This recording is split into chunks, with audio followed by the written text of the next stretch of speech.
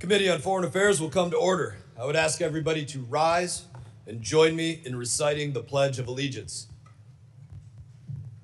I pledge allegiance to the flag of the United States of America and to the republic for which it stands, one nation, under God, indivisible, with liberty and justice for all.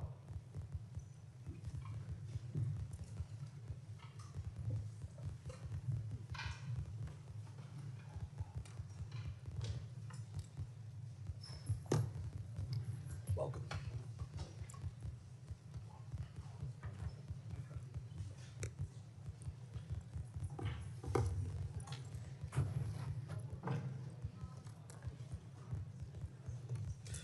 The purpose of today's hearing is to examine the State Department's fiscal year 2027 budget requests and identify where we are achieving the greatest returns on our investment on behalf of the American taxpayers, and how the department is realigning programs and bureaucracy to support the President's America First policy agenda. I will now recognize myself for a very brief opening statement. Mr. Secretary, I appreciate you being here today. I know that members are eager to get to their questions, so I'll be very brief. We appreciate your attendance. I can give you a foreshadowing of what you're about to experience. My Democrat colleagues are going to sit up here and say that they haven't heard from the administration. I'm going to thank you for the 30 times just in this Congress that the State Department has briefed the full committee, the subcommittee, roundtables, other times that you all have been here to brief us on a myriad of issues. I want to thank you for the over 20 briefings that you've given to Congress by yourself with General Kane, Director Radcliffe, Secretary Hegseth, and others since the start of Operation Epic Fury. Some of my colleagues in here will say that we are in a war of choice with no real threat to the U.S. I want to say to you, thank you for choosing to kill those who have been attacking and killing us for over 47 years, specifically attacking us over 350 times in the 30 months prior to Operation Epic Fury. Under senile Joe Biden, my colleagues over here voted to say use any and all means to prevent Iran from obtaining a nuclear weapon. So I want to thank you for bringing the heat to Iran, even though most of my colleagues on the left now say that Iran poses no threat. They pretend as though they have never been attacking us. I also want to thank you for the work that you've done to reset the Western Hemisphere. While you've been focused on bettering our relationships in places like Panama, Cuba, Venezuela, throughout the Gulf of America, the Biden and Blinken administration focused on funding drag shows in Ecuador and transgender operas in Colombia. I would say your work is significantly better. So I want to thank you for the substantial change in putting America first in our foreign policy. And with that, I will recognize Ranking Member Meeks for whatever he has to say. Thank you, Secretary Rubio, for being here today. 18 months ago, you inherited the most powerful diplomatic institution in the world, built on 3 pillars that have defined American leadership since World War II. I call them the 3 Ds: diplomacy, dialogue, and development. And in just 18 months, the Trump administration has taken a wrecking ball to all 3. This administration has involved and have invoked a worldview from years past that has left the United States isolated and struggling economically. What you see is a greatest hits album of failed ideas from the last century.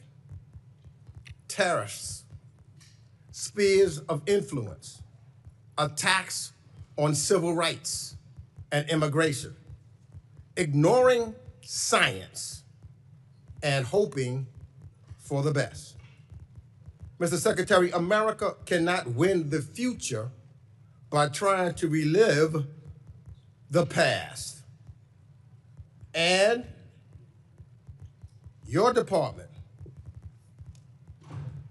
is Exhibit A. We've seen the systematic dismantling of America's diplomatic corps. Over 100 ambassador posts sit vacant around the world.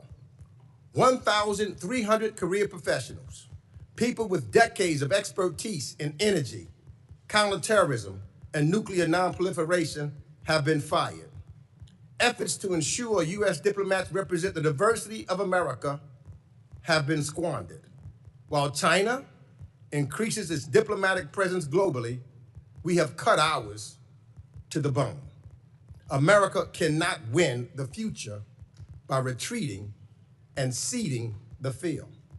On trade, this administration revived Smoot-Hawley, and we all know how that ended. Trump's tariffs raised costs for American people, harmed small businesses, and alienated our allies. We cannot build a 21st century economy on 20th century failures. Mr. Secretary, after decades of forever war in the Middle East, President Trump promised the American people no new wars, only to send a new generation of troops back to the Middle East.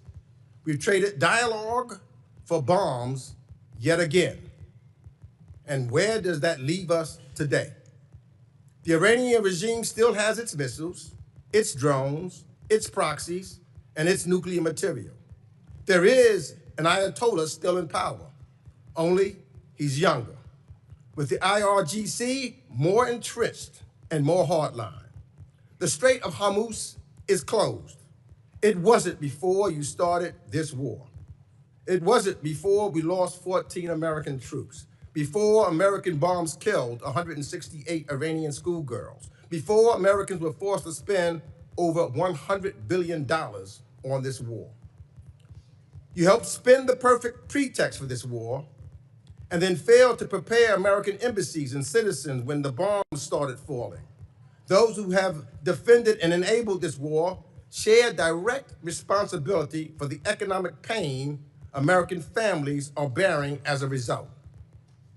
Our allies knew this war was ill-advised, and that's why they are sitting on the sidelines while Gulf energy infrastructure and American bases take incoming. Trump said America first. Now America's alone. In our hemisphere, talk of reasserting dominance has meant illegally abducting foreign leaders, installing one autocrat in place of another, bombing boats without due process, and blockading civilian populations. That is not American leadership. Those are not American values. That is behavior we built the rules-based order to prevent. The Trump administration's attack on foreign aid and development efforts remain equally destructive and regressive. This administration's policies have directly contributed to famine in South Sudan and have undermined our ability to respond to the latest Ebola outbreak in real time. HIV rates are rising. Mr. Secretary, these cuts have resulted in the avoidable death of hundreds of thousands of children around the world. And we cannot protect Americans by ignoring science or forgetting what ignoring it cost us before. So, Mr. Secretary, on climate and energy, the story is the same. Ranking member's time has expired. Other members of the committee are reminding that opening statements may be submitted for the record. We're pleased to have Secretary of State Marco Rubio before us today. Your full statements will be made a part of the record. I'll ask you to keep your spoken remarks to 5 minutes in order to allow time for member questions. I now recognize Secretary Rubio for your opening statement. Thank you, Mr. Chairman. Thank you, Mr. Ranking Member, and all the members of the committee for having me. I have a written opening statement. I'll submit it.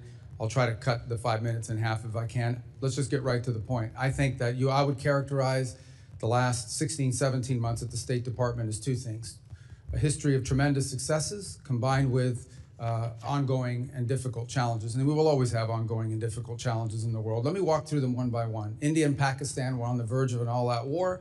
The State Department and I personally were involved in de-escalating that conflict and bringing it to an end, a war between two nuclear powers.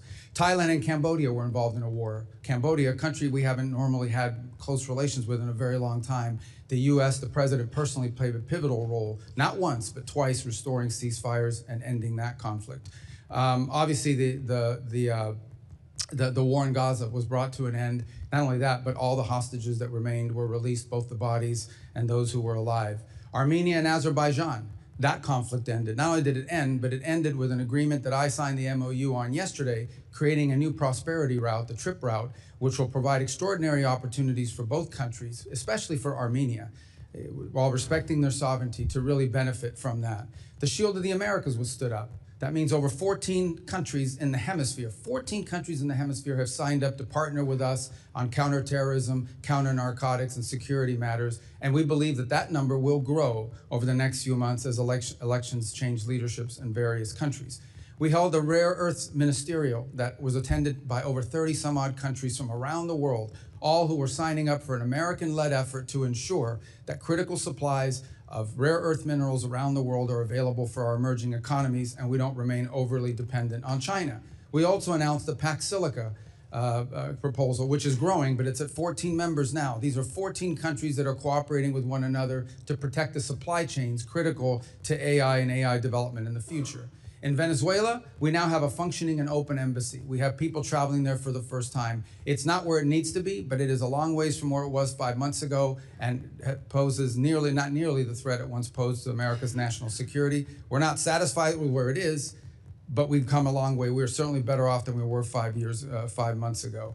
On Nigeria, where many were very concerned about violence against Christians. We are now actively in counterterrorism cooperation with the Nigerian government and Nigerian security forces, including a joint operation a couple weeks ago that took out the #2 leader of global ISIS operating from inside of the country, and that continues. The Pacific Islands, small Pacific Islands under constant pressure and threat from China, have received more attention from this administration than they've received in the last 10 years combined, and deliverables are coming along the way. The Quad, an important alliance in the Indo-Pacific between India, Japan, Australia. We've had multiple meetings of that group, including a meeting just last week in India, and a follow-up that's going to occur later this year, including a leaders meeting before the end of the year.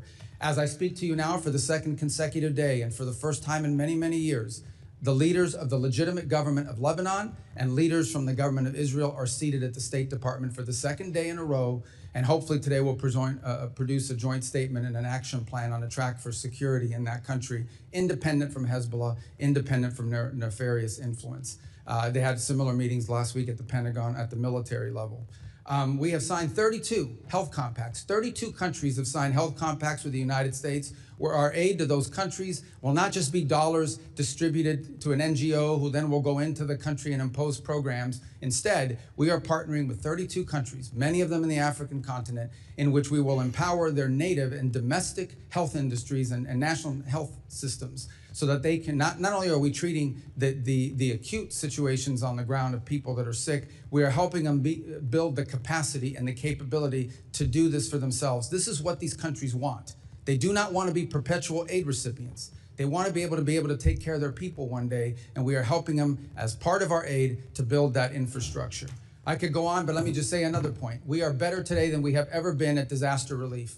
Today, the United States can respond to disasters around the world on a humanitarian basis faster and more effectively than they ever have because of our reorganization. And the proof is our response in Jamaica, our response to 2 typhoons in the Pacific, our ability to quickly deploy within 24 hours and bring aid directly, coordinating with the governments to people, is better than it has ever been, because we cut out bureaucracy, we cut out the middleman, and we went right to the point. We still have challenges. On Sudan, remains a very frustrating situation. We've remained deeply engaged with the Quad in these negotiations. As many of you are aware, unfortunately, Sudan has turned into a proxy war between multiple countries, and the divisions between the UAE and Saudi Arabia have truly complicated our ability to bring that to an end. What we're focused on there now is identifying 2 cities, or 4 cities, 2 on each side, that will serve as points of distribution for humanitarian aid. But the real frustrating thing about Sudan is that one side or the other will agree to something, but then they will not comply. But we remain focused on that, and we have people that work on that full time. We even had a donor conference just about a month and a half ago where hundreds of millions of dollars in pledges for not just humanitarian aid, but reconstruction. We're focused on that. It's an ongoing challenge. On DRC and Rwanda, they signed a peace agreement. Unfortunately, compliance has not been good. We've had to impose a few sanctions on the Rwandan side. We are starting to see some compliance. It's moving, not moving fast enough, but we're hoping to see compliance at some point in the middle part of next month in withdrawing the Rwandan troops from there. Of course, we still have the M23 problem that has to be addressed. So this is a host of issues we could go on. Obviously, the ongoing challenges of Iran remain, as I'm sure we'll speak about extensively in your questions today. So I apologize that took 4 minutes and 55 seconds, but I tried to talk as fast as I could. Thank you. Thank you, Secretary Rubio. I now recognize Ranking Member Meeks for 5 minutes of questions. I'm going to ask you to ask my questions quickly because clearly the chairman wants to protect you. That's why he's cutting me off my opening statement. But Secretary, You had 5 minutes. Secretary, you have the honor of serving both the acting National Security Advisor and Secretary of State. In these roles, you've played a central role in advising the President as Commander-in-Chief to launch a war against Iran, and the impacts of this choice have been significant on our allies and partners who immediately have targeted by retaliatory strikes, as well as for Americans here at home. 3 months into this war, gas and food prices are up, inflation is rising, American business owners and farmers are struggling from higher shipping and commodity costs, and yet the President said 2 weeks ago, and I quote, "I don't think about Americans' financial situation." That's a quote that should alarm every American.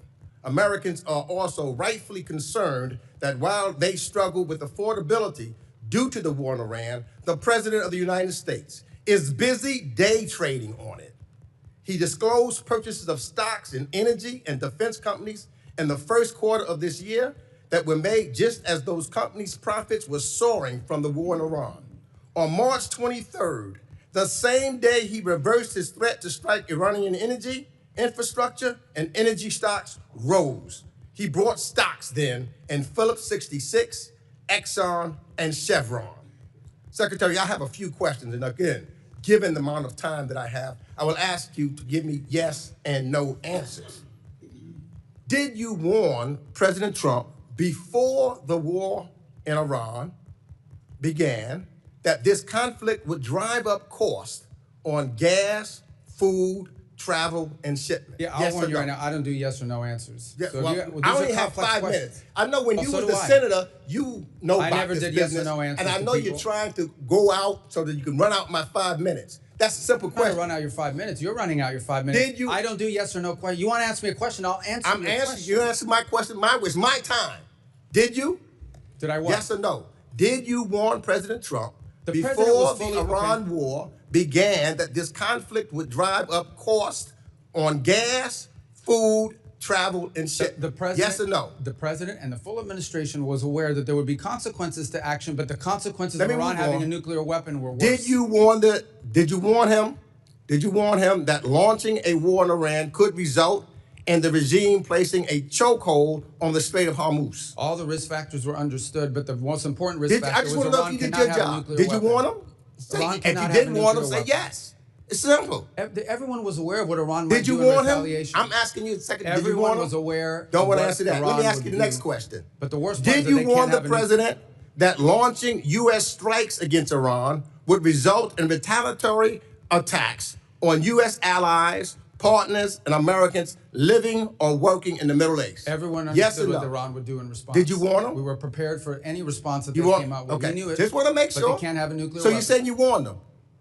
Did you warn the president that the personal stock purchases and companies profiting from the war that he launched could present a conflict of interest? I'm not aware of the president's stock purchases. I don't deal in that, and I don't even know what you're saying is true. Well, we know that because it is made public what his stock purchases were. You say so. I don't read the president's right, the so- financial disclosure, but I don't believe that to be true. Well, I think then the president should be more transparent.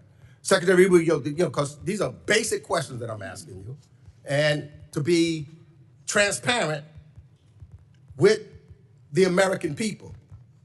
This is what this is all about, the transparency.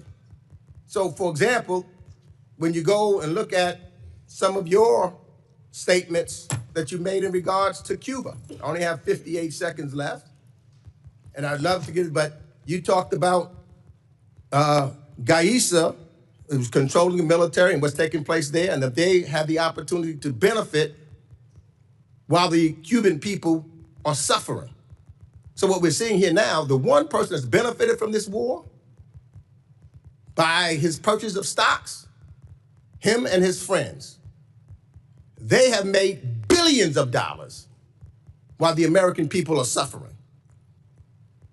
You've accused, and I agree, with reference to some folks, what they're doing in Cuba and how they're making money while people suffer. That's what's taking place in the United States of America. The Trump administration and his friends are making billions of dollars while the American people suffer. And they continue to suffer. Breaks my as heart, but gas ranking prices member's time go has up. expired. Representative McCall is recognized. Thank you, Mr. Chairman. Let me thank you for your service. Secretary, I know you're wearing a lot of hats, a lot of responsibilities. I think you're doing an outstanding job. Let me just say, since 1979, a dark veil of terror descended upon the Middle East, and we've had it ever since. And every president since that time has said that a nuclear Iran is not acceptable.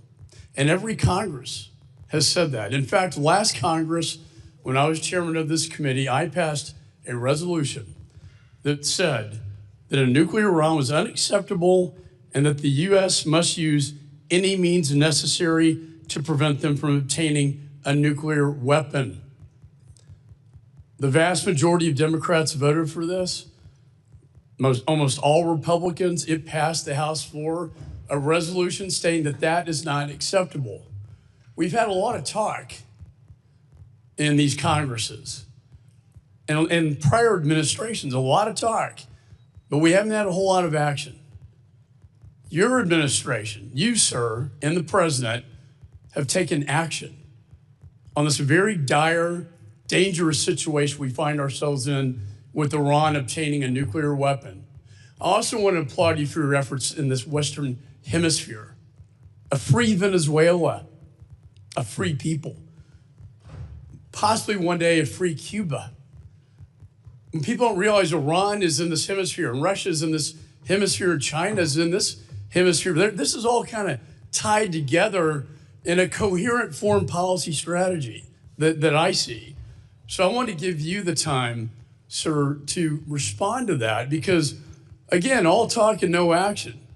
But you, sir, have put this into action. Thank you. Well, let me just, before I address that, the ranking member made accusations against the president, which I've never heard before, but number one, are completely false. Not once, just to be clear, not a single time, not even for a millisecond, has the president ever discussed his personal economics in relations to war or any public policy that he's made for that matter.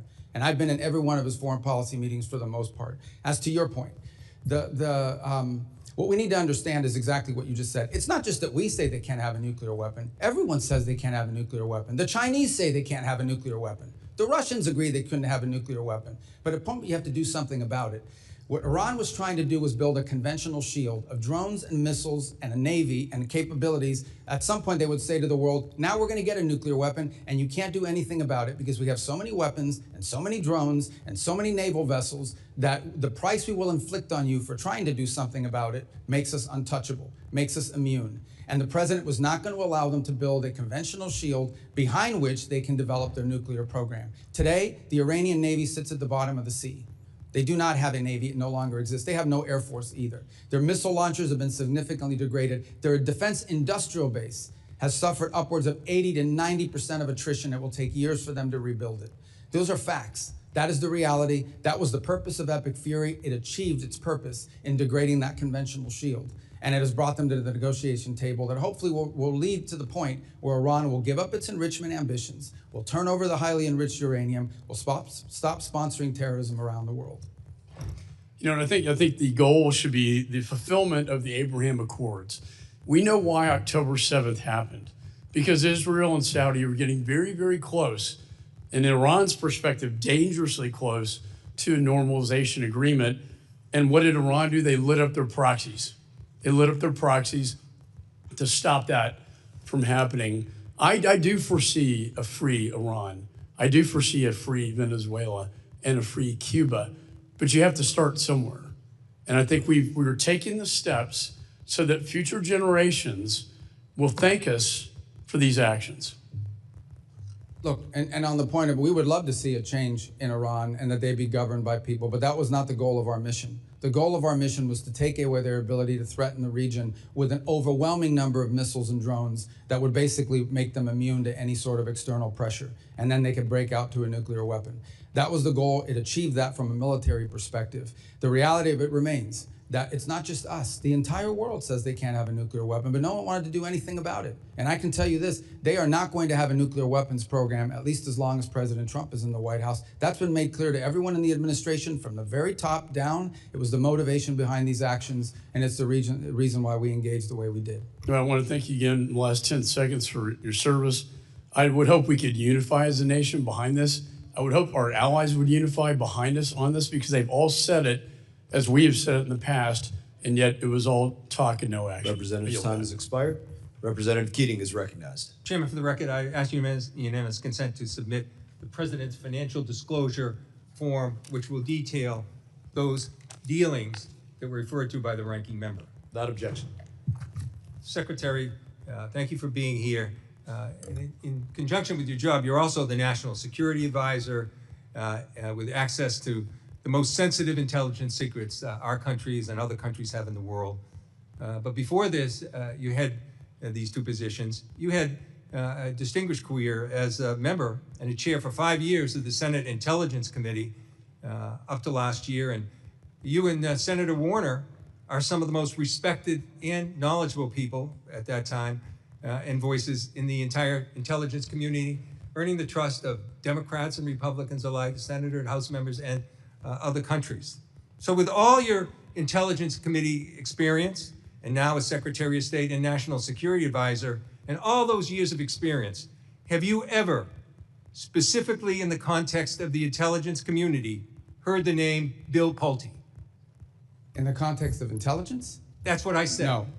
No, I have Never heard his name. Okay, thank you for answering that. Well, never even heard his name. Given all your years of experience and your position now, never heard the name. For the record, Bill Pulte is a person Donald Trump has chosen for the acting director of national intelligence with no experience in the intelligence field, whose misuse, widely reported, of confidential information led to the prosecution of the president's political enemies, is now the person in charge of the nation's most closely guarded intelligence when he couldn't even conduct himself appropriately as the federal housing finance director. Now, Secretary, have you ever heard of the name Ira Zahari? Who's that? You've never heard the name Ira Zahari? I mean, it doesn't ring a bell off the top. In the context of security? Well, let me tell you. Mr. Zahari pleaded guilty for breaking into the Capitol on January 6th through a broken window, wielding a metal rod as a weapon. And Donald Trump appointed him to a team at the Pentagon focused on irregular warfare and, of all things, counterterrorism. That's ironic, given that he participated in one of the most significant incidents of domestic terror in our country's history. I think it's shameful, the people that are being appointed, and I think it's also shameful, some of the people that have been fired. Now, I want to move to Iran, because given your nuclear and intelligence background, which is extensive and appreciated and respected, I'm sure you're aware that Ukraine, the country at the time with the third largest nuclear arsenal, peacefully turned over their nuclear weapons in conjunction with the Budapest Memorandum, and in exchange for the U.S. commitment to defend Ukraine if it ever came under threat. The U.S. gave their word to Ukraine they would defend them. And I found this amazing. In your opening remarks, as you took us all over the world, and you mentioned 15 different incidents where you have interceded. 15, the top 15. Not once did you mention Ukraine when you were prioritizing the achievement that's there. Now let me go on. Tried to stay under Let 5 me go minutes. on. Oh, you tried to stay, yeah, please. Well, I It's can not answer funny. that. It's not funny, Secretary. Now, What's not funny in is Iran that- now, Well, you don't. in this is Iran when you now, can't even I answer reclaim questions my here. time. I reclaim my time, Mr. Chairman. You He's guys make interrupting these me. statements and no He one is can respond. interrupting me. I'm doing it. I'm asking you to reclaim those seconds back. No. Now in Iran, what goes around comes around, Mr. Chairman. Now in Iran, the Trump administration issues a general license to Russia, providing billions in oil profits every month, several billion every month, fueling Putin's war machine. You didn't mention that in your opening remarks. And then this is a war of aggression of Russia attacking Ukraine, to which we gave our agreement. And this is to a country that's assisting us in Ukraine, and helping a country with a war machine that are aiding Iran against us and putting our service members in jeopardy. Look, we have an opportunity as members just today to vote on the Ukraine Support Act. I hope we do it, and I am confident that we have bipartisan support. But I hope this administration would act on its own. They could do things themselves that you didn't mention, like rescind these general licenses, complete a bilateral drone agreement with Ukraine, provide direct military assistance that has access to the Ukraine, implement comprehensive sanctions packages, Representative's and condemn time has expired. the aggression. Representative Thank you, Smith Mr. of New Chairman, Jersey for taking is up recognized. my time and squandering it. That's not how a chairman should act. Representative Smith, you're recognized. Thank you, Mr. Chairman. Mr. Secretary, if you need a moment to respond to Well, I also didn't mention Cuba because I literally hand wrote what I was going to say to you guys, and I told you I was going to submit the written for the record. And I think everybody understands Cuba's a priority for me. Just on the Ukraine front, I'll address it now if it's okay with your time that I could do so. I think it's well documented that we've been very involved in trying to get the two sides to the table. We've invested a lot of time in it. Unfortunately, so to this point, neither side has been willing to make concessions, particularly on the Russian side, necessary in order to bring peace about. We remain ready to play any role we can in that context of bringing a peace about, because we think the war in Ukraine, devastating war, has no military solution. It can only be solved through a diplomatic route, and it's been unfruitful. I would characterize it as the ongoing challenges. That said, let's be clear, we are not, to be fair and to be frank, we are not impartial mediators in that war. Okay, we don't provide weapons to Russia. We only provide weapons to Ukraine. We don't impose sanctions on Ukraine. We only impose sanctions on Russia. So we have clearly taken a side. We continue to sell weapons to Ukraine, by the way, through the Pearl program, unimpeded by what's happened in the Middle East or anywhere else. And look, we'd love to see that come to a negotiated settlement. As of right now, the prospects don't look great that either side is prepared to make the concessions necessary in order to reach an agreement. But we stand ready, and we've engaged and invested a tremendous amount of high-level time on that conflict over the last year. I think it's a source of frustration for the world. Hopefully this year will bring better news. I don't have any news for you on that front today, but we are ready. As I've expressed to both sides repeatedly, we're ready to step in and play whatever positive role we can to bring that devastating and escalating war to an end. Mr. Secretary, thank you very much. And just let me say, Claire and Sebastian Lai and all of us are deeply grateful to you and the president for everything you tried to do to get Jimmy Lai out. Obviously, it's an ongoing concern, and I know you will continue to push for that. But I know you did everything. The ball was in Xi Jinping's court. And he, unfortunately, erred on the side of continued incarceration of that great human rights defender. But thank you for that. Let me say on the Iran deal, I remember sitting right here and on the floor of the House talking about how egregiously flawed the deal was 10 years ago when the Ayatollah was able to get the language dealing with ballistic missiles out of it because he said it would be stupid, his words, and then they built ballistic missiles like never before. On them never having, Iran never having a nuclear weapon. Let's not forget that the agreement was in effect until October of this past year. Other nations were still a part of it, and yet they were building a capacity to create nuclear weapons and to use them. And the MAD theory does not apply to them, as we all know. Unlike Russia, Soviet Union in the past, even China, they don't want to be destroyed. With the Iranians, there's this sense of martyrdom that I think is perverse. And so they are not guided by a mutual assured destruction theory that holds both sides in check. Let me just say, too, on the Nigeria, thank you for what you've done there with not just CPC, but the most recent taking out of some of the worst terrorists who are slaughtering Christians, and the numbers continue, but I know you're engaging very, very aggressively there. On the DRC-Rwanda conflict, thank you for sanctioning some of the top people who are committing atrocities, and that just happened a couple of days ago, yesterday, for sure. That shows that commitment there. And on even the Armenian Azerbaijan, I've been working on Nagorno-Karabakh, Azerbaijan and Armenia for 30 years. They often called Nagorno-Karabakh the frozen conflict because nothing would ever happen. You guys stepped in, and the president stepped in and got a peace treaty. I mean, I've met with Aliyev in Baku on 2 occasions. He was totally unwilling to admit to the human rights abuses that he was engaging in, especially as it relates to Nagorno-Karabakh and Armenians. You've come up with a solution. Thank you for that. And anything you want to speak to on the DRC or Rwandan or any of these issues, appreciate everything you're doing for this country. There's a full plate of horrible things happening, and we're so grateful you're at the helm. Please. Oh, well, I just on DRC Rwanda, I would say, because just to elaborate on that a little further, as you know, we had an agreement signed and the compliance was not good in that regard. But to be fair, and I know that some other people disagree with this assessment, but we believe it's pretty accurate on the Rwandan side. And so we initiated some sanctions, targeted sanctions on Rwanda. They've come to the table, they've made some commitments.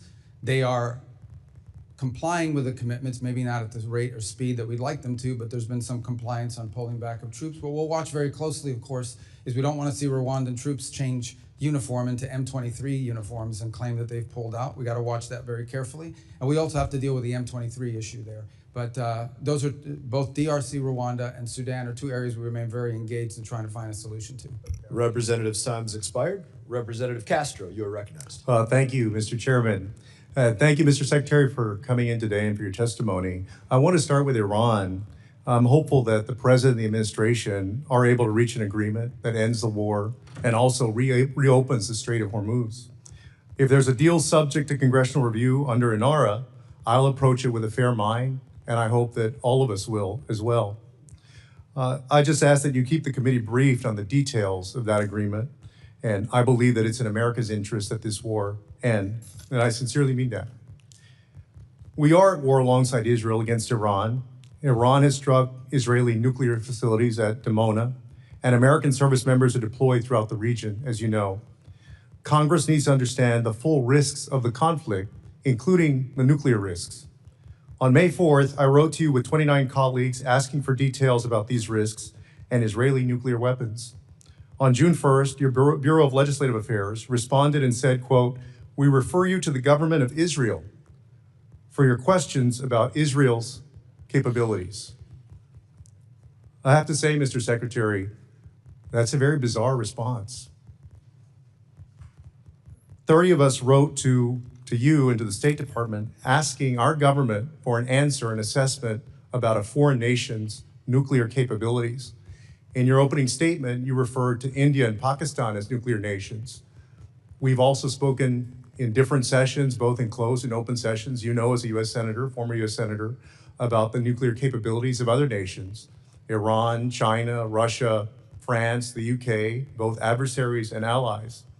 And so I wanted to ask you the question today, will you tell us, the Congress and the American people, whether Israel in fact possesses nuclear weapons? You know that that's a question that they've never acknowledged to have a nuclear program. People can have, as you know, in open source and other reporting, suspicions about what they possess. If we're speaking frankly, I think most of the world assesses that they do, but they've never acknowledged that publicly, and as a feature of our foreign policy for a variety of reasons, we don't discuss it in that way either. Well, I guess a few things. This is the first time, especially for an extended period, that we are at war with an ally, Israel, against Iran, and we have service members deployed. And we don't, if they in fact possess nuclear weapons, and you're right, in open source reporting that has come across, we don't know what their red lines are for using those nuclear weapons. And so I guess I'm shocked that our government wouldn't make an effort to know, to understand, and then to give our oversight body the information that we need to make decisions about the war as well. That's a fair observation, and I would answer that if perhaps you make that request and you're open to it being answered in a different setting other than a public Classified setting? A classified setting? Yes, and both classified and sensitive. And if we could, I think you would get a better response to your question if the context in which it was answered were framed differently than a public letter for a variety of reasons. If we're being mature and grown up here, I mean, foreign policy, and I know that you are, and from the tone of your question, it's clear that it's a serious question. These things require delicate balancing acts between different equities, but I think you can get probably a more fulsome answer if we were to be able to respond to that inquiry in a different context, if that makes sense. Mr. Secretary, I'll certainly take you up on that, and I appreciate your answer. Thank you for that. I have another question on Lebanon.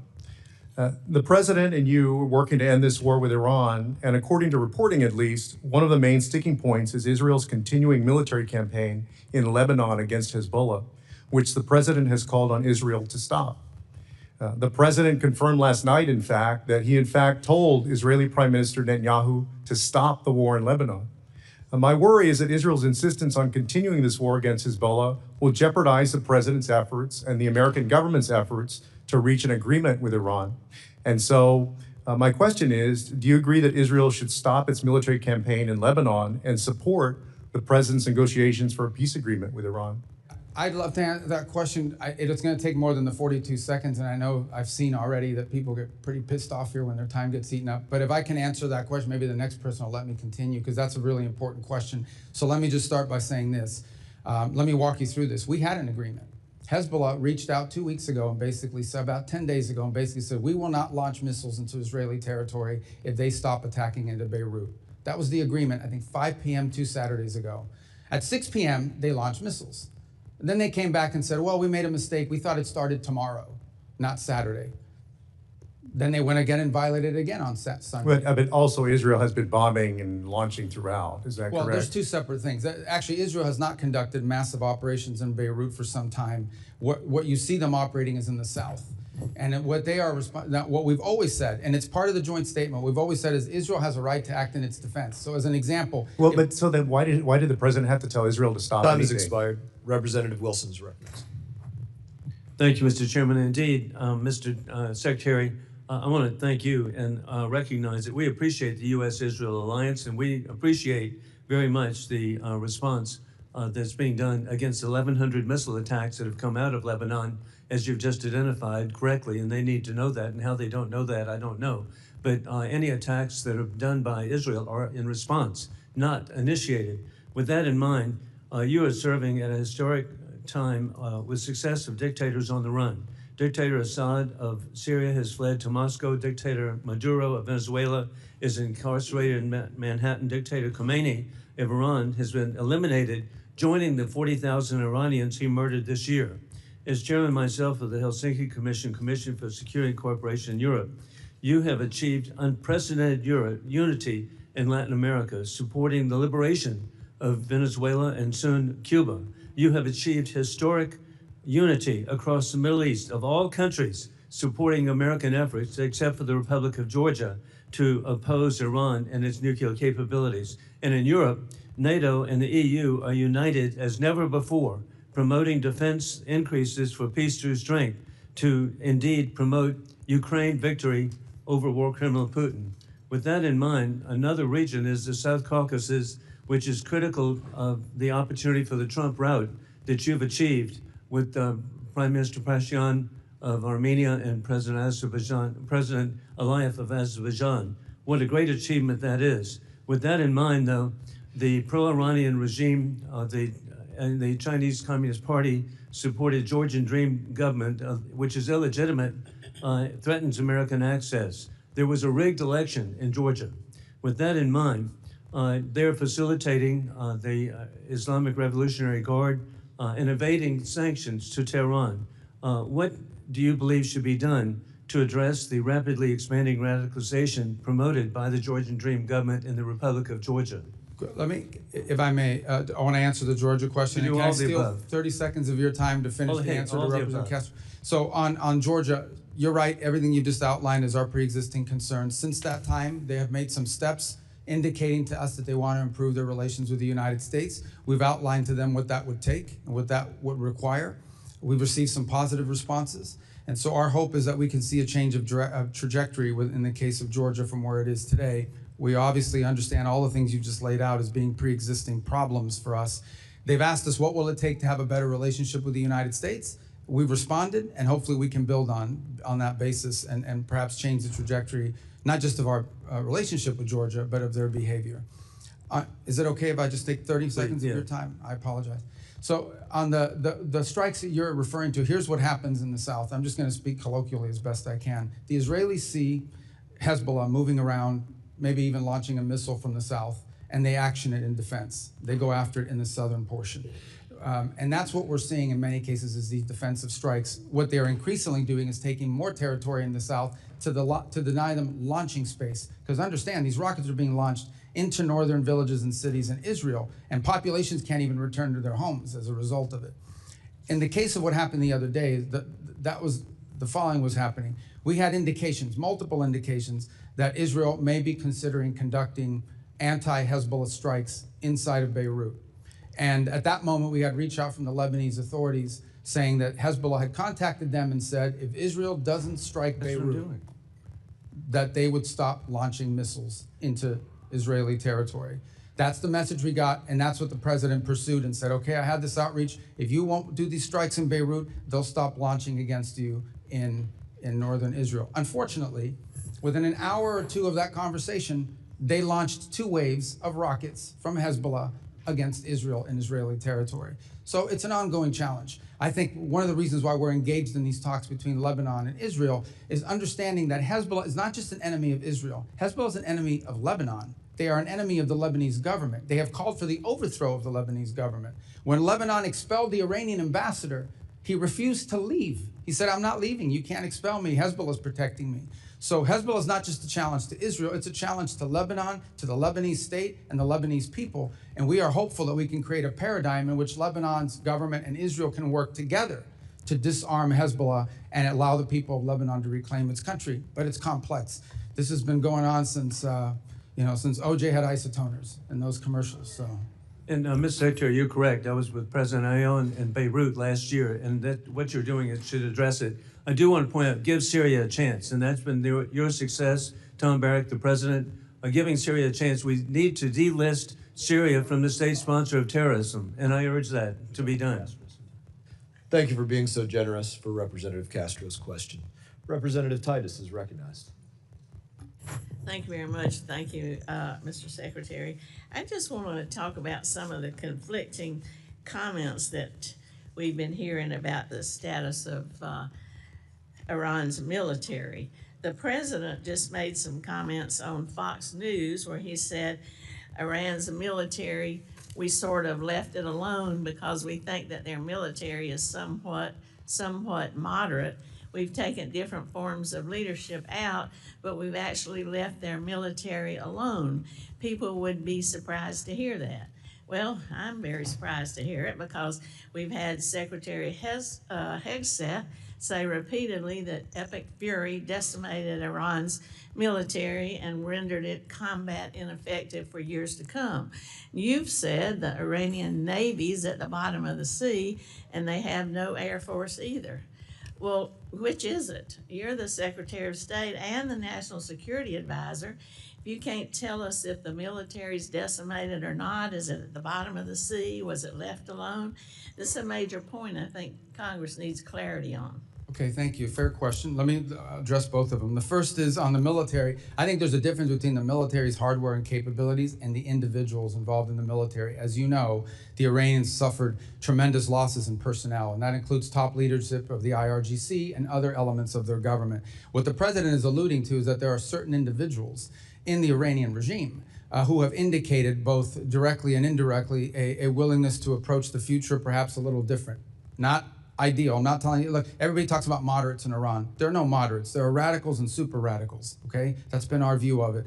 But there are some of them that believe that they actually need to do a deal because their economy is in shambles. And so I think what the president is alluding to is that there are some individuals involved in the negotiations and in elements of their government, including some in elements of their military that are more open to a deal than other. As far as the Navy is concerned, yeah, they have no Navy. What they have remaining is a bunch of small crafts, I would call them Boston whalers with machine guns.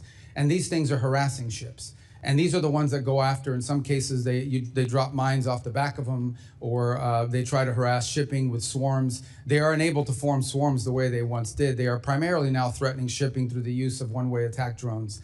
But their Navy, what you would consider a Navy with naval vessels that can actually conduct naval operations, is non-existent at this point.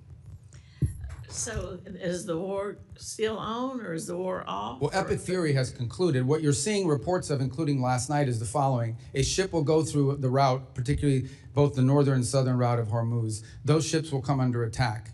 The U.S. will respond to that attack by shooting down those drones that are trying to sink a commercial civilian vessel illegally and unlawfully.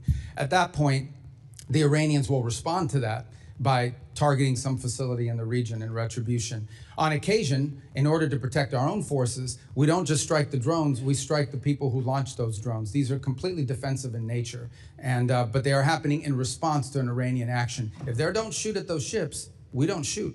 But we have to respond. You have a civilian commercial vessel transiting the straits, and they're being targeted by drones. And these drones are not like highly precise. They could hit any part of that ship, and they could create, including an ecological disaster. Well, apparently some kind of military exists that's shooting these drones off. I mean, the military obviously isn't decimated. Well, if they're attack these ships with these drones. Yeah, they still retain And a when drone. you say what the president was alluding to, the president's not a person who's known for illusions. He just shouts it right out, whatever he's thinking. So I don't think he was alluding to anything, as you suggest. Well, drones are, as you know, a challenge in multiple battlefields around the world. It's going to be a tremendous challenge for warfighting in the future because they're cheap. Yeah, I know what drones are. I know you know what they are, but I'm saying that they're cheap and they're Yes, easy. I know, and we're using things that are very expensive to shoot them down. And that needs to change. That said, yes, they still have the capability to. They can't launch as many as they used to, and they can't launch them in the swarms they used to launch them in. But they still retain that capability. Okay. Well, let me just ask you a quick question about something that Ambassador Barrack said, changing the subject a little bit. He compared Israel to Hezbollah, for one thing. That was a pretty concerning comparison. But also he said Turkey should join the F-35 program. These comments are inconsistent with law and longstanding policy, and I'm just wondering what your position is as Secretary of State. Can Turkey get F-15s and F-35s, or not? What if we seem to be helping the bad guys and not the good guys? Well, as I'm sure you're aware, Turkey actually was in the F-35 program. The reason why they can't get them is because they purchased the S-400 system That's right. from the They Russians. still have those, and they're still under mandatory sanctions because Correct. of So it. as you know, that's governed by statute. Okay, or not? Well, right now we don't have that choice because it's governed by statute, both provisions of the NDAA and the statute. Out there saying that. Well, Representative's time has expired. Representative Perry is recognized. Thank you, Mr. Secretary. I would give you an opportunity to answer the ranking member, even though he didn't pose it as a question. But I, as a individual, like many on the dais who have served in uniform, thank you for your actions regarding Iran and this administration's action. But if you want to answer it yes or no, you're welcome to. Who started the war between Iran and America 47 years ago?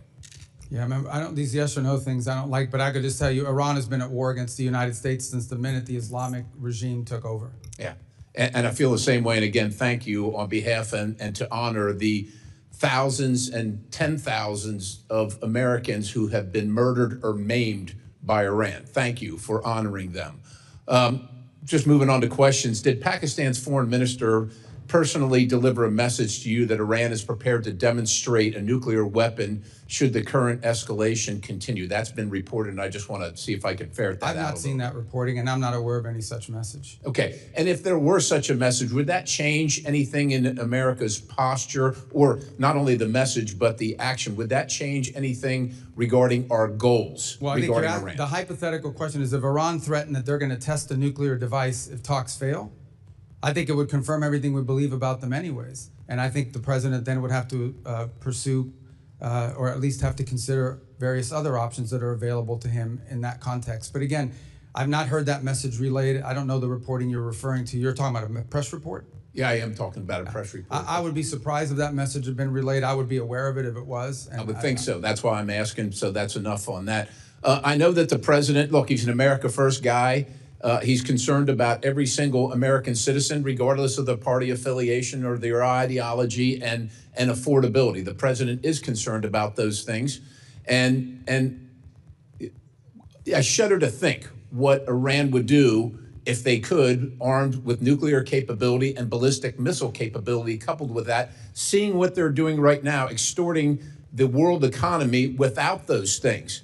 So with that in mind, it's been reported that the UAE is building a pipeline to the Gulf of Oman, which would bypass the Strait of Hormuz, essentially doubling their capacity, which would, of course, lower the price and the risk of global fuel transport or oil transport. Do you understand or do you recognize and know what the timeline of a proposed timeline for completion of that pipeline is? Yeah, I'm aware of those efforts. They actually pre-exist the conflict in terms of a desire to do so. These things, I can't tell you specifically. I'm not a pipeline building expert, Right. but I can tell you it certainly is going to take more than a week or a year. I mean, these are complex.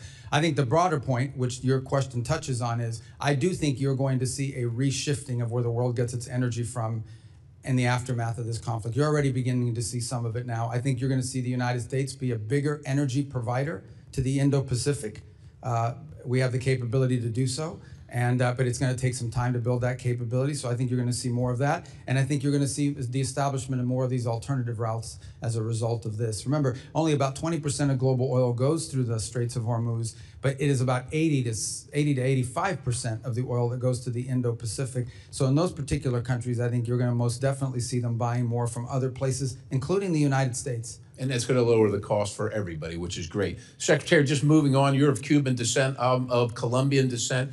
Can you describe, and Cuba has been a sore... Are you really Colombian? I didn't know that. Yes, oh, wow. indeed. But Cuba has been sowing the seeds of discord in our hemisphere, inviting China, Russia, North Korea, all manner of communist, oligarch, bad actors into the hemisphere. What, if you could describe, generally speaking, what the policy where we're headed with Cuba as the United States of America? Where are we headed, and what do you envision being success, and how do we measure that? In 56 seconds, I will tell you what we want for the people of Cuba is to be able to live in a normal country. You're here. I want them to live in a country that looks like the Dominican Republic, like Jamaica, like the Bahamas, like any of these other places where people can own their own business, people can vote for their own leaders. By the way, that's not my desire. That's the policy of the United States. That's enshrined in statute.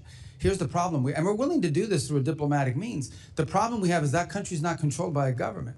That country's controlled by a military conglomerate that basically controls 70% of the nation's GDP, and none of the profits of that conglomerate goes into the public treasury. None of that money goes to build bridges and roads or to reinvest into their energy infrastructure. All of it goes to build more hotels for tourists that aren't coming and to line the pockets of the people that are involved.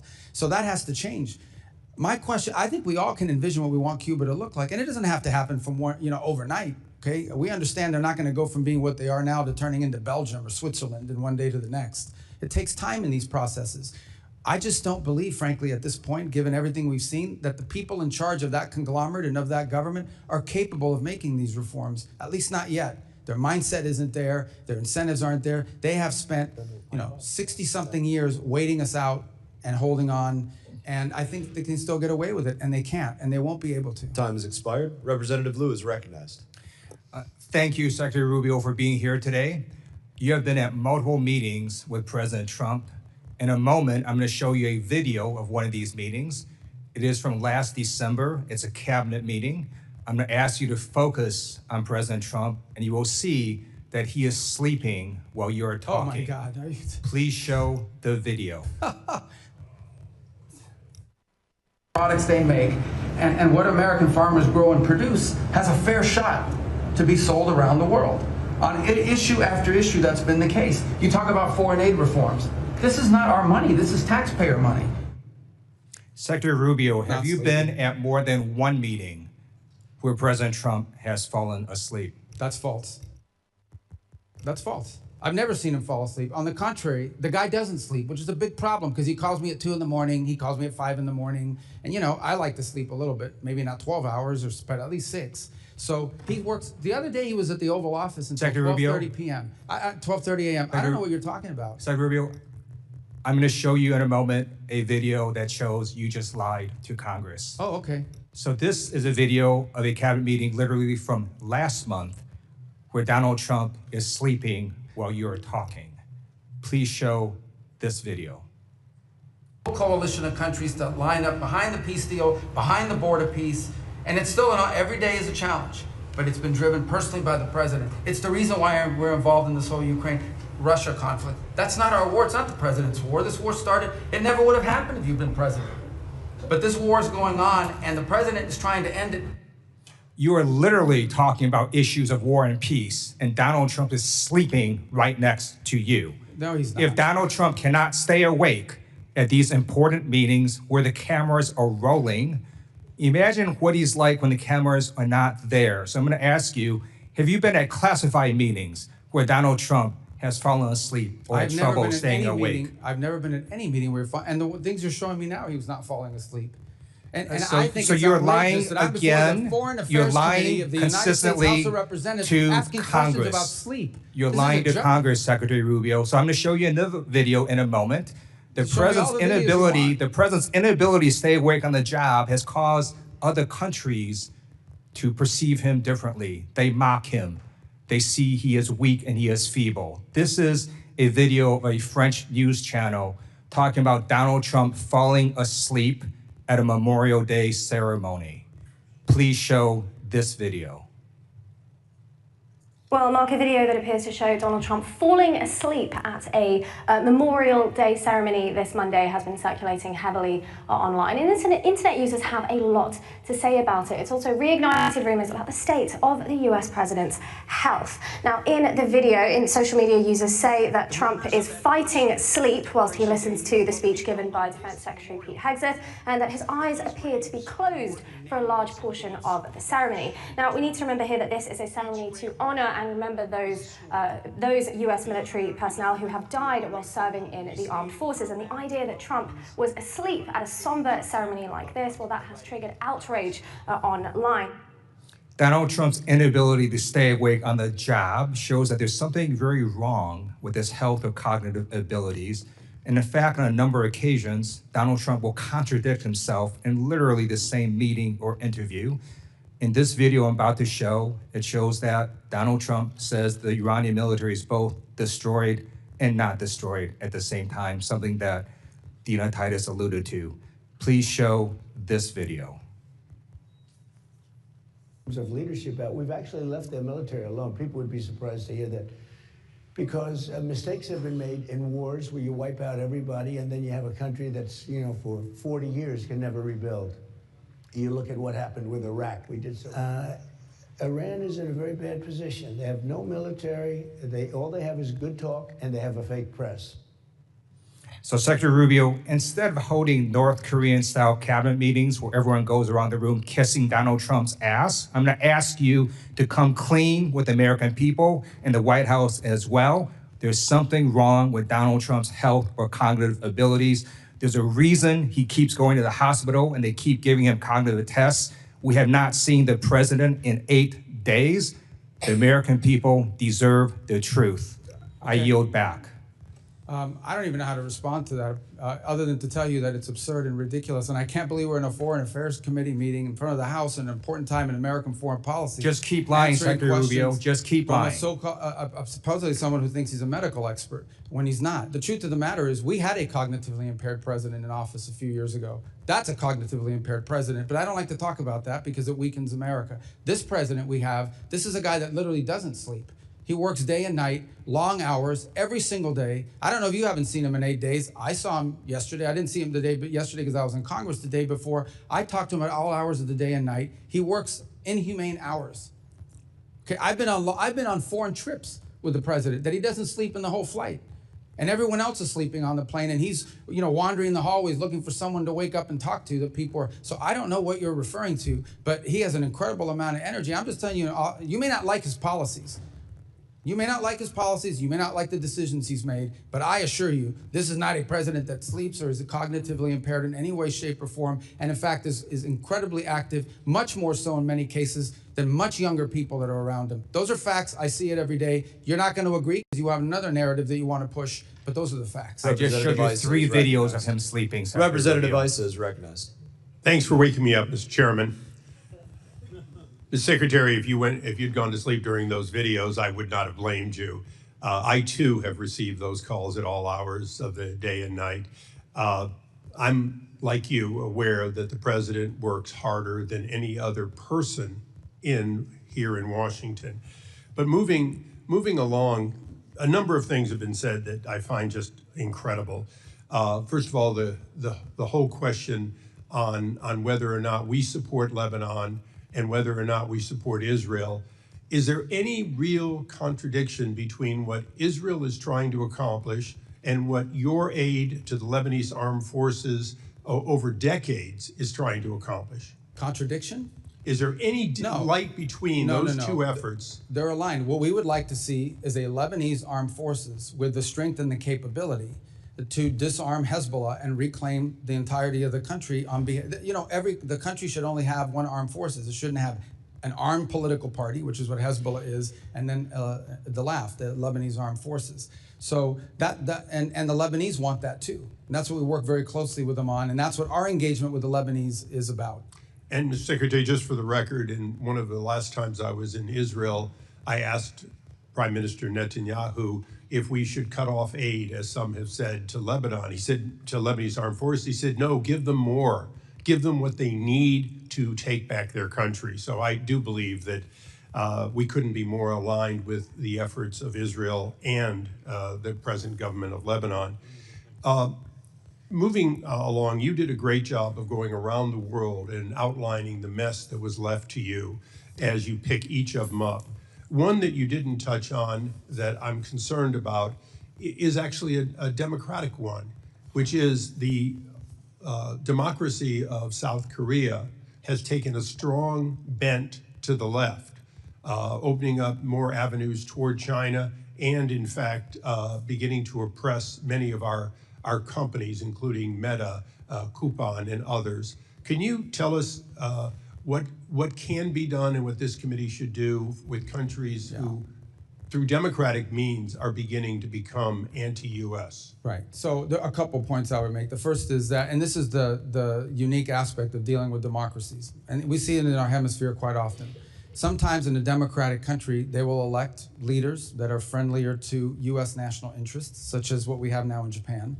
And sometimes they will elect leaders that have a different perspective.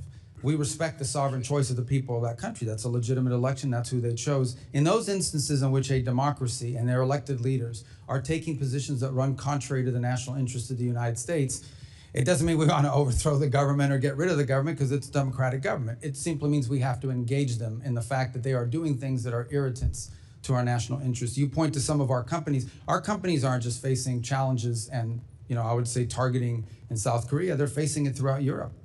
And the European Union, as an example, is targeting our technology companies and conducting what we believe is unfair. So I think this becomes a feature of our engagement with South Korea, even as we have things that we're strategically aligned on. These are areas we've expressed and I think have, frankly, impacted our ability to conclude a trade agreement with them because of some of their behavior towards American companies.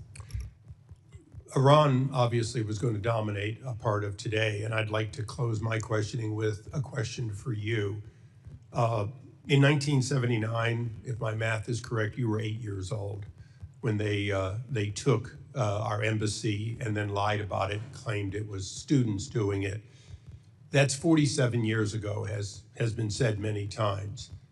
Is it fair to say that President Trump, no matter what the people on the other side of the aisle want to say, is not in the 60th or 70th day of action, but in fact in the 47th year of an ongoing war with Iran that has spread to Yemen, to Lebanon, and even to South and Central America? I think I would start, well, absolutely, first of all, with Hezbollah. Hezbollah is an agent of the Iranians, and they've carried out terrorist operations around the world, including the recent anniversary of what they did in Argentina, the Jewish Center. But let's not forget those IEDs that were used to maim and kill our troops in Iraq were all innovated by Soleimani and the IRGC, which strongly supported that. Let's not forget that we have these Iranian proxy militias operating inside of Iraq that as recently as 2 months ago kidnapped an American journalist. And let's not forget that there are people that are both charged and convicted in the United States for participating in Iranian assassination plots against the president and against other former and current government leaders. So we've been facing this from Iran for 47 years in a variety of ways, some more open than others. Thank you. And Mr. Chairman, I ask unanimous consent that the Wall Street Journal article entitled "South Korea Takes a Hard Left Turn Against America" be placed in the record. So ordered. Thank you. I yield Without back. objection. Representative Jacobs is recognized. Thank you, Mr. Chairman. Mr. Secretary, good to see you. I'd like to talk about the war in Iran. Yesterday, in your Senate testimony, you told Senator Booker that the war in Iran is over. This is news to me. It's also news to my 2,500 constituents, Marines, San Diego Marines in the Middle East off the coast of Iran, the other of my constituents who are deployed there, and the thousands more of my constituents who have 48-hour deployment notices whose families are still very concerned. But okay, I will take you at your word. If the war is over, I have a simple question. Who won? First of all, Epic Fury is over, which is what you would consider the war. That operation is So you agree it's a concluded. war then? No, those are hostilities. They called it a war. I'm Okay. just responding to the Senator Mr. Booker's Secretary, question. you can change the name of the operation. It doesn't change the fact that the strait is still closed and my service Yeah, but members that's and not- all of our service members are still in I know, but harm's that's way. not The what you war asked me. is not over. But I'm agreeing with you. Okay, fine. We're taking you at your word. The war is over. Who won? Well, first of all, you're not taking me at my word. It's a fact. We're no longer conducting sustained strikes inside of Iran to degrade their military because Epic Fury is over. The second point is on the question of who won, I can tell you this.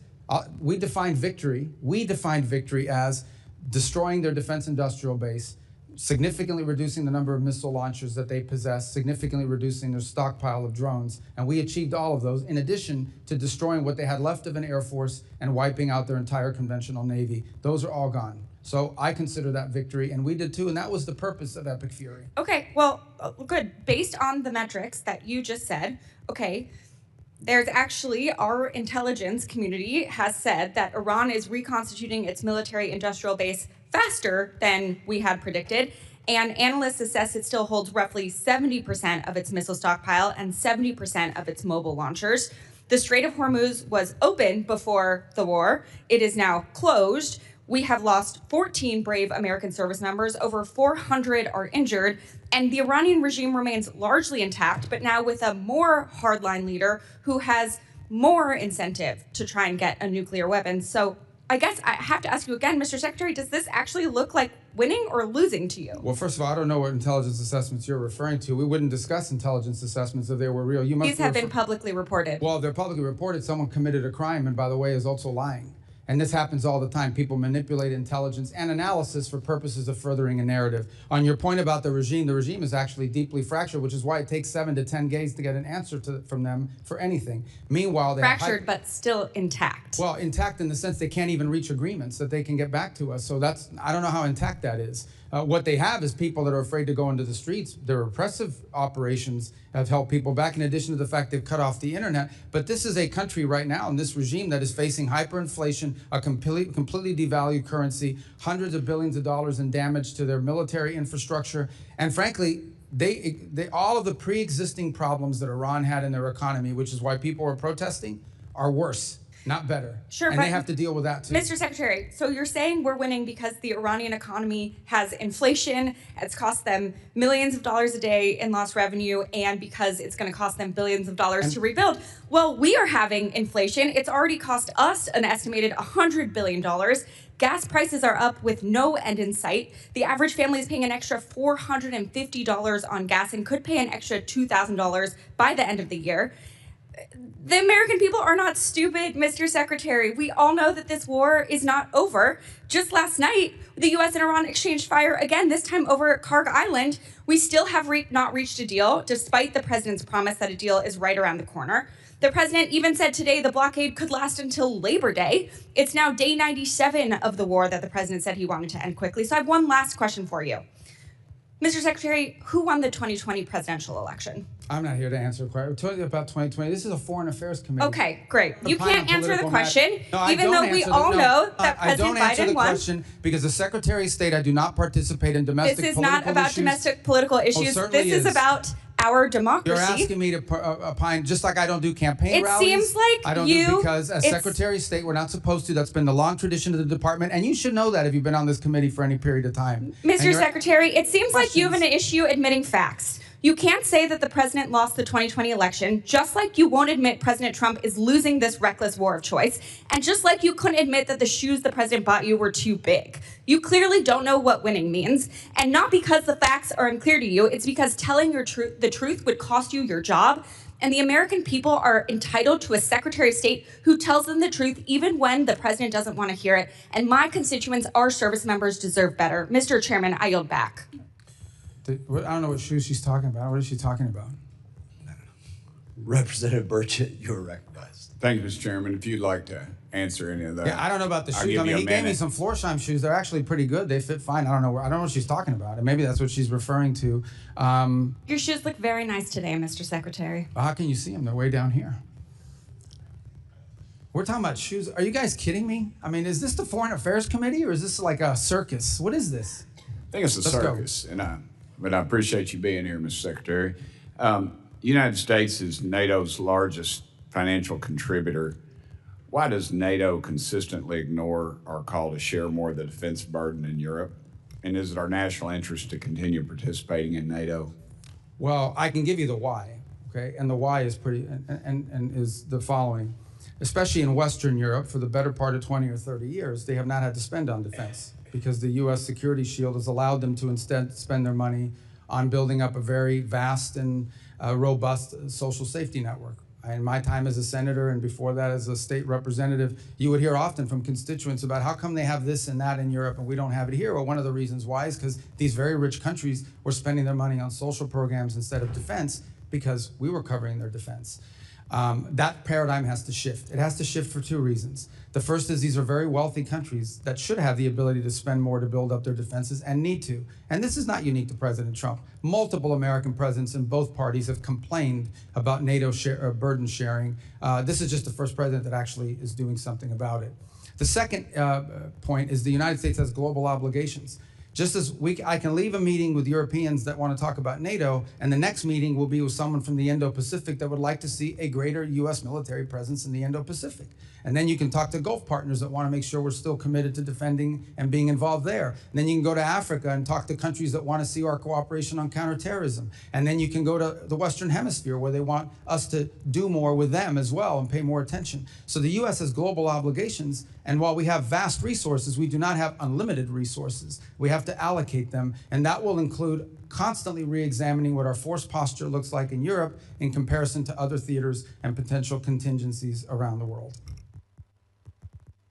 Thank you, Mr. Secretary. I also wanted to thank you in the White House for supporting the bill that I've been pushing to defund the Taliban. You're very kind to me to meet with me, and I appreciate that very much, and the President's support as well. As you know, we're the UN's largest financial contributor, but it consistently pushes liberal policies like abortion and gender ideology in spite of our opposition. And every time there's a new council or whatever, it's always our enemies that seem to be on there. Why is the U.S. still a member of the United Nations? Of the United Nations? Yes, sir. Well, twofold. I would say the first is the United Nations, of course, is a very frustrating thing for us, primarily because it's been unable to intervene or play a constructive role in most of the major crises around the world. It's lost its purpose, it's lost its mission. I think our UN mission is doing a very good job of driving substantial reforms at the UN and using our fees as leverage to achieve those reforms. Last year, actually, we had some pretty substantial successes, some real reductions in the size, in the bloated budget of the UN. And by the way, this is not just a US position. Multiple countries agree with us that the UN had grown too large and it lost its core mission. On the other hand, there have been instances, and we try to use the UN where possible as a viable forum in which to solve problems. It was helpful as a forum in the Security Council, for example, in standing up the new mission in Haiti, in which the U.S. contribution is dramatically reduced, and partner nations around the world, because of the UN approval, are now able to step forward and provide not just money, but actual troops for the gang suppression force. Likewise, we have 130 some odd co-sponsors of a resolution, the largest number of co-sponsors ever for a resolution in the Security Council condemning what's happening in the Straits of Hormuz and authorizing countries to potentially do something about it. Unfortunately, it's facing a veto threat from China and Russia, so no vote has been scheduled on that yet. So there are organizations in the UN that we've partnered with. We've been able to partner with them on making contributions to humanitarian relief around the world. And we actually struck a pretty good deal with them in which we can ensure that that money is going to be spent in a way that furthers our national interest, not go to fund the NGO industrial complex, but also provide aid, critical aid to areas that badly need it. So there's been some utility with some of it, but the UN is in need of continued dramatic reform, and we intend to continue to use our fees that that they claim we owe as leverage for that. Thank you, Mr. Chairman. One last thing. Is there any mutual, anything UN and NATO could do that would be mutually beneficial? Any reforms? But I'm sorry? Any reforms that the UN and NATO could do that would be mutually beneficial? Well, with NATO, it's a much deeper conversation that involves basing rights that have been denied to us by a handful of countries. And I think this is just it's going to feature prominently in the meeting in Turkey, as it did last week in the meeting with the foreign ministers.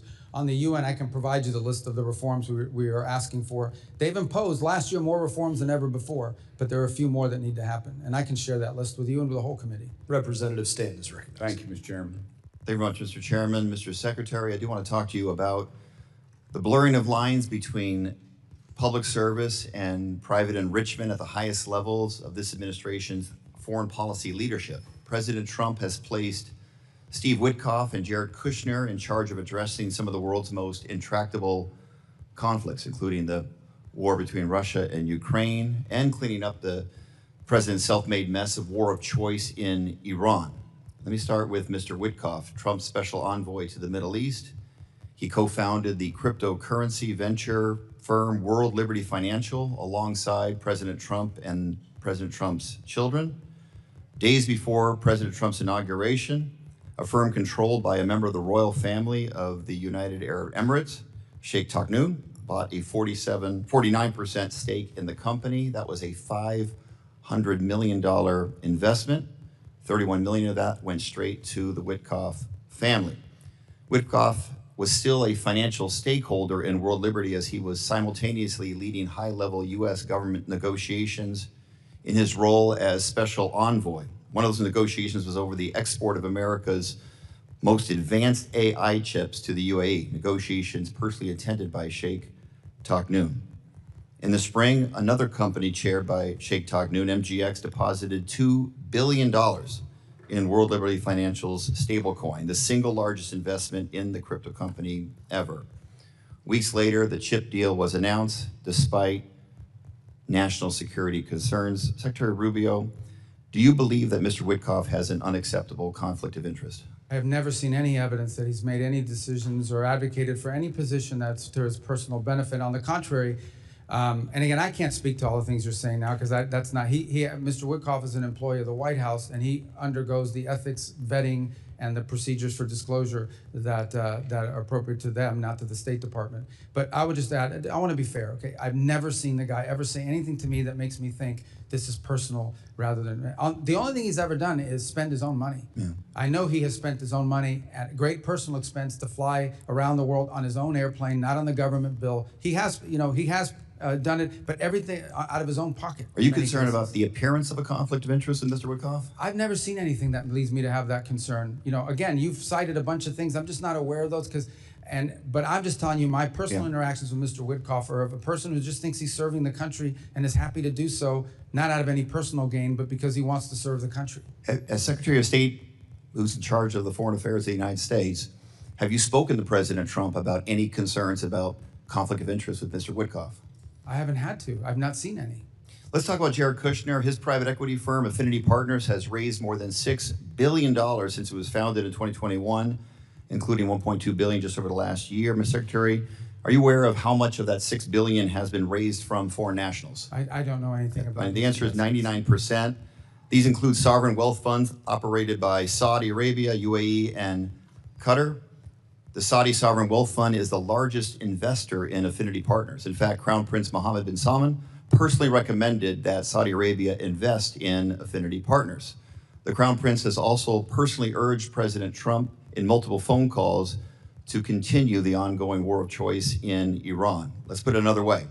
The man who bankrolled Kushner's business venture is the same man who is lobbying for the war Kushner is tasked with ending. Mr. Secretary, same question. Are you concerned about any conflict of interest by Jared Kushner, the president's son-in-law? Again, in Jared's case, Jared is a private citizen who's been advising and participating in this voluntarily. He's not compensated for it or in any way. But I've never seen from either Steve or Jared on the contrary, all I've ever seen them do is put tremendous amount of time and energy into trying to solve problems, like the amount of time they put into Gaza and the Board of Peace and all of that process. I think, Secretary, I believe they've done it out of the kindness and goodness of their heart. They think they're serving the country. The goodness of their heart. Mr. Secretary, what Jared Kushner said on 60 Minutes on this very issue, when asked about it, he says, what people call conflict of interest, Steve and I call experience and trusted relationships that they have throughout the world. Reclaiming my time, let's recap. The two men tasked with resolving this country's most sensitive national security issues, including meeting with Iranian negotiators, are profiting off the same countries that they are engaging with. One thing we know for sure, while the Ukraine peace talks are going nowhere and the war of Iran has no end in sight, Witkoff and Kushner are making out like bandits. Meanwhile, a gallon of gas is still hovering about $4.67 in Phoenix, Arizona, that I represent, up nearly 40% from just 18 months ago. The American people are paying more for gas, for groceries, for everything. They're footing the bill while representatives of our government are cashing in. I yield back. Representative Jackson is recognized. Thank you, Mr. Chairman. And thank you, Secretary Rubio, for being here today. Thank you for your work to execute an America First foreign policy that is making America safer, stronger, and more prosperous. From confronting the corruption of the Maduro regime to negotiations with Iran to stabilize the Middle East, you have played a crucial part in spearheading the administration's Peace Through Strength initiative. Secretary Rubio, I want to reiterate what you wrote in your opening statement, that American leadership should always be on behalf of American interest. Thanks to President Trump's historic foreign policy initiatives, the USA has no longer sit idly by as other nations take advantage of American funds and military support. My question: global commerce and diplomacy rely on coordinated strategies with allies to combat illicit trade and support U.S. exporters. To support the Trump administration's efforts to enhance U.S. national security while advancing strategic American investments, I recently introduced the Strategic Export Controls and Border Security Enhancement Act.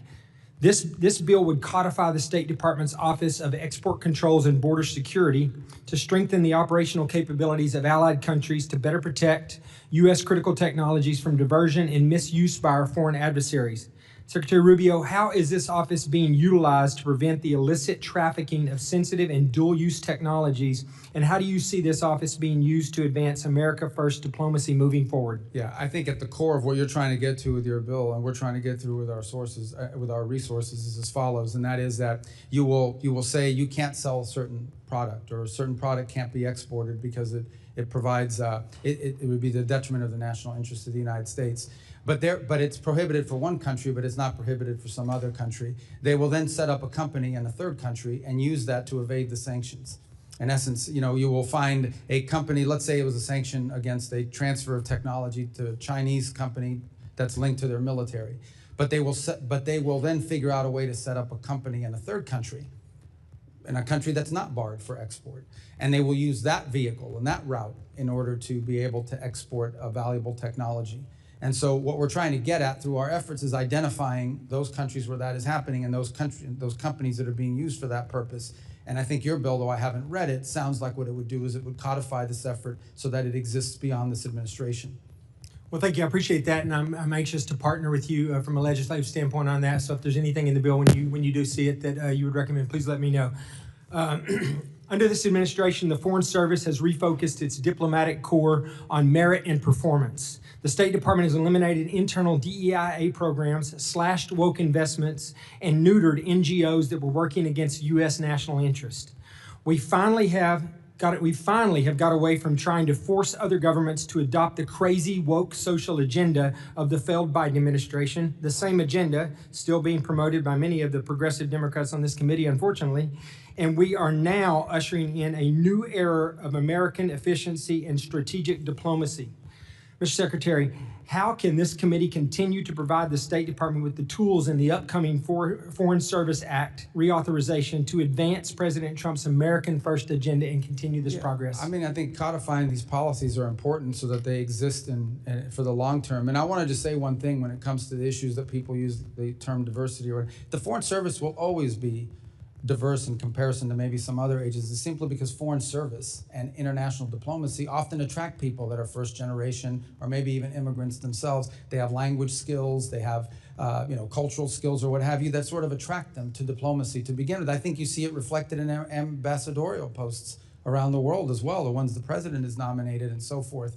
I would also add something that's very unique to the State Department, which other agencies don't have. The majority of our employees, over 47,000 of our total employees, about 70,000, 47,000, are locally employed. These are nationals of other countries that work for us, and they're a key part of our missions. We couldn't carry out our mission function in many of these countries without these locally employed individuals that are not even American citizens, but they're valuable resources. They've been there for 15 or 20 years, so in and of itself, I would say the State Department, but ultimately, we want to hire the best people for the job.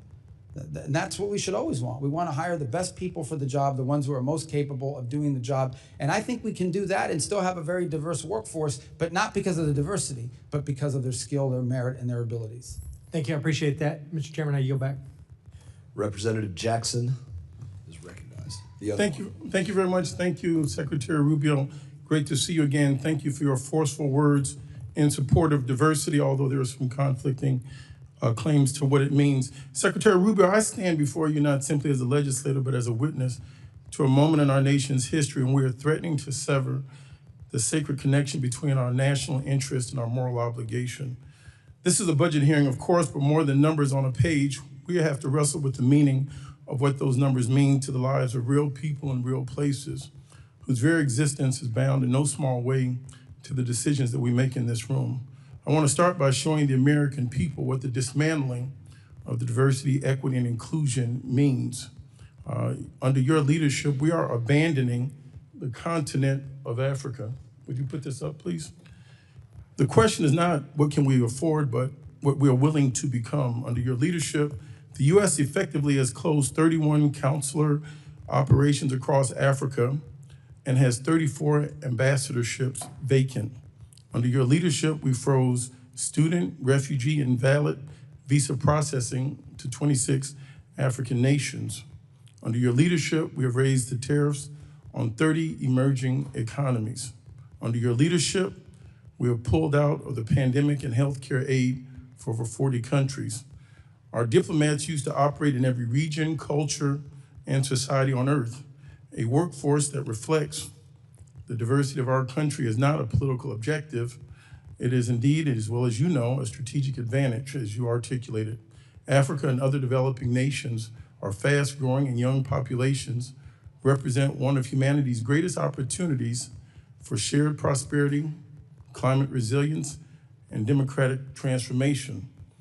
On global health, last year, the Trump administration cut off all funding to the World Health Organization. However, to prevent diseases from reaching our shores, the U.S. still needs the global outbreak and disease surveillance functions that the World Health Organization offers. Diseases, as you know, do not need passports or visas.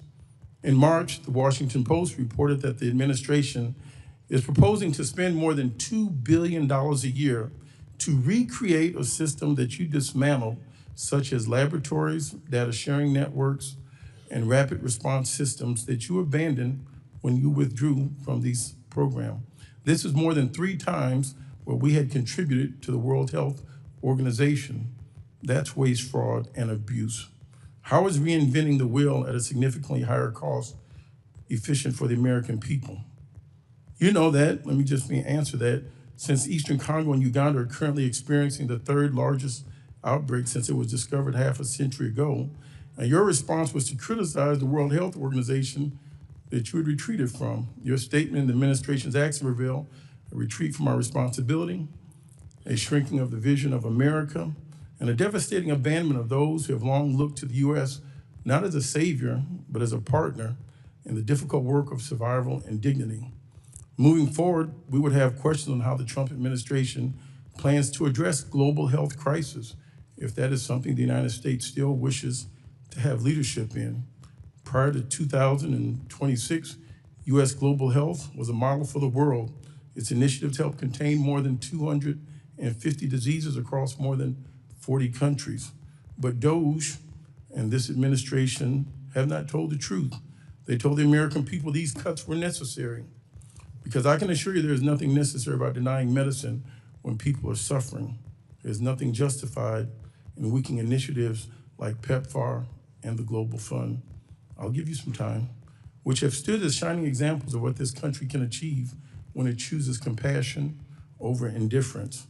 As we look at the HIV crisis, and specifically in Zambia, according to a draft memo that was shared with you, prepared for you by the State Department on African Bureau staff, something that you care about, you considered withholding life-saving assistance to 1.3 million people with HIV in Zambia to force the government to sign a deal giving the U.S. more access to critical minerals.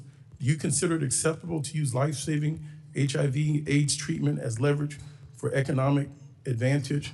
And in closing, over the Easter weekend, I was in Cuba doing an oversight to see, and your State Department refused to meet with members of Congress while they were out gallivanting and partying. In closing, I would like to ask you, will you invade Cuba? I yield back. Well, I have 1 second to answer. What do I do? I mean, you guys tell me your rules here. I tried to write down all the Will stuff you said, invade but- Cuba? Well, that's not the only thing you said. Mr. What else? Secretary, I'm going to take my time to ask questions at this time, and I'll give you some time to answer. Okay, because I do want to answer a lot of the points he raised. So my questions are going to bear on this. I think there is a significant difference in the State Department today, and since you've taken the reins, versus the State Department under Secretary Blinken and under President Joe Biden. I'd like you to expand upon the changes that have been conducted. I think it's also incumbent for us to speak about things that just not everybody follows these things all day. I spoke about these things a little bit in my opener. The amount of attacks that have come against the United States of America by the hand of Iran, not in 47 years, just in the last 30 months prior to Epic Fury beginning. I referenced over 350 attacks, 200 wounded, multiple Americans dead, to include Specialist Moffett, Specialist Sanders, Specialist Rivers. We have been ongoingly attacked by Iran just recently. And the United States has largely done nothing about it. I think one of the things that's changed about us is that we are not going to be an America that gets attacked and pretends it never happened, ignores it, does nothing. That was a way of the past. So, Secretary Rubio, I'd love for you to discuss this and discuss the questions that were asked previously, and you have 3 minutes and 45 seconds to do so. Okay, good. And I actually think they dovetail because there's a couple points. First of all, it's just absolutely false that we've abandoned the continent of Africa. As I've highlighted multiple times here on the diplomacy front, we are deeply engaged in the DRC and Rwanda peace negotiations. In fact, if it wasn't for us, there wouldn't be any negotiations. We are deeply involved in the Quad effort with Sudan that involves the UAE on one side, Saudi Arabia on the other, and it's deeply complicated that we actually have helped host donor conferences. So we are very involved in all of those issues. As I pointed out earlier, we've been working very cooperatively with the government in Nigeria to go after a common threat, terrorists that want to aim at us but are threatening the nation state there now. And by the way, we're opening new areas of relationship like Equatorial Guinea, which is a country we really hadn't had much interaction with for many years, and now that's begun to flourish, and hopefully we can build upon that. In the case of the consular services, we've consolidated consular operations all over the world. And one of the reasons why is you can do it more efficiently. There are areas where literally the number of either visas that are not accepted or even applicants do not justify having a full-time station. We've done this repeatedly, not just under this administration, but previous administrations have done that. And so consolidation of consular services is not unique to the African continent. We've seen it in Mexico, where we're going to close one consulate because the cost-benefit analysis doesn't add up. On the World Health Organization, they basically covered for China during the COVID pandemic, openly covered for China, refused to disclose the reality of what was happening soon enough, and didn't put the blame quickly enough on where it belonged. But not just the blame, it didn't allow researchers to be able to begin the work of, it took longer than it should have to develop a vaccine and other things because of their attitude towards that. And we have deep problems with the way the World Health Organization seems to play politics on behalf of some countries, and we've pointed that out. Now, let me talk about a couple other things you raised. The Global Fund. The Global Fund is very happy. You should call them. They're very happy with us. They put out multiple statements about the work we're doing with that. We are fully compliant. Any of his assertions, Chairman? It's my time. No, but I'm just telling you, the Global Fund, we are, for example, it was a 33% cap on what we give. The rest has to come from other donors. We are at that level right now. And if donors give more, we'll give more. We're committed to that. They're very happy with what we have worked out with the Global Fund. I think the other thing you didn't point out is we are not abandoning these countries or these programs. We're entering into compacts.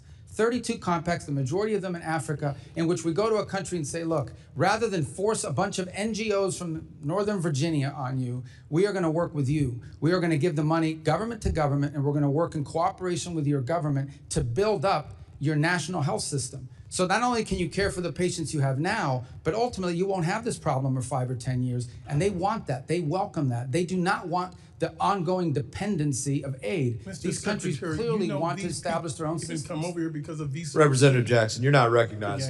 I know, but on Zambia, look, we're not threatening them with anything. They just don't want to sign a compact. But you do raise an interesting point, not specific to Zambia, but broadly.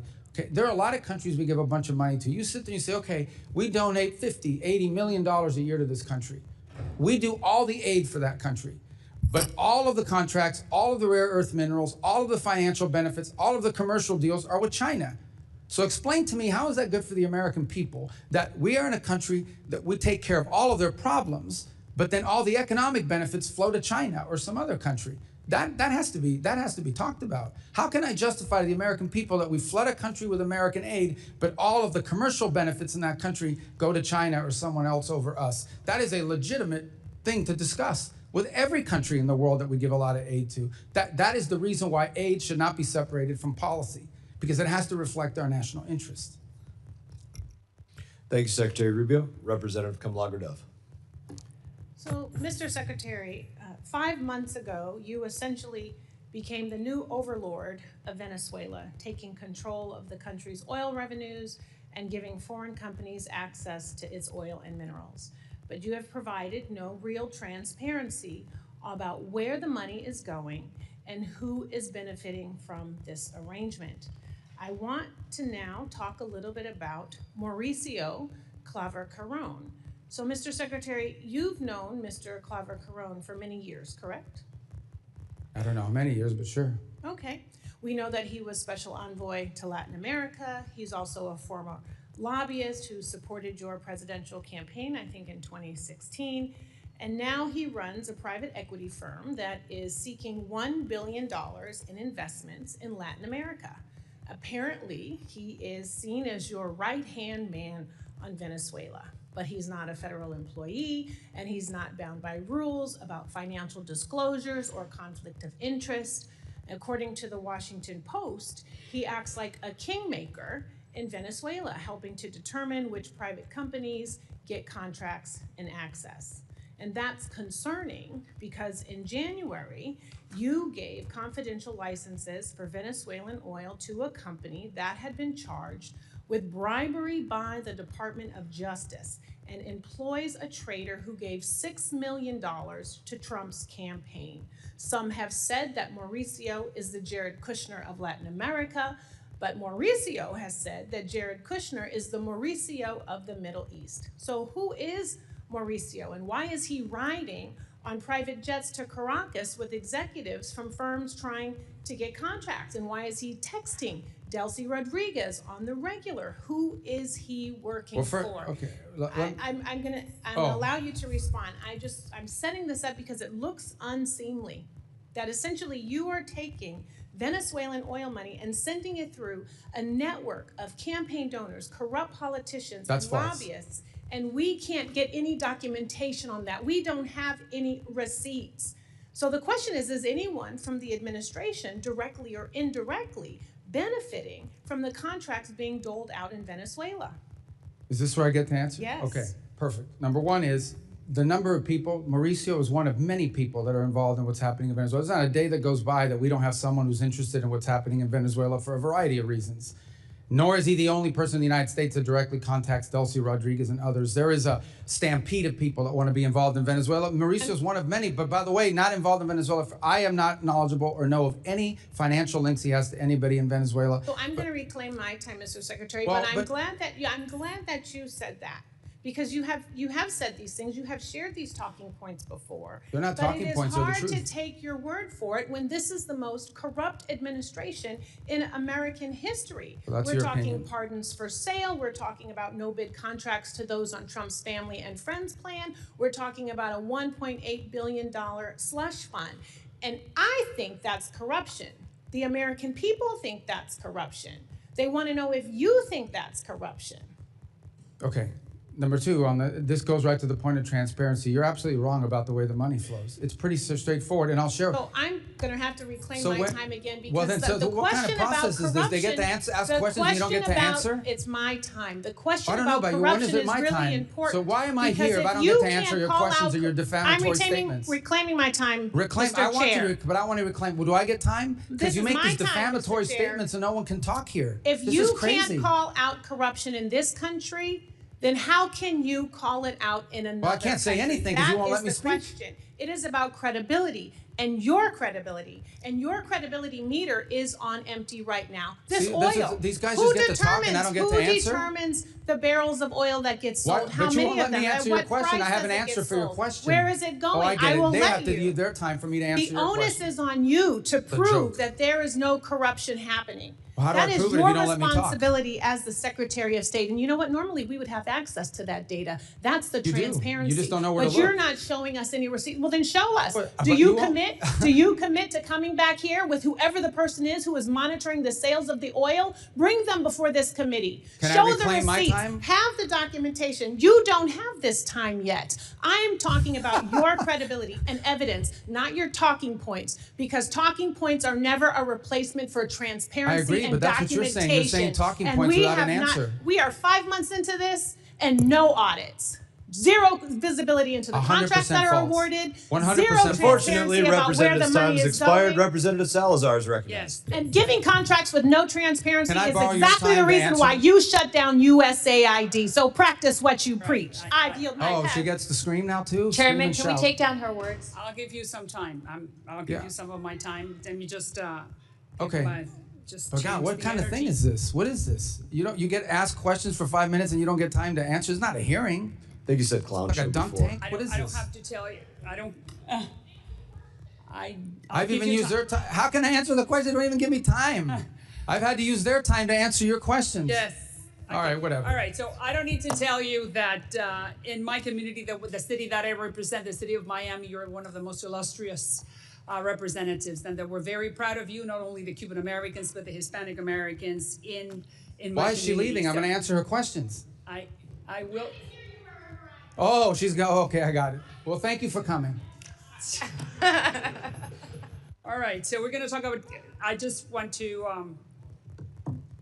give you time to answer, and then talk about Venezuela and talk about Cuba. So let's go back to Venezuela. Let's start with that.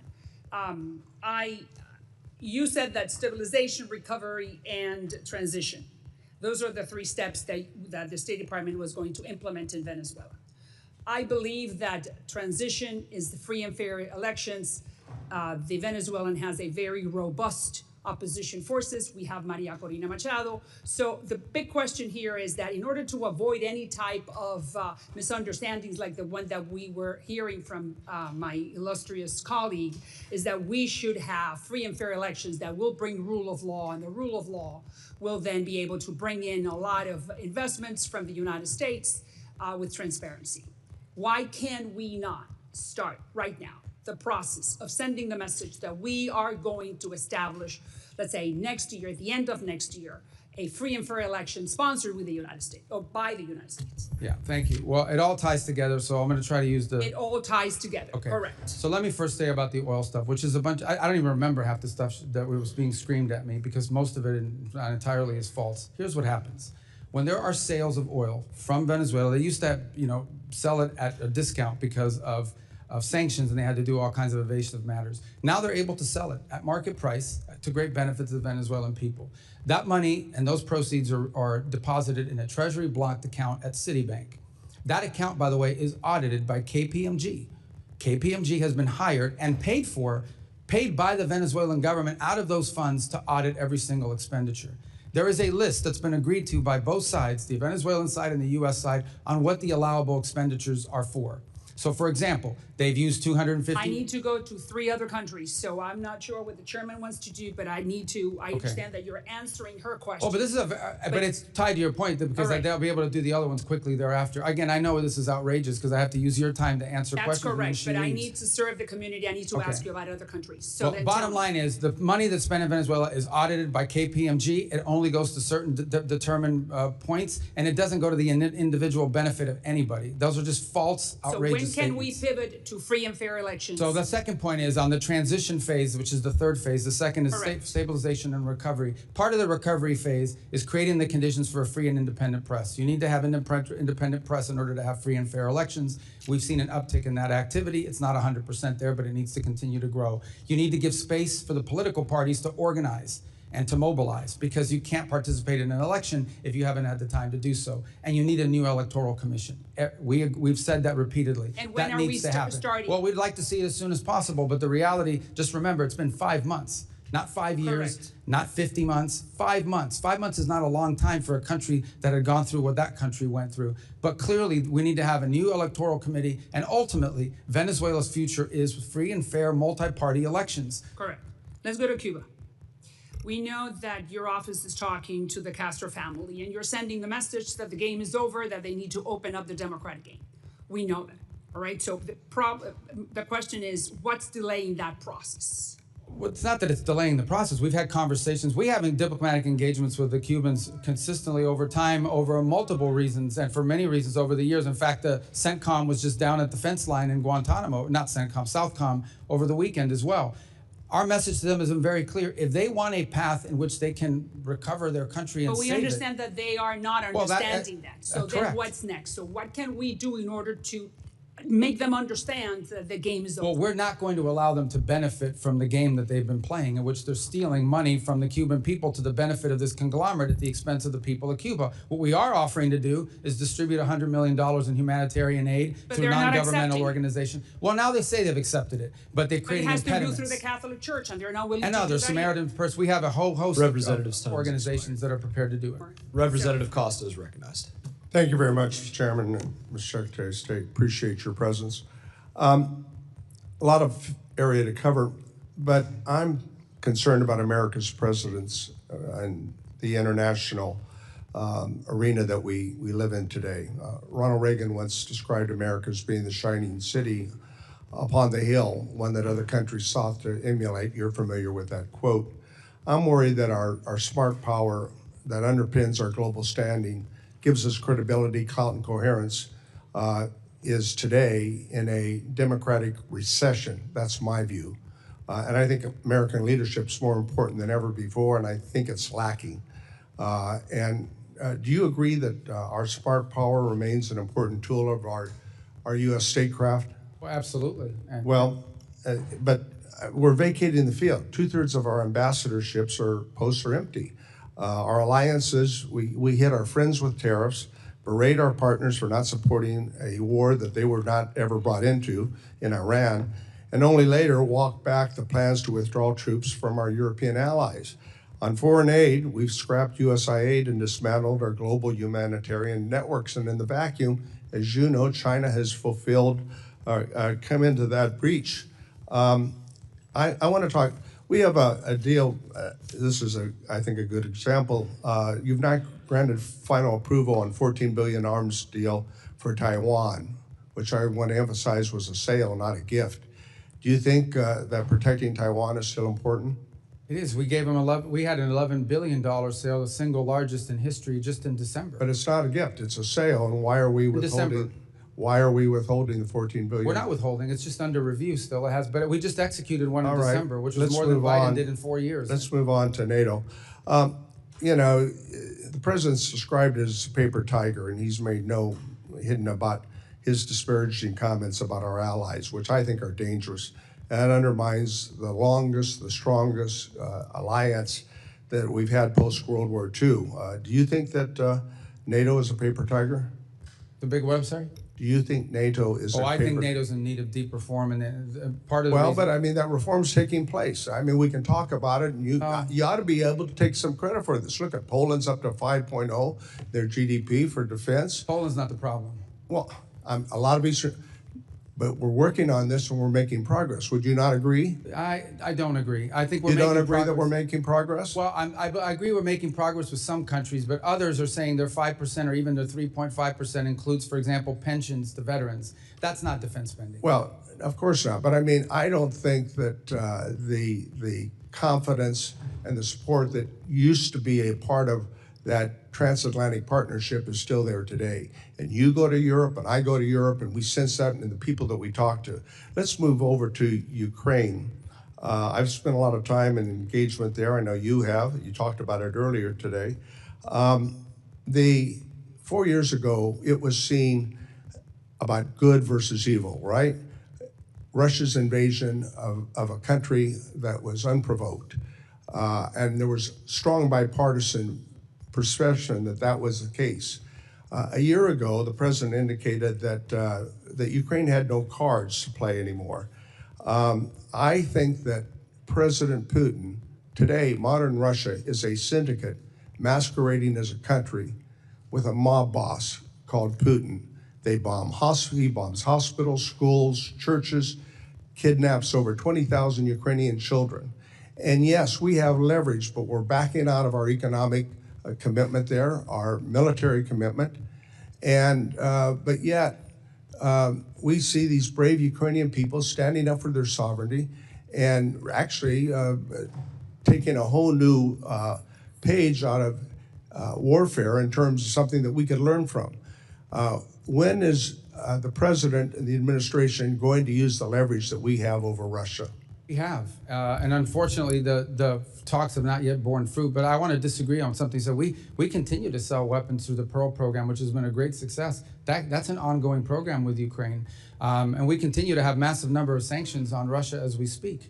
The problem has been we've put the sanctions on and off again. No, most of the sanctions are still on. The only one that's been waived for a limited period of time in order to provide more oil to the global market and stabilize prices is oil, and those are time determinate. These are 60-day waivers. These are not permanent. Is it the intention to re-engage in the efforts to form a ceasefire and a peace agreement? Oh, we're prepared to do so. Unfortunately, those efforts proved less than fruitful. We spent a year on it last year, but we're prepared to do it as soon as they're prepared to do it. That offer, we've made it repeatedly. We're ready to go. We're prepared to play that role. Continued, but thank you very much for your time. Representative Huizenga is recognized. Thank you, Mr. Chairman. Secretary Rubio, good to be with you. And while we're addressing all the important issues like your shoes, I just want to formally invite you to DJ my next event. I would recommend maybe DJ Overlord be your new nickname. I apologize for many of my colleagues here because you're right, they are not giving you the opportunity to answer extremely important questions. I'm going to hit a number of issues very quickly. Coidoy prison in Venezuela. I believe yesterday you were quoted as saying that it had been closed down. I've got some close friends, contacts there that believe that there are still 25 prisoners that are still there. So I don't ask you necessarily to address it, but I'd love for you to take a look at that and get Just get to be back clear, us. the interim government has said they intend to close it, and we will hold them to their promise. Please do, and make that as rapid as possible. Along the lines of where Dr. Jackson was talking, Ronnie Jackson, one way we've maintained our lead regarding the AI arms race is cutting off China's access to essential chip-making tools made in America and by our allies. Unfortunately, the Netherlands and Japan continue to sell their critical tools, while here in the U.S. we maintain stricter controls. Those exemptions continue to be exploited by the allies today. Do you agree that export controls on chip-making equipment play a critical role in constraining the CCP's AI and military ambitions, and that allies should not be allowed to exploit exemptions to those controls? Correct, and that features prominently in all of our engagements with the countries you just mentioned. All right. Shifting gears, last November, President Trump hosted all 5 Central Asian presidents. I happen to chair the South and Central Asia subcommittee for the C5+1 summit. That was a historic movement. And what I would like to know is, do you recommend that Congress send a strong signal to the U.S.'s commitment to Central Asia by repealing the Cold War era Jackson-Vanik Amendment, which only serves to chill U.S. investment in the region? Absolutely, we want that repealed. We think it would be helpful. And what would be the positive steps? What are those I think next it would steps? signal that these impediments that have existed in the past and being able to deal with these countries commercially are being removed. So this came up in my confirmation hearing, and I don't know what the holdup has been, because every committee I go to, they ask me why. Everybody seems to agree they want to get rid of it, but no one gets rid of it. So you should. And by the way, we intend to have a C5+1 meeting that I'll be attending at some point this year in the region. Wonderful, and they will be thrilled to have that. And then you recently, you recently returned from visiting India. India is a critical economic and security partner for the U.S. across the Indo-Pacific. Could you please share with the committee the outcomes of your recent visit and how the Trump administration is strengthening the partnership while simultaneously addressing longstanding market access issues? Well, so India is an important strategic ally of the United States. We do a lot of things together, and there's tremendous opportunities to do more. The 2 points we focused on are, one is the hopes that we can wrap up the negotiations on our trade agreement, which we think we're a few weeks away from being able to conclude. Obviously, I don't negotiate those. That's a USTR function. So I would refer you to them as to the timing of it, but we think we're pretty close in getting that done, and both sides want to see it done. The other reason I was there was, in addition to the bilateral meetings, we were able to host a meeting once again of the foreign ministers of the Quad, which is the cooperation between the United States, Australia, Japan, and India. And there are a number of things we're working on, and now we have actionable items that we're beginning to focus on. There'll be a new port facility in the region that we're going to work together on for one of the small Pacific islands. I think that is an important show. Can you name which one? Well, I think we're talking to Fiji right now about the ability to be involved with them. And then the second is, I hope I didn't misspeak on that, but I believe that's the case. And on the second one that we are working together on Trust is me, somebody in the media will hold you accountable. well, we'll get but the second one that I would tell you is that one of the things we've agreed to work on is domain awareness, working together and pooling our resources so we can have domain awareness about what's happening out in the sea. Is there someone out there trying to impede traffic? Is there someone messing with undersea cables? Is there, sanctioned ships that are moving through? This domain awareness is critically important. If we can pool the resources of these 4 countries, it would be a benefit to the region writ large. Thank you. And I'll just leave one last comment. It's been my observation going back to whether it's Russia, Iran, other places that have been bad actors. Sanctions are only as good as your willingness to enforce them. And we are finally seeing this administration, with your advocacy and others, and Treasury, to enforce those sanctions. Anthony Blinken sat there where you are not that long ago, and I had to remind him he had a problem on his hands because I'm vice chair of the Financial Services Committee. There's a number of Financial Services Committee members who are on this committee. We actually write the sanctions, and he basically would come in and say, don't worry your pretty little head about all these confusing sanctiony things. We got a handle on it. You finally do. Thank you. Representative Amo. Secretary Rubio, welcome back. I want to start where we left off last year. You told me, quote, we're going to do more food aid than any country on the planet times 10. That was your promise.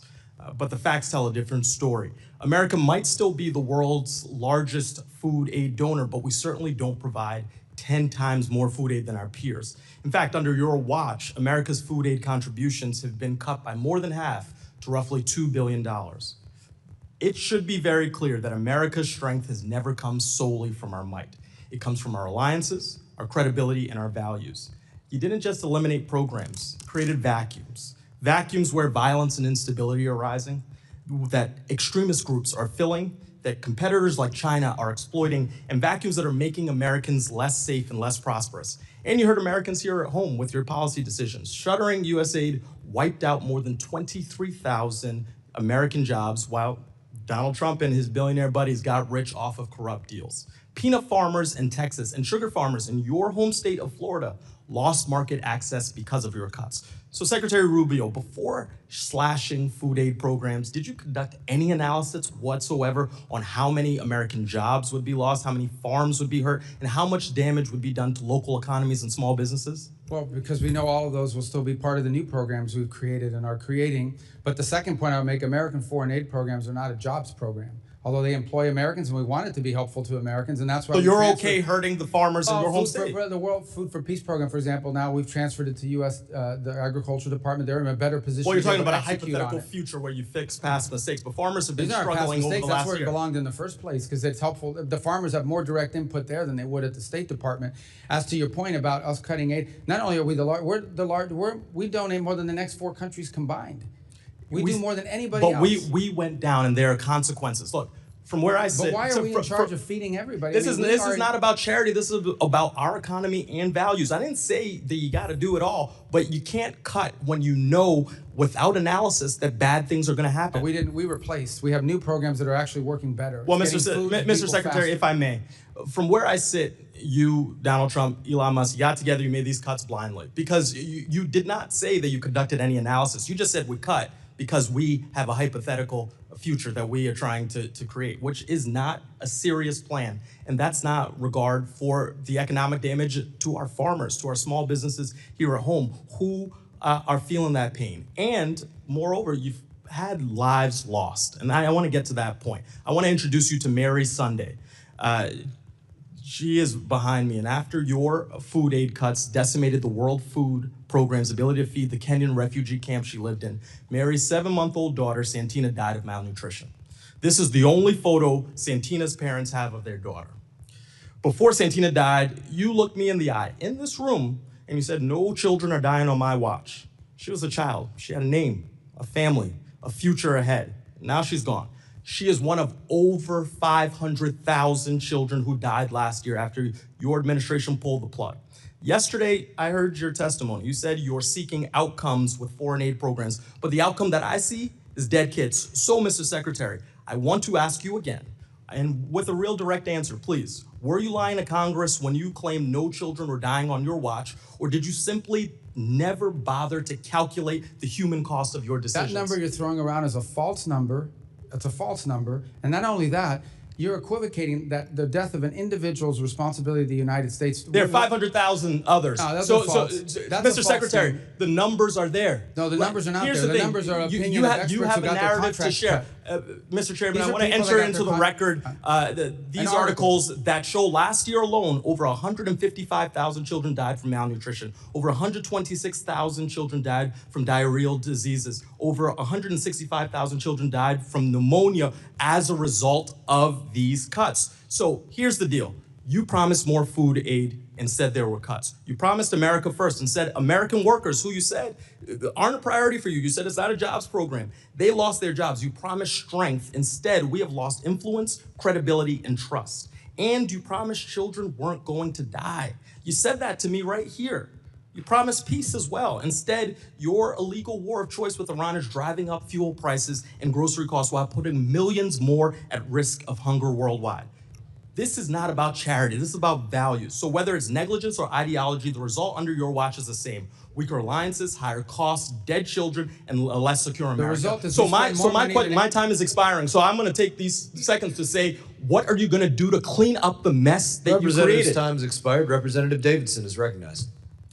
Thank you, Chairman. Mr. Secretary, thank you so much for your faithful service to our country. Your leadership as Secretary of State provides confidence at home and abroad. And I would like to highlight that your personal testimony at Charlie Kirk's memorial service and your remarks at this year's Munich Security Conference resonate with me and with many of my constituents, so thank you. I only have time for a few quick topics. So first, thank you for leading one of the most thoughtful national security strategies I've seen in the post-Cold War era. I thought last year's national security strategy was well done, and the national security strategy opposes, quote, the cynical manipulation of our immigration system to build up voting blocs loyal to foreign interests within our country. The State Department has also made it clear that we object to the UN's efforts to advocate and facilitate replacement migration across the United States and broader across Western countries. Immigration was a driving issue behind President Trump and Republican electoral victories, and I commend your department for making this a priority. Could you please highlight your approach beginning at our own borders and extended especially through the Western Hemisphere to addressing this as part of the national security strategy? In terms of migration? Yes. Yeah. Look, mass migration is a national security threat to any country that experiences it. It's bad for the transit countries too, by the way, because it fuels and feeds these transnational groups that traffic not just in human beings, they traffic in drugs, they traffic in weapons and anything else you can imagine. So I think one of the biggest threats specific to the Western Hemisphere, but be true throughout the world, is these transnational, they call them criminal groups, they're really transnational terrorist groups that among many of the things they do is traffic in human beings. So mass migration is not good for any country that has to absorb it, and Europe is now facing the consequences of that, but mass migration is also not good for the migrant because they're abused along the way, and it's destructive and disruptive to all the countries in the region that have to experience it. So today we do not have a mass migration event. And every country along that route in Central America is grateful for it because that's less money and that they have to spend and less resources that are being taxed and less of a burden that they're having to carry. Thank you for that. And frankly, thank you for demonstrating that we just needed leadership to apply the laws to secure our own borders with this administration. I'm a former infantry officer. The oath our military swears is similar to the oath we swear in the House or the Senate or for cabinet members. It's to support and defend our Constitution. You know, generally we say, first define the mission, second authorize the mission, and then execute the mission. So I'd like to call your attention to the 2001 AUMF. It was, I think, the 01 AUMF and the 02 AUMF that I thought brought justice to Qasem Soleimani. As you highlighted previously in dialogue today, you know, the IEDs and efforts of the Quds Force killed many Americans in Iraq. And he's, you know, Iran has been the biggest state sponsor of terror. Unfortunately, the 01 AUMF, which still survives, doesn't, it authorizes a war on terror for Al-Qaeda and their affiliates. Hezbollah, Hamas, Houthis, and numerous other proxy forces for Iran aren't affiliates of Al-Qaeda. Would your administration support a modernization of an authorization of military force so that we could have a full authorization to provide full authority for our military to carry out these operations? Yeah, twofold. The first is we haven't asked for one. Obviously, anything that allows or provides congressional support for the president's efforts to take on Hezbollah, Hamas, the threats they pose to the United States and ultimately Iran, it would be a positive, but we haven't asked for it. We believe every operation that's been conducted is well within the law as it exists. Well, Article 1 gives Congress a duty to do something about authorizing force. And I've tried the whole 10 years I've been here to modernize it, so maybe next year will be the magic year. But I think it'd be due that we actually authorize these things because our military needs it. They need to know that the American people have their backs, and particularly when you look at people like the seditious six making threats to our military, I don't want them to have a second thought ever about their cover for the authority for the things we ask them to engage in. Because frankly, the problem in the post 9/11 era hasn't been whether there's a just cause, it's been whether we've given our military everything they need to achieve it. They've been tactically brilliant and operationally brilliant, and I'd say that's true even in Iran.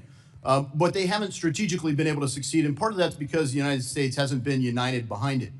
And I guess towards that end, you stated missions here, we're clearly not united as a country in Iran. So briefly, you know, what authorization do you need to carry out further operations in Iran? Well, that's contemplated now. They're all within the president's powers, in our view, under the Constitution to address imminent and emerging threats against the interests of the United States. If those circumstances were to change, we would obviously engage Congress in that conversation. We would always welcome congressional support. We'd like congressional support, but that's not going to stand in the way of the president addressing an immediate threat to the United States or an emerging threat to the United States that requires him as commander-in-chief to protect our people and our country. Well, the cause is just. Representative Mfume is recognized. Thank you, Mr. Chairman. Mr. Secretary, good afternoon. I was going to say good morning, but it's starting to run past us. We all obviously sit here in America in what has been known as the greatest deliberative body in this democracy, and in a nation that is the strongest, the wealthiest, the most powerful, the most influential nation that the world has ever seen. America's military might has no rival. However, America's moral obligation continues to be called into question. And I want to talk a little differently about something that doesn't get the attention that it should get. And I want to associate myself with the remarks from my colleague from Rhode Island. Globally, over 122 million people are forcibly displaced all over the globe due to conflict, due to persecution, due to human rights violations. They are in the Sudan, they're in Syria, they're in the Ukraine, they're in Myanmar, they're in the Congo, and they are in Gaza.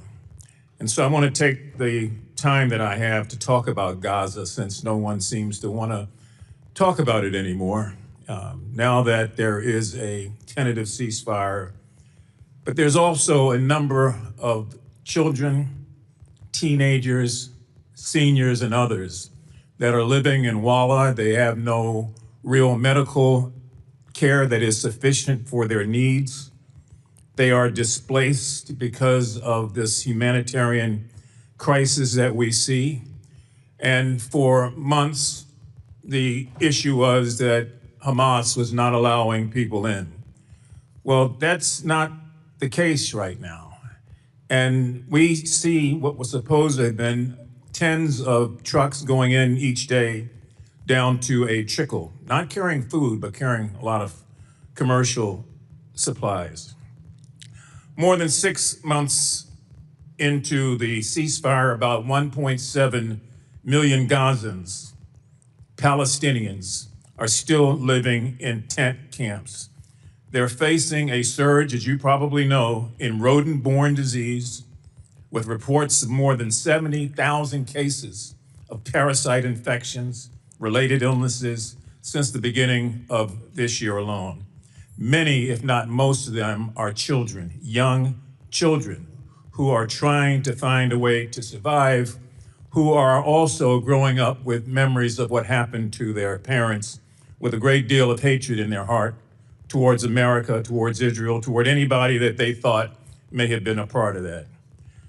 I just want to point out two things. When the 20-point peace plan was enacted and talked about by President Trump, it included point number 7, which doesn't get a lot of attention, and that is that the mandate that a full amount of aid would be sent into Gaza and into the Gaza Strip at a quantity of 600 trucks a day. It also included another point, point 8, that entry and distribution of this aid would proceed without any interference from any outside or internal force. So if we are in fact the strongest, the powerful, the most wealthy, the most influential nation on the face of the earth, it would seem to me that while we are doing all these other things around the globe, Mr. Secretary, that we ought to have a humane reaction and response to what we helped to create there.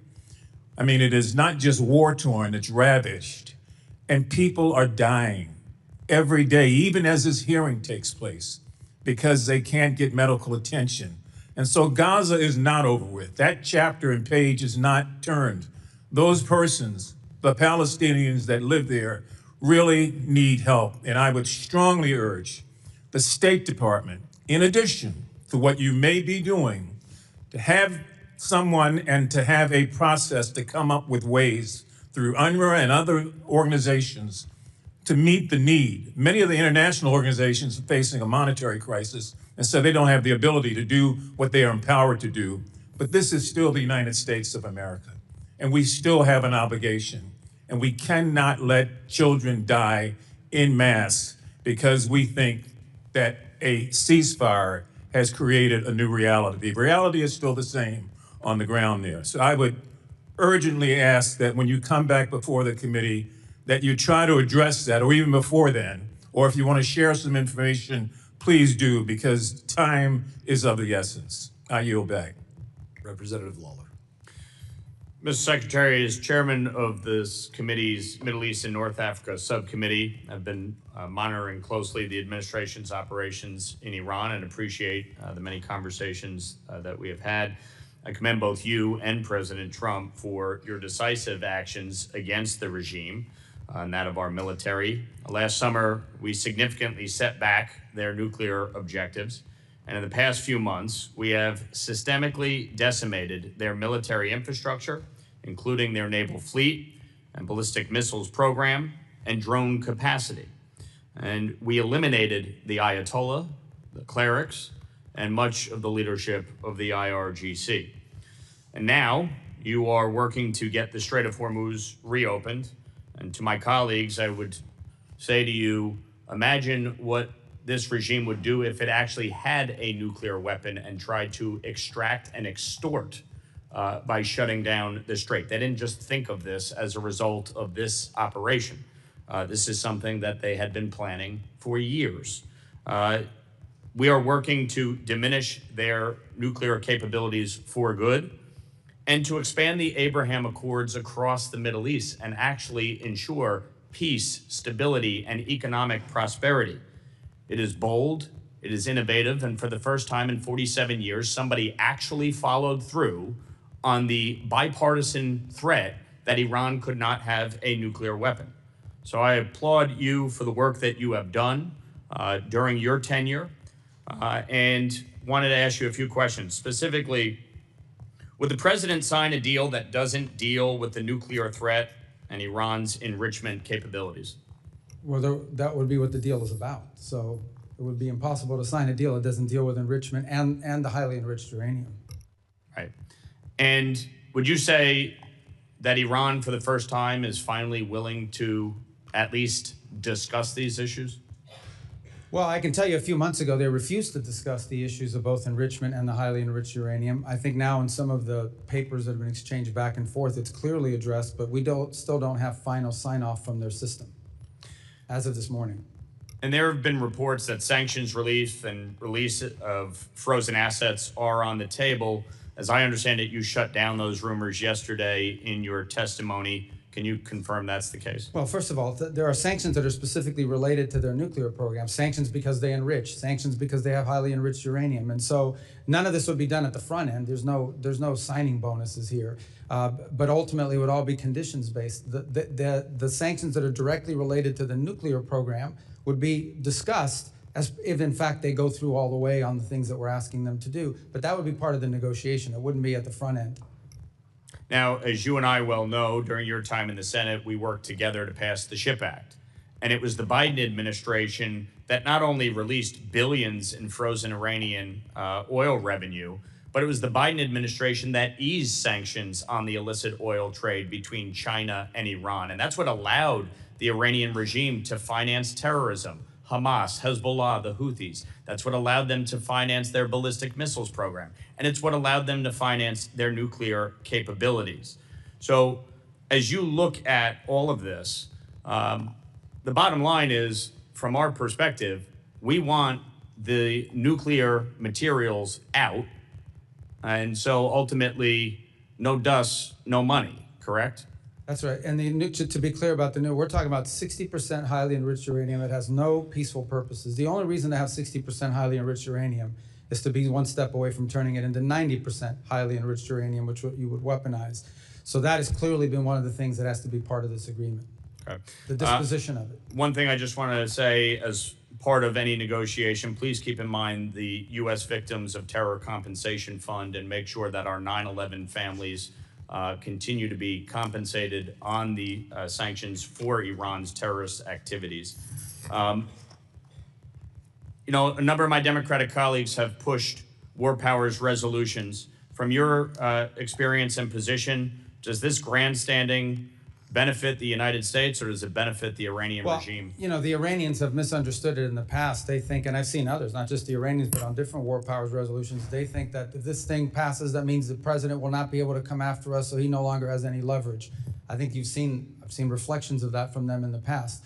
Obviously, look, Congress has its prerogatives. You'll vote on what you're going to vote on. You're asking me whether it's had an impact. I think if you see how it's reported on Iranian state television and things of that nature, it makes them think that somehow our hands are going to be tied and we won't be able to do anything to them, so why make a deal?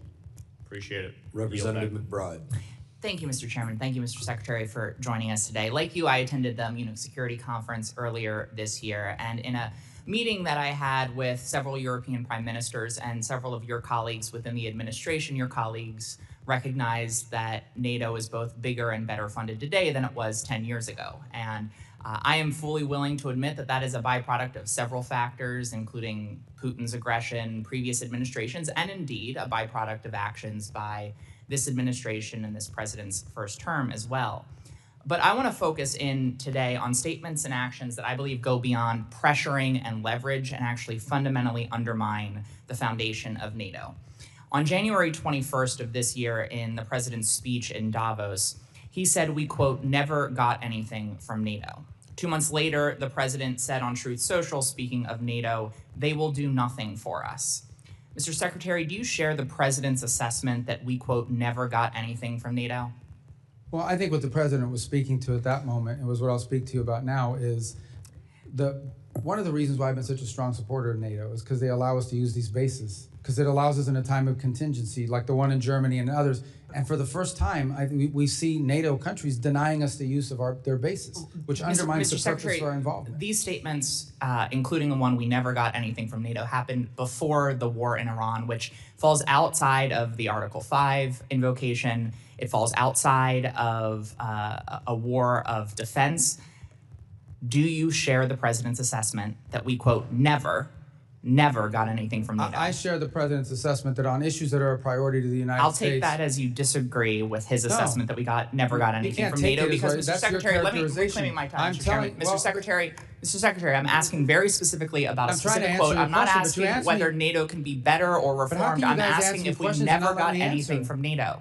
And I want to specifically ask you, Mr. Secretary. Well, why are you asking me if I can't answer? You're not answering the question that I'm asking. You're answering a different question about whether NATO can be better or reformed. And so I'm going to move on, Mr. Secretary. Are you aware that the only time Article 5 has ever been invoked is after 9/11 in defense of the United States? Of course I'm aware of that. Okay. And are you aware that more than 1,000 Europeans died in the subsequent war on terror that was invoked after? They participated in the Middle East, correct.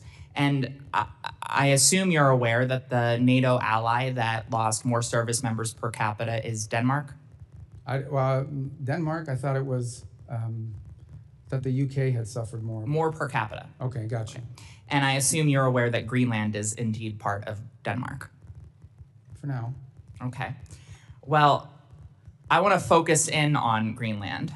I joined the bipartisan bicameral trip to Copenhagen as the administration that you're a part of sought to seize Greenland. In the president's speech at Davos, he said, referring to Greenland, quote, "You need ownership to defend it." Mr. Secretary, does the United States need to own land within NATO to defend it? And the truth be told, we are actually involved in conversations with Greenland and Denmark on the use of Greenland for collective defense for all of us. It's a key part of missile defense, but we're involved in those talks right now. So I think we're in a good place on it now. But I don't want to put stuff out there in the public record that would undermine the conversations we're having with them on it. So, specifically, I'm not asking about whether we're going to do more within Greenland for our collective defense. I think all of us share that goal, including Denmark and Greenlandic people.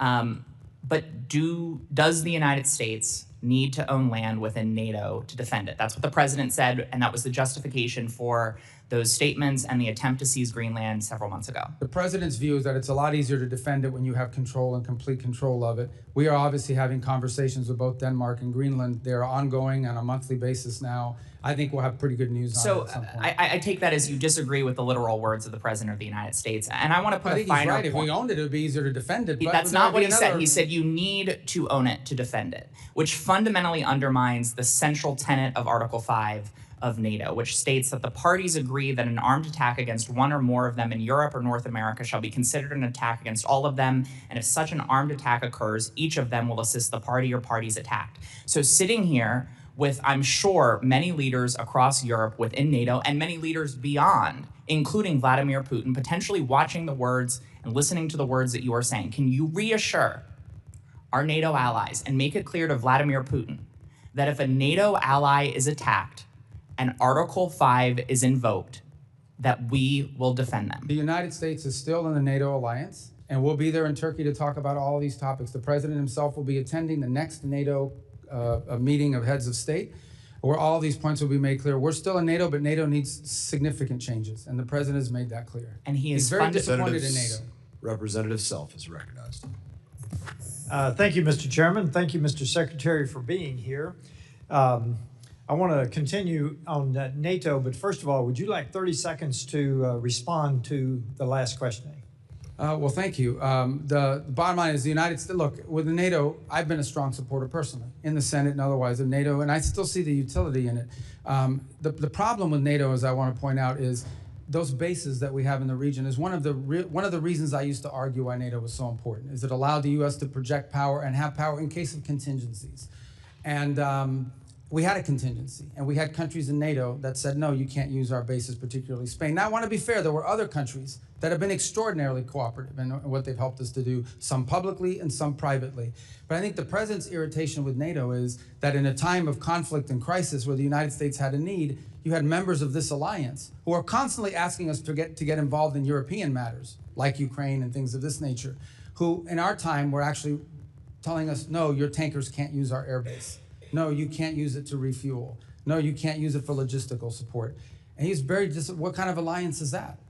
I think the other thing that's concerning is that apart from NATO, you have this European effort to stand up some sort of a military force, some of which may trigger actions that would then lead to an Article 5 invocation. That's a separate topic, but one that also needs to be discussed. So I think the next meeting of NATO in Turkey in July is probably the most important meeting in NATO's history, because there's some things here that need to be cleared up and fixed. Thank you, Mr. Secretary. I chair the European subcommittee on this committee.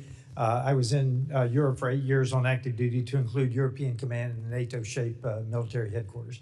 I want to point, you gave us a really masterful review of the global situation early in your spoken remarks. I want to ask you to comment on another part of Europe that we've not talked about that I consider very fragile, and that's the Balkans, particularly the Western Balkans.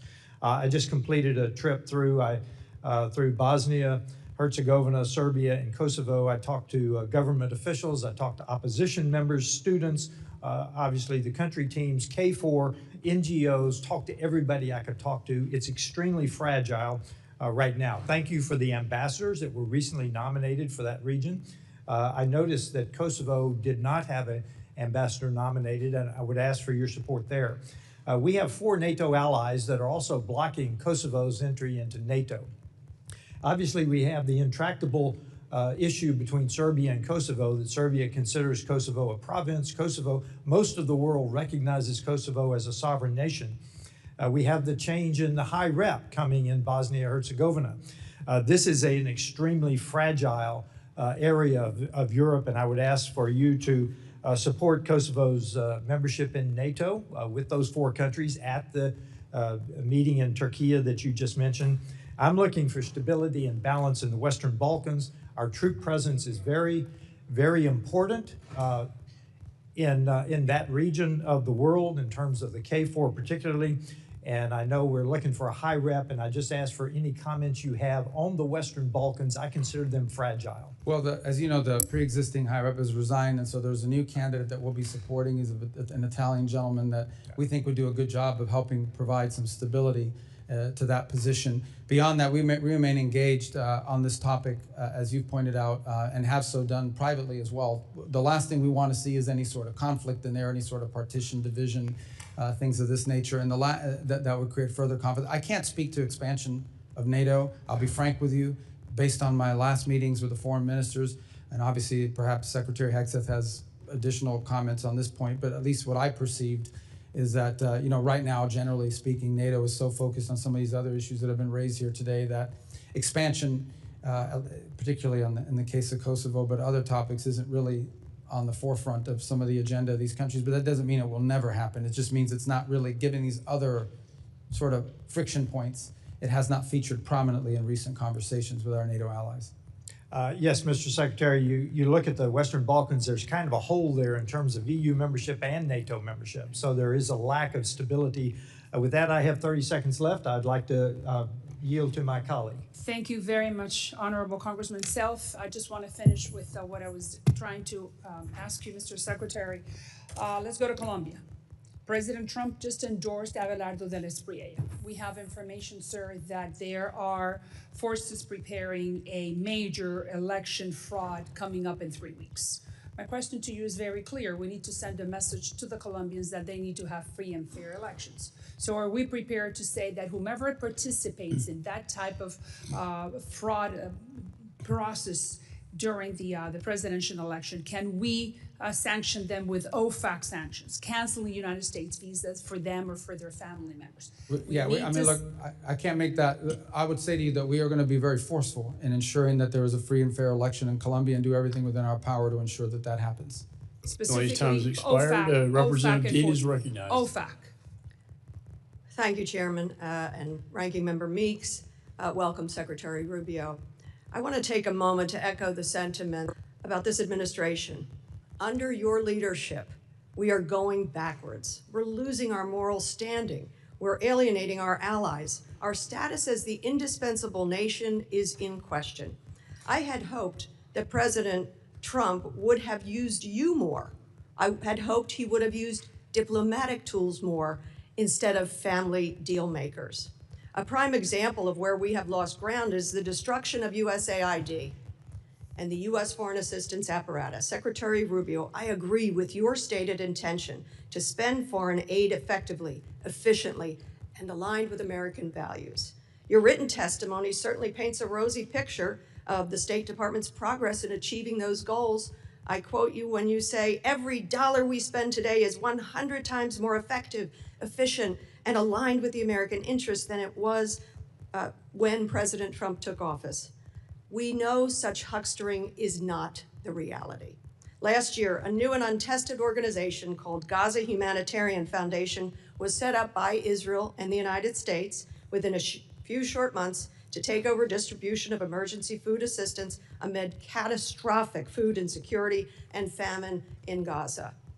GHF had no track record of providing humanitarian assistance, and it relied on private subcontractors to transport the food, to provide food distribution sites, and then you saw the reporting. Hundreds of Palestinians, including women and children, were killed just trying to get to those sites.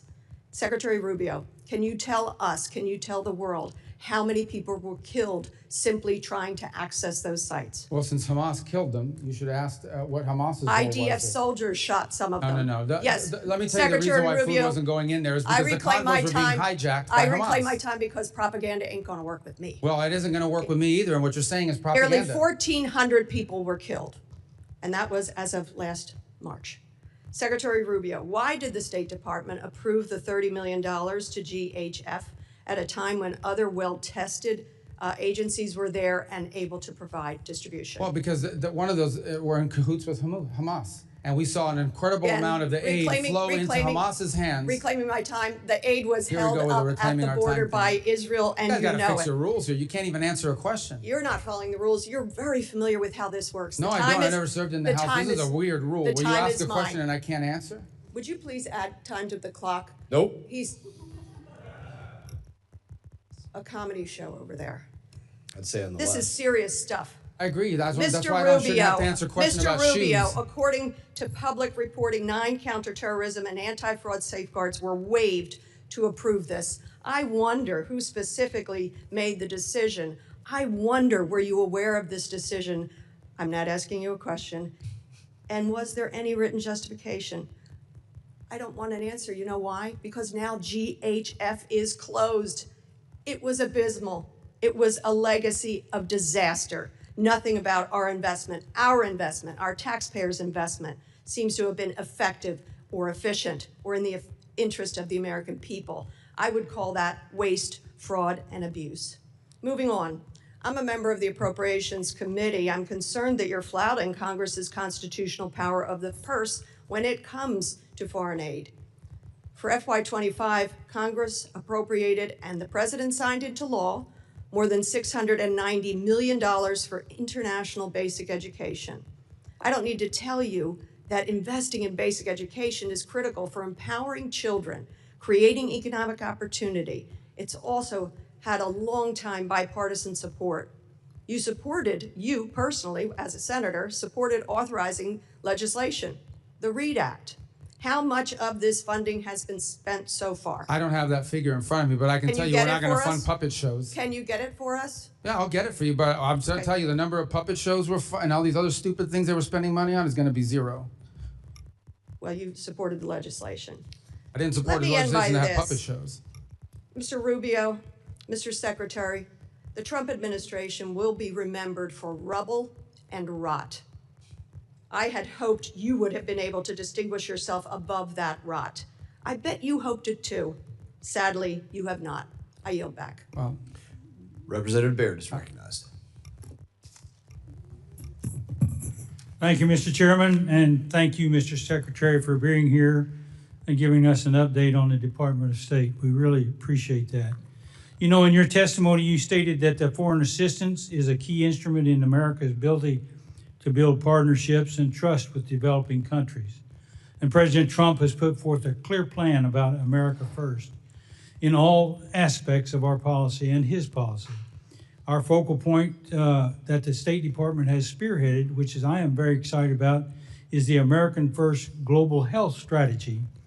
The U.S. is a global leader in health innovation, particularly with pharmaceutical applications and biotechnology. African countries overwhelmingly have been the beneficiaries of American First bilateral global health agreements. 21 of the 32 signed agreements that you mentioned in your early presentation have been with nations in Africa, resulting in 40% of African nations being partners of the United States that have taken a responsibility to invest in their people instead of asking for a blank check from America's taxpayers. So I'm proud as a representative of Indiana to see that the drastic increase in domestic investments is innovative for global health problems and biotechnology. So can you walk me through the process for sending America's medical and health innovation abroad to assist with global health threats? And additionally, what plans does the State Department have to expand those global? Yeah, and let me just say, this goes right to the criticisms that I keep hearing from that side over there about us not spending the money because we got rid of a USAID program. USAID basically was a program, was a system that was completely devoid of our public policy. It operated almost as an independent State Department, and oftentimes USAID was operating in contravention and contradiction of what the embassy was trying to accomplish in the host country. And one of the complaints you would get from many developing countries is that they would get flooded with NGOs that were picked for them. These NGOs would then operate in the country without even coordinating with the government, doing whatever they wanted and pursuing what they wanted. And in some cases, it extended well beyond food and medicine. It extended to political interference and all sorts of other activities in these countries that were undermining the national interest and the credibility of the United States. Now, these compacts in particular are promising and exciting because they are government-to-government arrangements. No longer do we put money into a bucket and says, this is for vaccines, or this is for medical care, or this is for standing up clinics globally. We are doing it individually, country by country. And the reason why that makes sense is because every country has unique needs. Some country may need more help in some area than in others. But at the core of this arrangement that we're making with countries is their desire and our goal to ultimately help them build their own national health systems so that eventually they no longer are dependent on foreign aid in order to be able to conduct that. Some countries that may take 5 years, some countries that may take 15. It depends on which country. But that's the goal of the compact. And these countries are happy with the compact because for the first time ever, their government leaders have control over how the money is spent, where it's being spent, and it's being spent in a way that builds their domestic capacity inside of the country. That's a much better way to do it than to flood these countries with NGOs accountable to nobody, run by, in many cases, through a USAID program that was undermining our foreign policy in that country in many instances. Well, I appreciate that answer very much. I was really shocked to see where some of the funds were going in Africa, for example, through those the USAID and the USAID program. And I know that was not what was intended in the beginning. So thank you for taking care of that and making an effort to do that. Let me change to one other thing. During the Biden administration, the FSOs were evaluated in the service based on a meaningless criteria like DEI and woke politics. So this arguably drowned out the vital U.S. interest, like beating back the Chinese encroachment and advancing new technologies abroad. I commend you for stripping the Department of DEI and other woke policies, and we should renew our focus on reinforcing our edge against China, and we certainly can use tech diplomacy to do that. So we have about 42 seconds, so would you mind sharing with me how to agree with the diplomats should be trained in emerging technologies like AI and telecommunications? Yeah, well, I think given the dramatic transformations happening in the world today, our diplomats of the future are going to have to be trained in multiple fields that previously we didn't, not just in the role that technology broadly plays, but the rapidly evolving role that AI plays, and economics. I think economics have become a central core, have always been an important part of our diplomacy, but have become at the core of much of our diplomacy around the world now. So it's one of the areas where I think in addition to knowing how to write non-papers and all the other normal diplomatic things, I think it's going to be really important for foreign service officers in the future to have an understanding of economic factors. Thank you very much. I yield back. Representative Schneider is recognized. Thank you, Chair, and Mr. Secretary, thank you for being here today. I'm going to talk about areas on which we both agree, specifically addressing the threats from Iran and seeking stability, prosperity, and peace for all the peoples of the Middle East, including our Arab Muslim allies and the Jewish Democratic State of Israel. Like you, I've spent much of the past 2 decades working to block and ultimately permanently close any path Iran might pursue to acquire a nuclear weapons capability. And like you, I've argued that the international community must work together to eliminate Iran's conventional weapons threat, including ballistic missiles, cruise missiles, and now drones.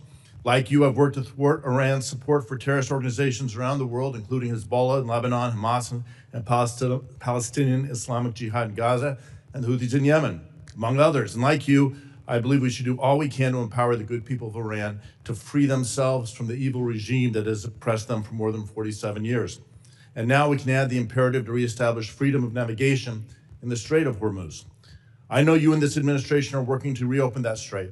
Mr. Secretary, assuming an arrangement is soon reached to reopen the strait, have you or anyone in the administration calculated or even estimated the economic impact on Iran's economy through the remainder of the year versus the baseline that was expected before the war?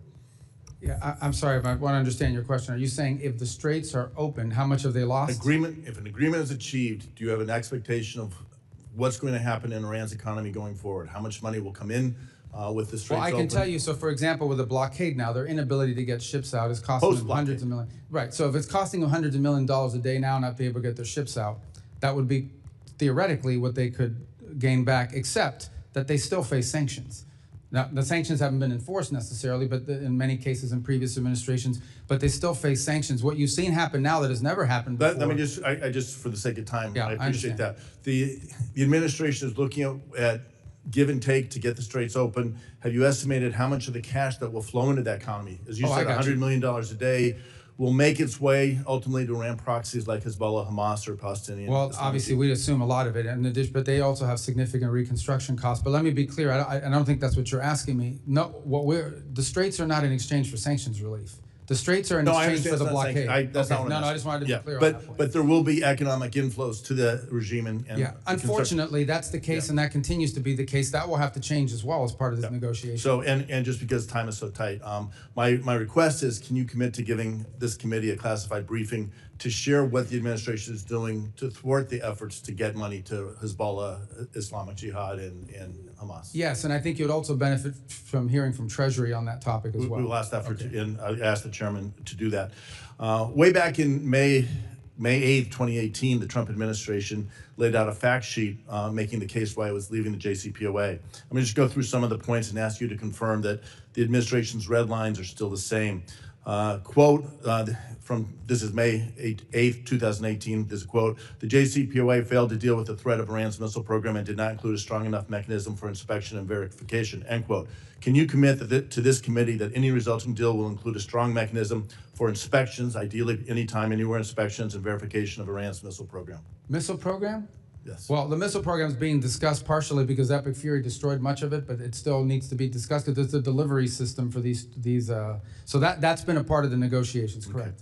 Again, quoting from the May 8th document, the JCPOA foolishly gave the Iranian regime a windfall of cash and access to international financial system for trade and investment, end quote. Can you commit to this committee that any resulting deal will not foolishly give the Iranian regime a windfall of cash and access to the international financial system for trade and investment? Yes, because they're not going to get any sanctions relief of any kind unless they get rid of enrichment and they get rid of the highly enriched uranium. Thank you.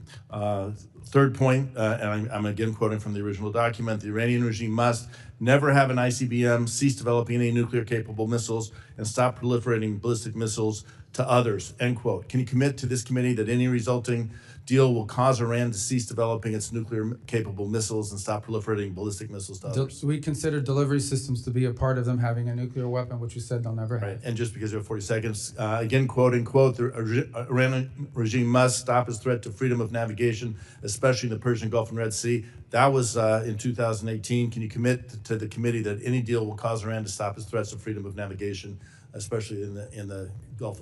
Now, can I commit to that? We won't even be able to enter negotiations until they do that. Okay. And finally, can you commit that any agreement this administration enters into will ensure Iran cannot develop a nuclear weapon? That's the whole goal here, absolutely. Okay. In that vein, and most importantly, can you commit to this committee that any documented agreement related to Iran's nuclear program will be brought before Congress as required by ANARA, which I believe you voted for? We will comply with ANARA. Thank you. I yield back. And thank you, Mr. Schneider, for letting me answer your questions. Representative Barr. I was efficient. This guy's. Mr. Secretary, thanks for the great job you're doing. some Democrats are making the laughable claim that Iran is stronger today than they were before Epic Fury started because of the disruption in the Strait of Hormuz. You've seen the Trump derangement syndrome in the hearing today. Can you set the record straight on whether or not Iran is stronger today? Well, they have no navy, they have no air force, they have no air defenses, they have they have massive destruction to the defense industrial base. They've lost a substantial percentage of their missile launchers and of their drone launchers as well. They're not benefiting from the straits being closed because the blockade is keeping them from hundreds of millions of dollars a day in revenue. They've had their ships seized in the Indo-Pacific. Their leadership is fractured. They have hyperinflation. Their currency is worthless, and they're having trouble making payroll. I guess other than that, they're doing well. Thank you. Do you believe that keeping the credible threat of kinetic military force on the table and the president's willingness to use such force is important to your diplomatic leverage? Yes, because unfortunately we are dealing with a group of people that don't understand anything but that. And so the resolution that's on the floor in the U.S. House this week would do what to the U.S. leverage? I don't think technically it does anything. I think perceptionally it allows the Iranians to believe that somehow they don't have to make a deal because there's no threat of something bad happening to them if they don't. And just as a follow-up to my friend Congressman Schneider's line of questioning, can you describe the key differences between the terms of the deal that you all are negotiating with Iran today versus the terms of the JCPOA? What we're discussing now is what the negotiations will be about. And it will be about no enrichment, what they're going to do with their enrichment, and what they're going to do with the highly enriched uranium being removed and being disposed of. That wasn't a part of JCPOA. The other thing is the JCPOA was time limited. In fact, the prohibition on certain enrichment would have been expiring this very year. This very year would have been expiring. So JCPOA right now would be expiring, and they would be able to be in a position to then ramp up and do whatever they wanted in compliance with the JCPOA. So there are major differences even in the text of what we're discussing the negotiations are going to be about. But ultimately, any deal we do will be a good deal or it won't be a deal. And it'll be better than JCPOA. Absolutely, and I think that's a key point is that this idea that you could draw any analogy between what's happening now, where the administration has totally obliterated the nuclear capabilities of Iran, plus their conventional capabilities. You're negotiating from a position of strength that the Obama and Biden administration was not negotiating from a position of strength at all, and provided upfront sanctions. We know what the result was. I want to shift to the Indo-Pacific real quick. As you know, the Taiwan Relations Act states that it is the policy of the United States to provide Taiwan with arms of a defensive character. Consistent with that policy, the Trump administration announced in December of 25 an $11 billion arms package for Taiwan, the largest ever, including HIMARS, howitzers, drones, Javelin anti-tank missiles. As a result, the Taiwan legislature passed a $25 billion special defense budget that included funding for an even bigger arms deal for air and missile defense totaling $14 billion, a deal that is not final, and a deal that is under review. As you know, one of the 6 assurances states that the U.S. will not consult with the PRC on arms sales to Taiwan. Now, you've heard this. Critics of the administration have alleged, the media has alleged, as a result of the Beijing summit, that President Trump's recent meetings with Chinese leader Xi in Beijing not only paused Taiwan arms sales, that's their term, paused arms sales, but also violated the assurance that the U.S. will not consult with the PRC directly. Can you clear the air on this? First of all, the $11 million in December was the single largest arms sales ever to Taiwan. It was more than happened cumulatively under 4 years of President Biden. And in fact, I recall that for 6 years, President Obama offered $0 to Taiwan during his presidency. So it was such a big deal, by the way, that the Chinese reacted to it with really hyper activity in terms of military exercises around Taiwan. We don't consult with the Chinese on these arms sales. We're aware of their position. They talk about it all the time, and I don't need to tell you, it wouldn't be breaking news that they're not in favor of these arms sales. They raise it, but they are not negotiated, and they're not consulted. That second deal, the $14 million one that's currently under review, and that would not be unusual for something. So that's not a pause. That's not a pause. That's under review, and we've already done an $11 billion deal. Just did one in December. Right. So I think the mischaracterization of this as a pause doesn't reflect the administration's commitment that they've already made on the $11 billion deal. I yield back. Yeah, correct. Representative Barrett is recognized. Thank you, Mr. Chairman. Thank you, Secretary, for being here. I'll admit that I was hesitant and skeptical and did not support the actions that took place in Venezuela. I also will admit that thus far it's working out better than I would have expected. And long-term stability, if we can create a better life for the Venezuelan people, is a good thing. If we can reduce that threat in our hemisphere, that's a good thing as well. To the line of questioning that Ms. Kamlager-Dive asked, I think it would go a long way. You mentioned that there's a KPMG audit of the Venezuelan funds, how the revenue is being used, how it's being reinvested in Venezuela. Would you publicly commit to providing that audit to this committee? And again, I think it would go a long way to. It's an ongoing audit, so it's not a once-a-year audit. It's on every expenditure. Every single disbursement is audited by KPMG. I would also add one more point. There's a second layer of control here, and that is Citibank itself, because they hold the account. They also do the Know Your Customer regulations on it, which, by the way, has slowed down the disbursement in ways that have been problematic. Would you but commit to necessary. providing all that information? Yeah, to the no, committee so absolutely, we and can that's look why at we're it? doing the audit. We want people to see that it's not being stolen or pilfered. We think that's part of this recovery is so critical. Again, I think that would go a long way to assuaging some of the concerns. I'm going to follow. Mr. Barr is a co-chair with me on the Taiwan caucus, and some of his line of questioning. I was going to ask you yes or no questions, but I'll ask a series of questions I think that go along with his line of questioning. Some of the comments that the president's made recently have created a little bit of ambiguity. But again, what you just suggested, nothing's changed in our relationship. In the Taiwan Relations Act, it states that the United States will make available to Taiwan such defense articles and defense services as may be necessary. The 6 assurances states that the United States does not agree to consult with the People's Republic of China regarding arms sales to Taiwan. The Taiwan's Relations Act, the 3 joint communiques, the 6 assurances have guided our one China policy for decades. And again, I think in your previous statements, nothing has changed with our commitment to upholding the U.S. one China policy. Is that correct? Our policy on Taiwan has not changed. Oh, great, thank you. Switching over to something that the administration's put a lot of focus on is our critical minerals, rare earths, developing our own capacity. I was supportive of the Mineral Security Partnership, now the Forge Act, working with our allies, super important. Work with Congresswoman Kim on the Dominance Act, which passed out of this committee, which I believe will be coming to the floor on suspension, hopefully on Monday.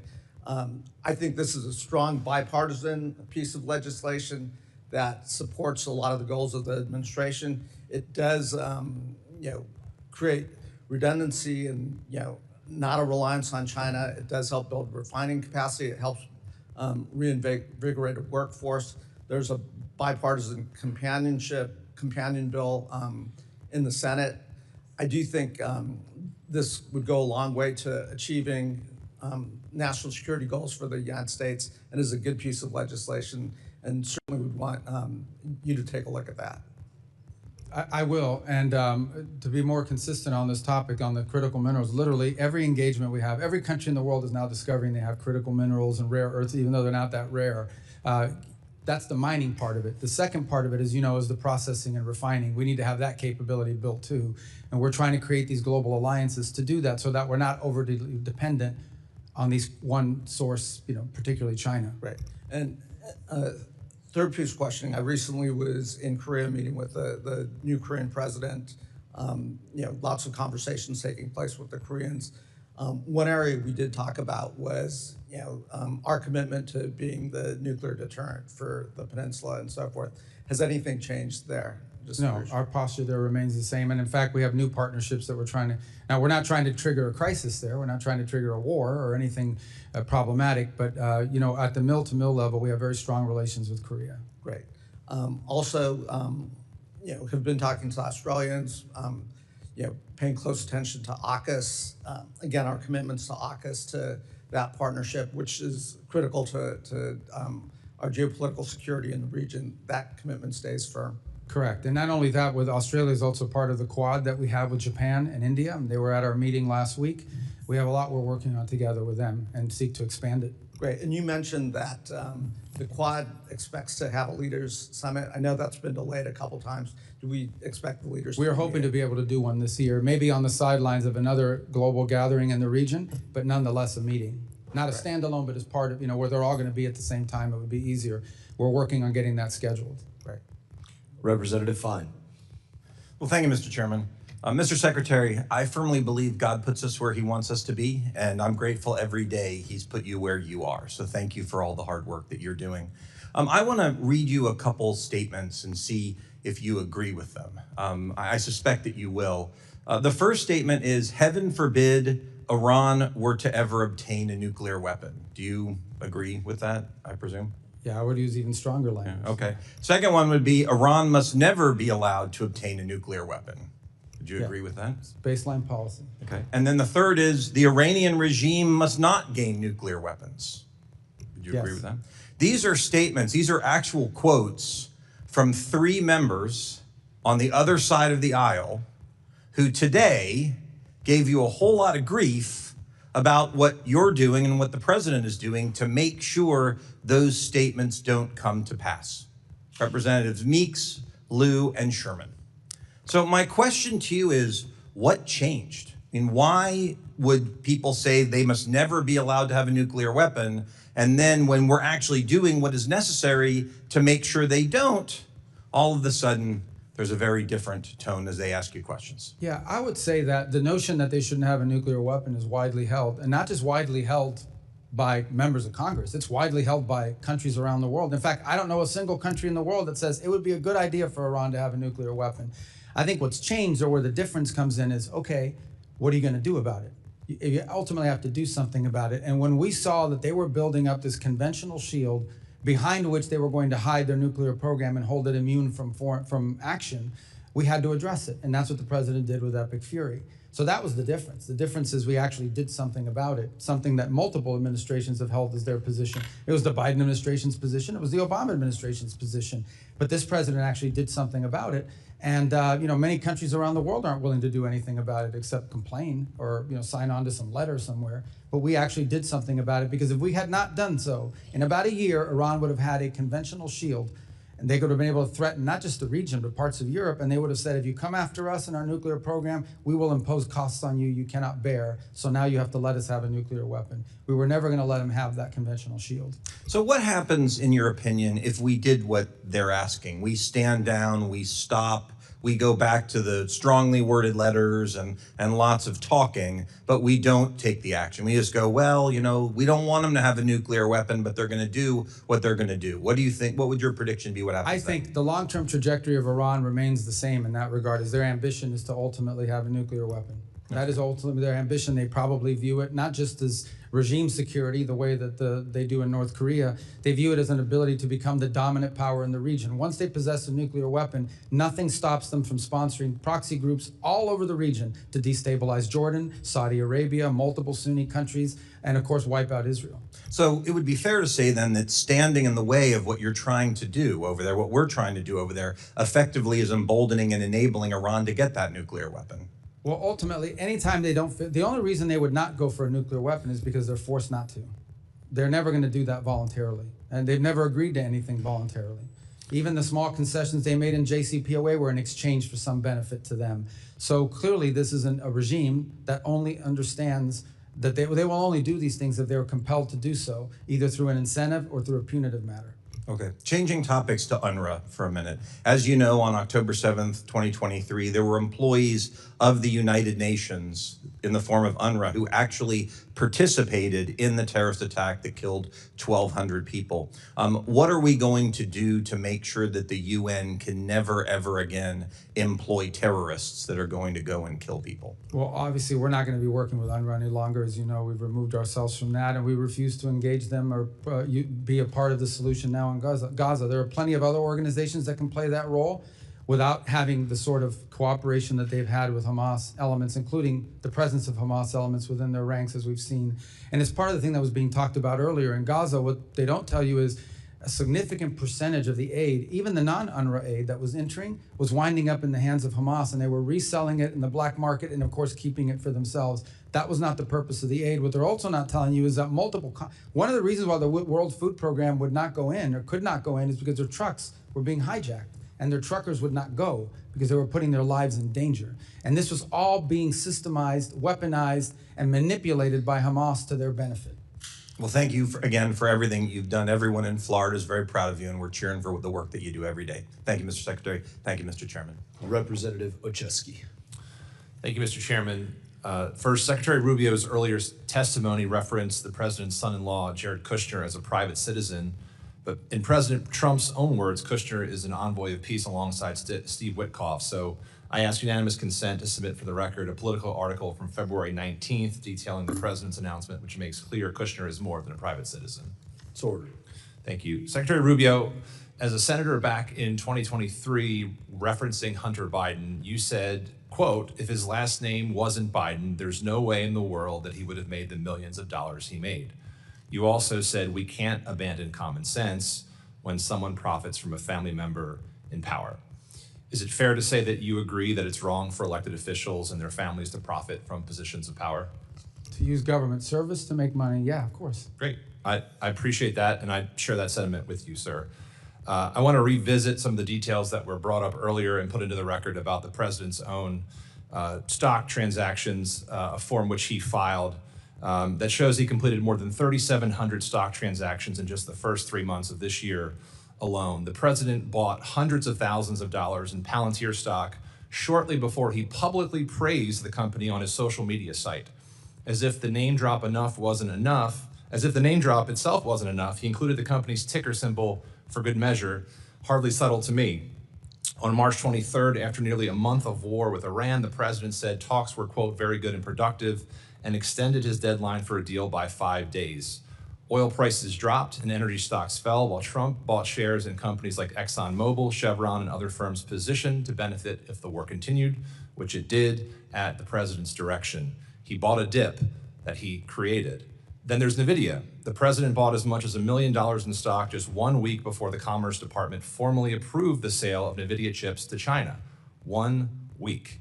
He bought up to $5 million more in NVIDIA stock in February, right before the company announced a major chip deal with Meta.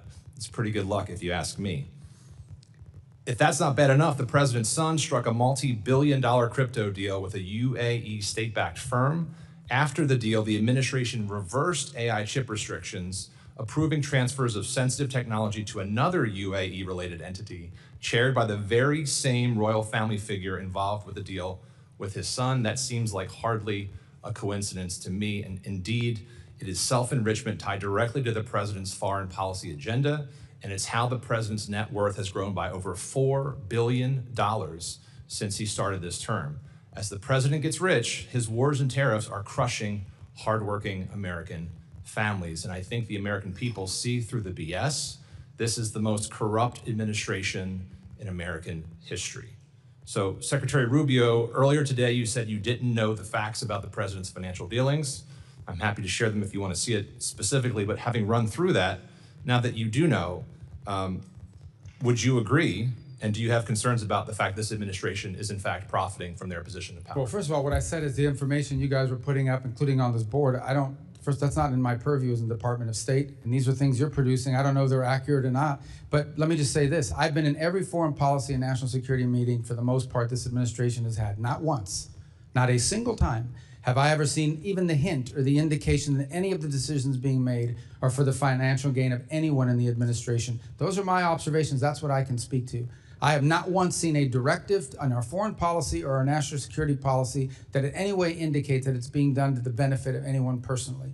That's what I've seen as a firsthand witness, and that's what I can testify to today. With all due respect, Mr. Secretary, I may have to get you a new pair of glasses because the facts are right in front of you, and it seems like malpractice for the Secretary of State to not be able to see this president and his family enriching themselves by billions of dollars. So the only thing I can, from no my one has ever said in a meeting, let's go do this because it's going to help me make money. Of course he's not going to say that. But not even hint at it. Not even hint at it. Not even, on the contrary. You don't have to hint at it. The facts speak for themselves, sir. They're in the record. They're in the forms the president put forward himself. It's in the billions of dollars he has put in his pocket. It is the timing of the deals and the announcements. And the only thing I can see is, my question to you as I conclude my time, Mr. Secretary, is what's changed in your perspective? Is it the party affiliation of the president, or is it your own political ambitions? I already told you at the outset, people don't make, and I've seen the president say this, people should not be making money off of their government service. He said that repeatedly. I've heard him say that, but not once. I want to reiterate this. There has not been a single decision that's been made that I have witnessed or been a part of that in any way indicate to me or to any reasonable mind that this was linked to some financial agreement or arrangement. I think the facts clearly are differently, and I hope you take a look at them. And with that, I yield back, Mr. Chairman. Representative Kim. Thank you, Chairman Mast. Thank you, Secretary Rubio, for joining us right here at the corner. Thank you for being with us today. Secretary Rubio, diversifying critical mineral supply chains away from China is a priority of both of us. I want to thank you and the department for your collaboration with my subcommittee on related legislation, which was already mentioned, Dominance Act, that we recently passed unanimously through this committee.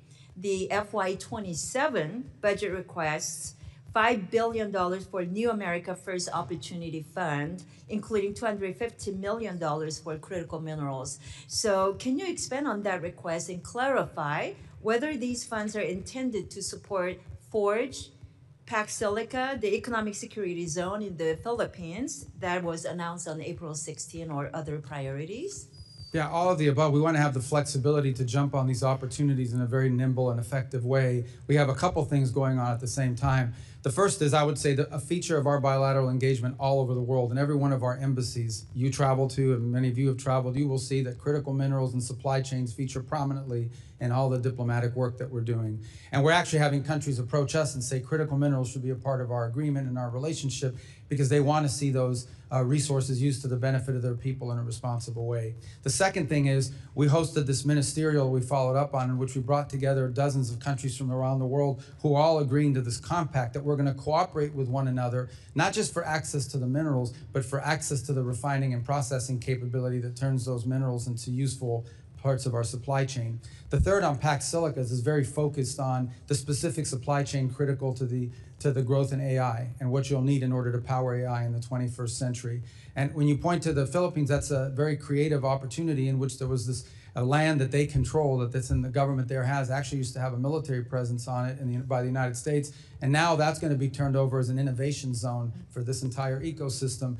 And we want to be nimble enough to be able to jump on these opportunities. Sometimes present themselves outside the regular, earmark process or the regular financing process, appropriations process of Congress. We don't want good opportunities to pass us by because our competitors around the world are much more nimble and able to move much quicker, and we've lost opportunities in the past because of that. Thank you very much. This is exactly why we appreciate working with the administration and the priorities in this breaking that critical mineral supply chain from China. So thank you. In February, the administration released its long-anticipated Maritime Action Plan that rightly focuses on reindustrializing American shipbuilding and reducing reliance on Chinese-built ships. The plan notes but does not focus on the need to work with our international partners to address the short-term gaps in our shipping industry.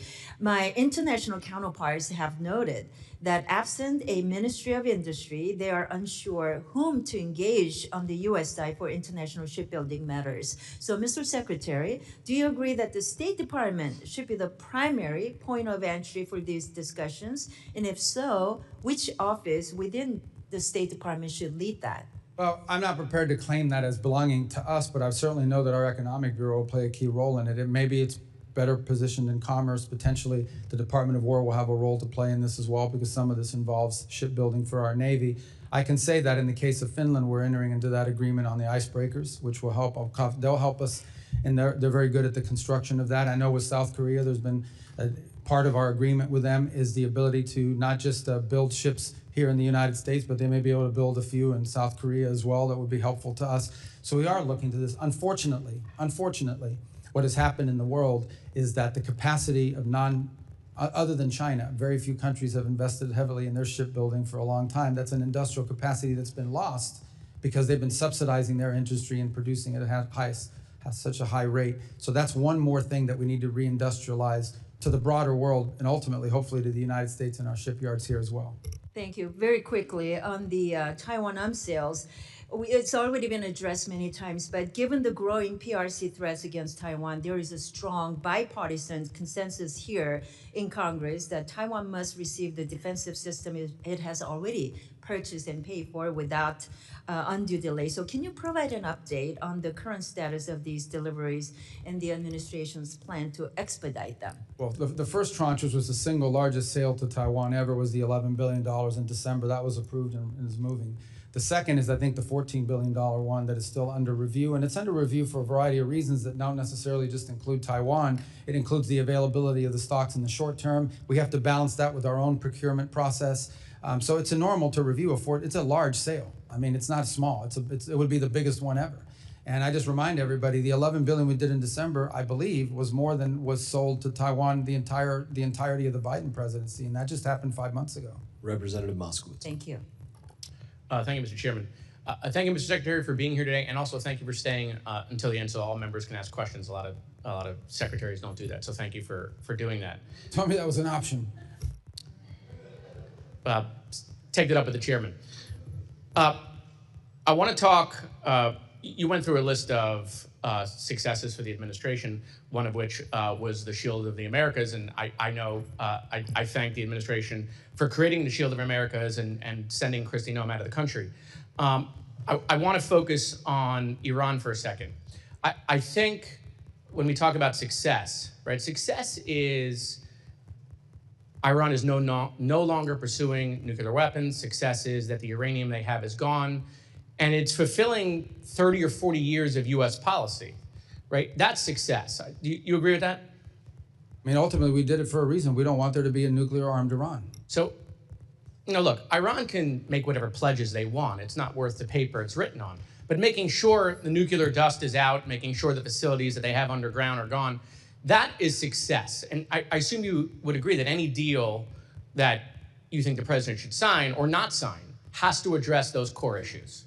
Absolutely. So the removal of highly enriched uranium is an irreversible step. You remove it or you destroy it, it's not there anymore. On enrichment, those are limits, but if you're not inspecting it, they can always violate it. And as long as they have the equipment and the know-how, they could always violate it in the future as well. So that would have to be, that's the one that would have to be monitored. But the enrichment you could verify immediately because you either have it or you don't. Yeah, and for me, I think you have to dismantle what's there and you have to get out what's there. I think that's the most critical piece because, Iran has survived multiple administrations. That's their whole goal. Their whole goal is just run out the clock. They've run out of clock previously. And so the idea that they'll pledge to do something in the future, I just don't think we can trust that. Once we pull away the military, once we move on to another topic, their pledge is kind of irrelevant. Getting what's there removed, I think has to be the most important thing. Otherwise, it's hard to convince, I think, the American people that it was worth the success. We talked a lot about critical minerals. I think the administration is doing a really good job on critical minerals, these rare minerals that we need for our military, for technology.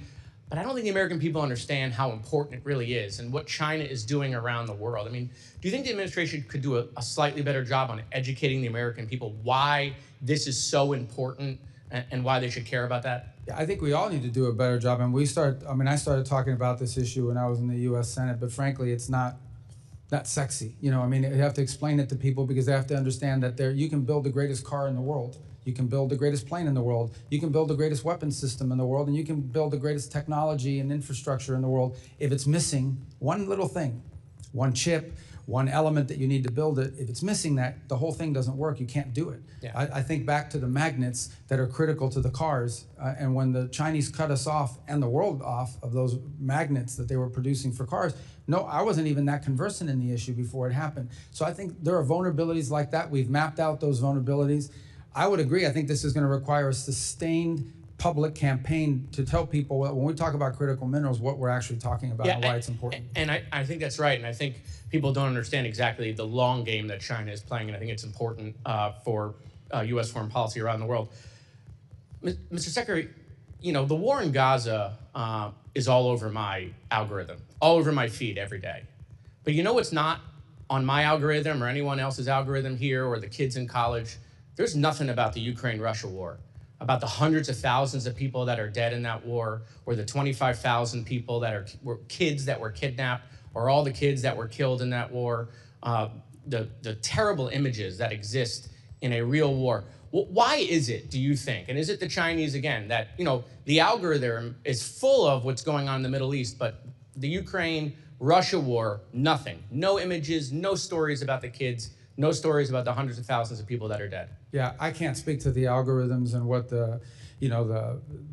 those systems are doing with regard to that. I can tell you that in addition to what you've just mentioned, I do think that, this is my observation, this war has now lasted longer than the Second World War. I don't want to use the term stalemate, but clearly both sides are trading a kilometer for a kilometer, an incredible death rate. The Russians are losing 5,000 soldiers a week, which is a crazy number. And the Ukrainians are losing people too, but not nearly as many are at the rate.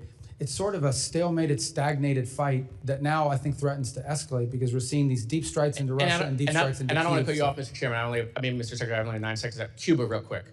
Thank you guys for indicting Raul Castro. I wish it would have happened years ago. The Cuban people deserve to be free. The time has come. I'd love just to give you a minute or to talk about what you see for that island in the coming years. And just to be clear, we didn't indict Raul Castro. A grand jury in South Florida indicted him, and then Americans indicted. Yeah, no, but I know what you meant. I'm just saying I want to be clear. It was done through a grand jury. It wasn't.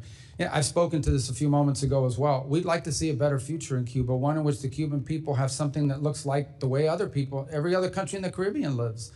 The impediment there, unfortunately, is this military conglomerate that controls 70% of their GDP, and none of its revenue translates to the Treasury, and therefore doesn't translate to the benefit of the Cuban people. So we're open to an arrangement that allows that process to begin. They're the ones that have been recalcitrant. In the meantime, we're prepared to provide humanitarian assistance to the people of Cuba, so long as it's distributed by non-governmental organizations that are trusted, like Samaritan's Purse, Caritas through the Catholic Church, the UN, others. But it can't be stolen and wind up in the Gaesa dollar stores. That can't happen. Representative Zinke. Thank you, Mr. Chairman, and Mr. Secretary, always great to see you. And just to change little topics where it isn't Ukraine or Venezuela or Cuba or Taiwan or one of the big ones, Congress passed a U.S. Foundation for International Conservation in the 2025 NDAA. It passed with wide bipartisan effort. I think you probably voted for it. But as you recall, what it was really an effort to have a public-private partnership to remove anti-poaching and cut off the funds for terrorist organizations in Africa, primarily, and you know the list. But I'm concerned, obviously, on it because per the law, it said that State Department was going to establish the board in consultation with Congress. And the money's already been allotted. There's a lot of money in there, and I just recently came back from Africa, and it's happening every day that the poaching activities are again funding the terrorist organizations who are going out. And what I'd like is a commitment from the State Department to move forward on appointing the board, because at the end of the day, nothing can happen until the board meets to unleash the leveraged private dollars, which are, I think, 2-to-1 ratio. That can't happen. The program is at all standstill until the State Department appoints the board in consultation with Congress, but the first step is with you. Could I have your commitment that you're going to prioritize this? And I told others we're going to follow up on that, but I believe there's a presidential appointment role in that board, if I'm not mistaken about so we'll have to check with White House and personnel as well, but I'll get you an answer. The board has been the impediment, you're right. Yeah, and my understanding is reading the law, it's the State Department appoints. Yeah, no doubt in coordination with the White House, but if you would prioritize it, because I think this program is an incredibly important and effective program because it leverages private dollars like we haven't seen in Africa, and it is a problem. And with that, Mr. Secretary, let me yield to my colleague from Florida, Ms. Salazar, who would like to ask you some questions and follow up. Thank you very much. Thank you again for your service. Yes. Mr. Secretary, I just want to continue with Cuba to see if we can finish your thoughts on it. As you were saying, Gaesa controls 70% of everything, the resources in Cuba. We know that the Castro family is the one in charge of that military mafia. Is there any way that we could find another DLC #2, following the same example that we have in Venezuela, where we removed Maduro because the grand jury indicted him and he was in the transnational criminal organization lists? If that were to happen, could we find a DLC number 2? Well, first of all, I think that some of the models you want to look at is the way the Czech Republic or Poland transitioned out of the. And one of the things they did is they did preserve certain institutions in their society in order to provide stability and longevity to the project they were in. But we understand that there are no institutions in Well, Cuba. I think you're asking me to identify, is there specific individuals in the Cuban government? I think there are specific, maybe technocrats that Okay. you could work with. And would you I think be it's a little okay- harder when you get higher up because of the ideological bent that some of them have. And I agree with what you're saying. People that are not, their hands are not full of blood. Could we consider the possibility in order to avoid civil wars and instability and chaos? I think the United States is open to a negotiated situation that puts Cuba on a path towards democracy, prosperity, freedom, normalcy. We would be open to that, and we would work with whoever is open to doing it. Obviously, it'll be challenging, and that system is all I've said. I mean, some of these people have committed 67 years to this viewpoint. It isn't hard, it's not going to be easy for them to pivot away But from have it. we know that very well in our community, but have we been able to identify someone that could fill that role? Well, I wouldn't say that we've identified a specific individual that could play that role. I think there are clearly people within the technocratic realm of the government that could play some role in all of this. But ultimately, if you're asking me, is there a singular individual right now that we would trust and rely on to lead this transition from start to finish? I can't give you that name right now. I understand. Now, we know that today Raul turns 95 years old. At 95, you're pretty old, and making decisions is very hard. We know that El Cangrejo is his grandson, younger, 41 years old. Don't you think that maybe are you sending messages to the younger generation to convince Raul in order to make it easier for that island, like you said, to become Jamaica or Dominican Republic, Taiwan, Singapore, and Hong Kong? Yeah, I think that there are clearly individuals within the apparatus of power in that country that understand that what they have now is not sustainable and needs to be fixed. But they don't have power, do they? They cannot make decisions. Even if they have power, they don't know how to do it, or they don't have enough power because so much of it has to be consensus built internally. But there are clearly people that are aware that what they have now is not sustainable. Thank you, Mr. Secretary. Representative Johnson. Thank you so much, Mr. Chairman. Mr. Secretary, thank you for being here.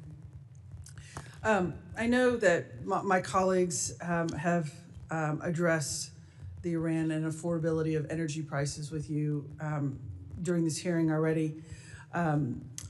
Being from Texas, obviously energy is a big issue in our state, and I've heard repeatedly on the I just want you to know I've heard repeatedly on the campaign trail, and then from just my constituents in general, just how much the rise of gas prices is really hurting our economy. And I just want to express my concern that the administration did not properly analyze the effect of this war on gas prices, the effect of this war on the economy, the effect of this war on affordability. And I hope that you will take that into consideration as you make your further decisions, because it's very concerning. It's really hurting a lot of people at home. I'd like to focus my time with you on Afghan allies. I don't think that topic's been really brought up much today. The Trump administration continues to treat our Afghan allies with dishonor, in my opinion. In my district, Mohammed Nazir Paktawali who fought alongside U.S. Special Forces in Afghanistan, died in ICE custody after participating in the Afghan evac program. The United States brought him and his family here to this country. He was wrongfully detained and was, as a 41-year-old man, was dead 24 hours later. I'm very concerned what's happening with our Afghan allies and what we're doing in this country. Under your leadership, U.S. State Department dismantled the Office of Coordinator for Afghan Relocation Efforts and halted the visa processing for Afghan allies, abandoning thousands of our allies that are here. In my opinion, it's dishonorable and it's damaging. America will face fights tomorrow, and thanks to the Trump administration's treachery to this community, we may face them alone. I don't know how this administration can expect citizens from other countries to rise up and stand with us at great personal peril to themselves, based on a promise that will take care of them when they see how we have failed our promises to those from Afghanistan. Since you've been forgotten what this country stands for, I'd like to remind you of your own words from your own 2016 presidential campaign. Wherever freedom and human rights spread, partners of our nation are born. But whenever foreign policy comes unhinged from its moral purpose, it weakens global stability and forms cracks in our national resolve. I believe that this is what's happening with Afghanistan, sir. What is your plan to deal with our Afghan allies, with the brave men and women that stood alongside our military, that are here in this country? Is your plan to return them to the Taliban? No, but that's not anyone's plan. I think the plan is to find a third state country where they can go to that they're comfortable and choosing voluntarily to go there. And we're looking for more and more countries to step forward and assume it. As you know, the issues you raise are also tied into the broader migratory decisions that have been made by this administration. We're operating under an executive order right now that does not allow any Afghans into the country after the aftermath of the National Guard attack against the National Guard here in Washington, D.C. a year ago. And then there are also other DHS determinations. Our role, we continue to process the folks that are applying so that their paperwork is in order, but ultimately we don't want them stranded forever and where they are. We want them to be able to go to somewhere that's not Afghanistan, that they choose to want to go to and that are welcoming of them. And we actively are engaging countries around the world. There are 3 or 4 that have already spoken to us about their willingness to do it. Obviously, they're not going to take 1,000, but we might be able to get 300 here, 400 here, places where they feel comfortable going to and that are assuming and welcoming to them. We're not returning them to the Taliban. We understand that would not be the outcome we want to see. Right. I do think that the position of the United States to now, by bringing these families to our country after they honorably served our country, alongside our men and women, and now to say, now get out, we don't want you anymore, based on one isolated incident is morally reprehensible. It does a disservice to them, and it's wrong, and it's bad policy. Mr. Chairman, I'd like to ask unanimous consent to enter the record on April 21st, the New York Times article, Trump is said to be in talks to send Afghans who aided with U.S. forces to the Congo. Mr. Secretary, is it the policy of this government to send these Afghan folks to the Congo? That's just one country. The policy of the United States is to find multiple countries, and they would be able to choose which one they want to go to of the options that they're presented. That was based on a leak of an internal document. That was just one country that expressed interest, but there are multiple others that have as well. And so, but are they going to be forced to go to the country? What if they don't want to go to the Congo? What if they don't want to go to Afghanistan? What is their option? No, we don't want to force any. That's why I'm saying we want to have multiple countries so they can choose. Here are the 5 or 6 countries that will let you go. Which one of them do you want to go to? It's not to force them, it's to give them options about places they can relocate. Representative Biggs. Thank you, Mr. Chairman. And Secretary Rubio, thank you for your service. This country finally has a Secretary of State who puts America first, and I'm very proud to stand with you. In February of 2025, the State Department eliminated nearly $60 billion from over 4,000 ongoing grants and another $54 billion in multi-year USAID awards. Money that was on autopilot, flying out the door every single year with zero accountability to the American people. Programs that spent $70,000 on a DEI musical in Ireland, $2.5 million on electric vehicles in Vietnam, and $6 million on tourism development in Egypt. That is waste, and that is fraud, and that is abuse of the American taxpayer dollars, plain and simple. I'm proud to stand with an administration that had the backbone to do what Washington has refused to do for decades. What has been eliminated is very significant. It is historic, and it is just the start. The savings from USAID cuts have already sparked serious proposals to redirect billions towards something that actually matters, like repairing veterans' homes. I'm talking about long-term veterans' homes like those in South Carolina and throughout this country. That is what America First looks like, not Sesame Street in Iraq, not transgender opera in Colombia. But Secretary Rubio, I would like to know what is still in that remaining portfolio that should not be there. What programs are still drawing a check that wouldn't survive 10 seconds of scrutiny in front of a working family in my district, like the 3rd District of South Carolina? And how do we complete the mission of putting America first in every single line item of this budget? Because I can tell you, the people in my district are not going to accept it. They are tired of hearing, well, we got most of it. What is your commitment, Mr. Secretary, to finishing the job? Yeah, well, it's happening already. So USAID no longer functions. There is a USAID, but it's largely now operating as a wrap-up and wind-down operation. So that's what's happening in USAID. We took all the programs that were worth preserving and all the programs that were worth doing, and they're all under the State Department now. So you have the State Department is conducting foreign aid and foreign assistance within the context of the criteria that we've created, and those are outlined in this year's budget request. And then there are legacy programs that we did not bring over to state that are still at USAID, some of which may not be operating any longer, but are tied up in litigation. They claim that they're owed money. They got a judge trying to get us to pay them, or if not, there's wind down costs in unwrapping those programs. They're not active programs, but some of them are under active litigation because the NGO is suing the government, and a judge is saying, well, you may have to pay them, so make sure you preserve the money until I rule on it. So those may take years to clear out. They're not active programs, but they're involved in litigation. But those are under the USAID portfolio, not under state. And I no longer am the acting official at USAID, and that's being run through the Office of Management and Budget. Well, thank you so much. I appreciate the work and the efforts that you're doing, and I know our taxpayers in my district do. And with that, Mr. Chairman, I yield back. Secretary Rubio, they've called our votes, but we have this last row of individuals to your left. Do you think we have time to work through them? Yeah, we can't. I have to go to the Senate in a little while, but I'll talk fast. Thank you. Representative Moylan. Thank you, Mr. Chairman. Secretary, thank you very much. We've been talking regularly. I appreciate all your interest into the Indo-PACOM. And last time we were out here at the hearing, we spoke about the importance of establishing a passport issuance office in Guam.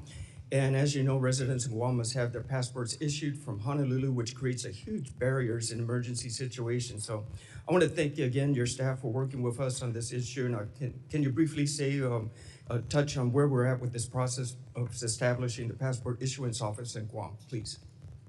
We are on the status of it? Yes. I think we're working on trying to do it. We'd like to do it. I think there's, we may have news for you on that in a couple weeks as we're going through our review of our visa offices around the world. And it's part of our consolidation efforts is to free up resources for other places where it may be more useful. So I think we'll have news for you in a couple weeks if you just bear with us. It's quite exciting. Thank you, Secretary. And last year, I introduced a bipartisan Clean Pacific Act with Rep. Case, Radaragan, and King Hines to establish Pacific Islands Counter-Narcotics Initiative to assist partner nations with counter-drug interdiction efforts.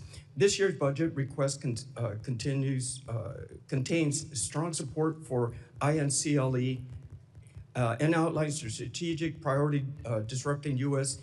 inbound illicit drug flows, especially fentanyl, meth, and cocaine, and expanding U.S. advantage and access in regions critical to the national security like Indo-PACOM. Can you speak how the State Department is working with partner nations in the Pacific to combat narcotic trafficking in the region? Absolutely, and our Department of War partners and our DHS partners are also involved in that effort. And it involves two things. Number one is allowing us, in some cases, to cooperate with them, to work alongside them in this work. And the other is building their domestic capacity so they can have better awareness. Some of it is domain awareness, radar systems. In other cases, we're providing that to them, the intelligence that they need to action.